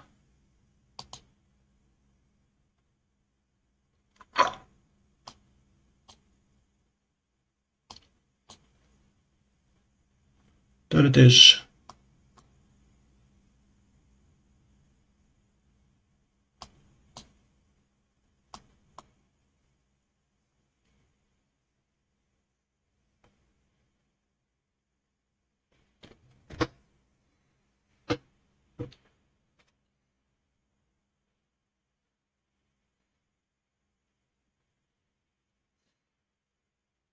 Robocop, that's what I'm hoping our radio astronomy will show us. We'll be able to measure that. Plus, not all of the Milky Way is moving at the same speed. Saturn is about to split.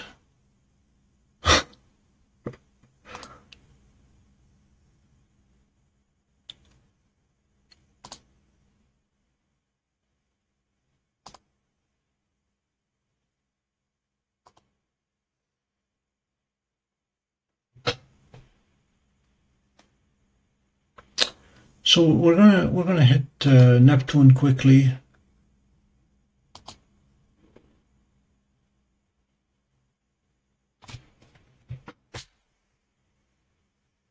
Guys, I'd like to point to you that Seestar has come to its senses finally, and they are calling Pluto a planet. I'm not making this up. Pluto, planet, just like Jupiter.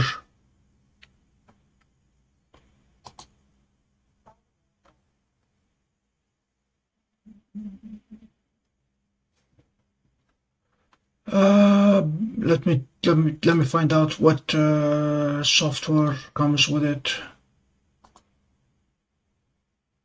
Robocop, I do.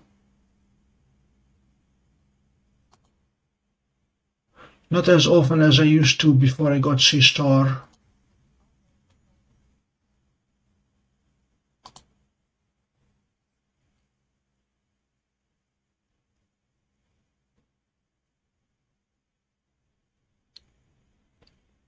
And there is Neptune.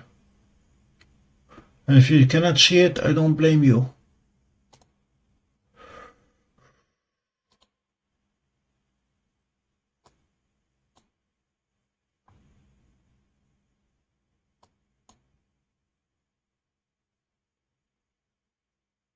There is Neptune.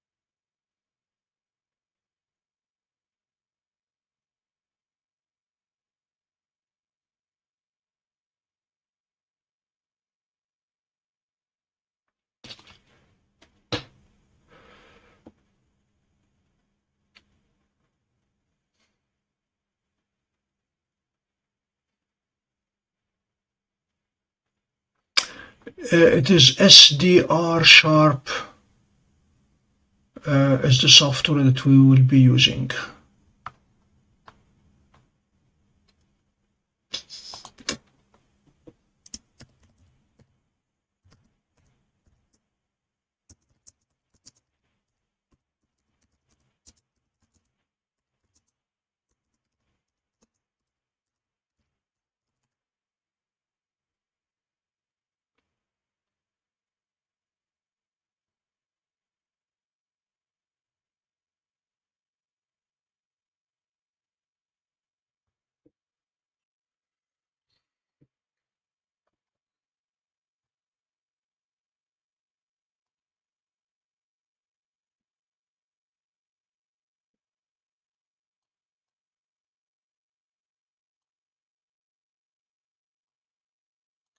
I had promised earlier that we will pay Messier 2 a quick visit, so we'll do that.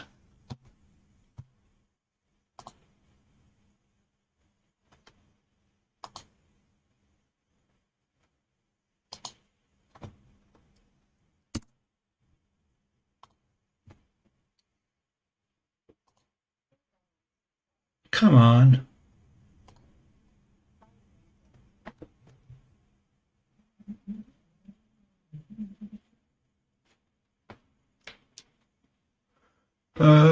Robocop, it depends on the target. For example, when I saw the Moon and Venus side by side, there is no way I would have grabbed the Seestar. I went directly for the Dwarf 3 because it allowed me to adjust the field of view to fit them both in there.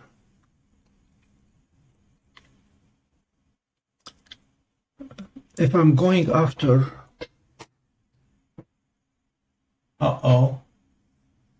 Seestar decided to make the rounds before getting to its target, so it's going to wrap the poles around it.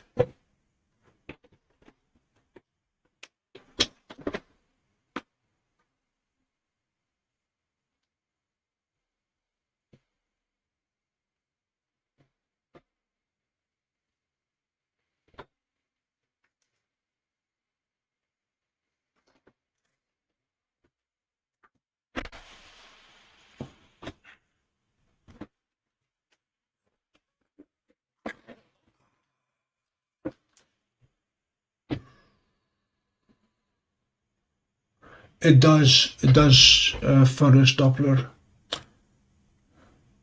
Ladies and gentlemen, I am afraid our evening has come to a rapid close as expected. The rain is moving in.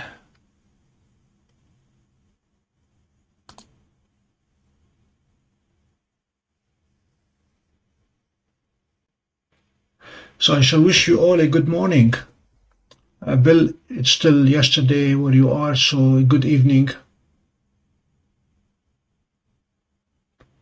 So we'll see you guys next time. In the meantime, so long.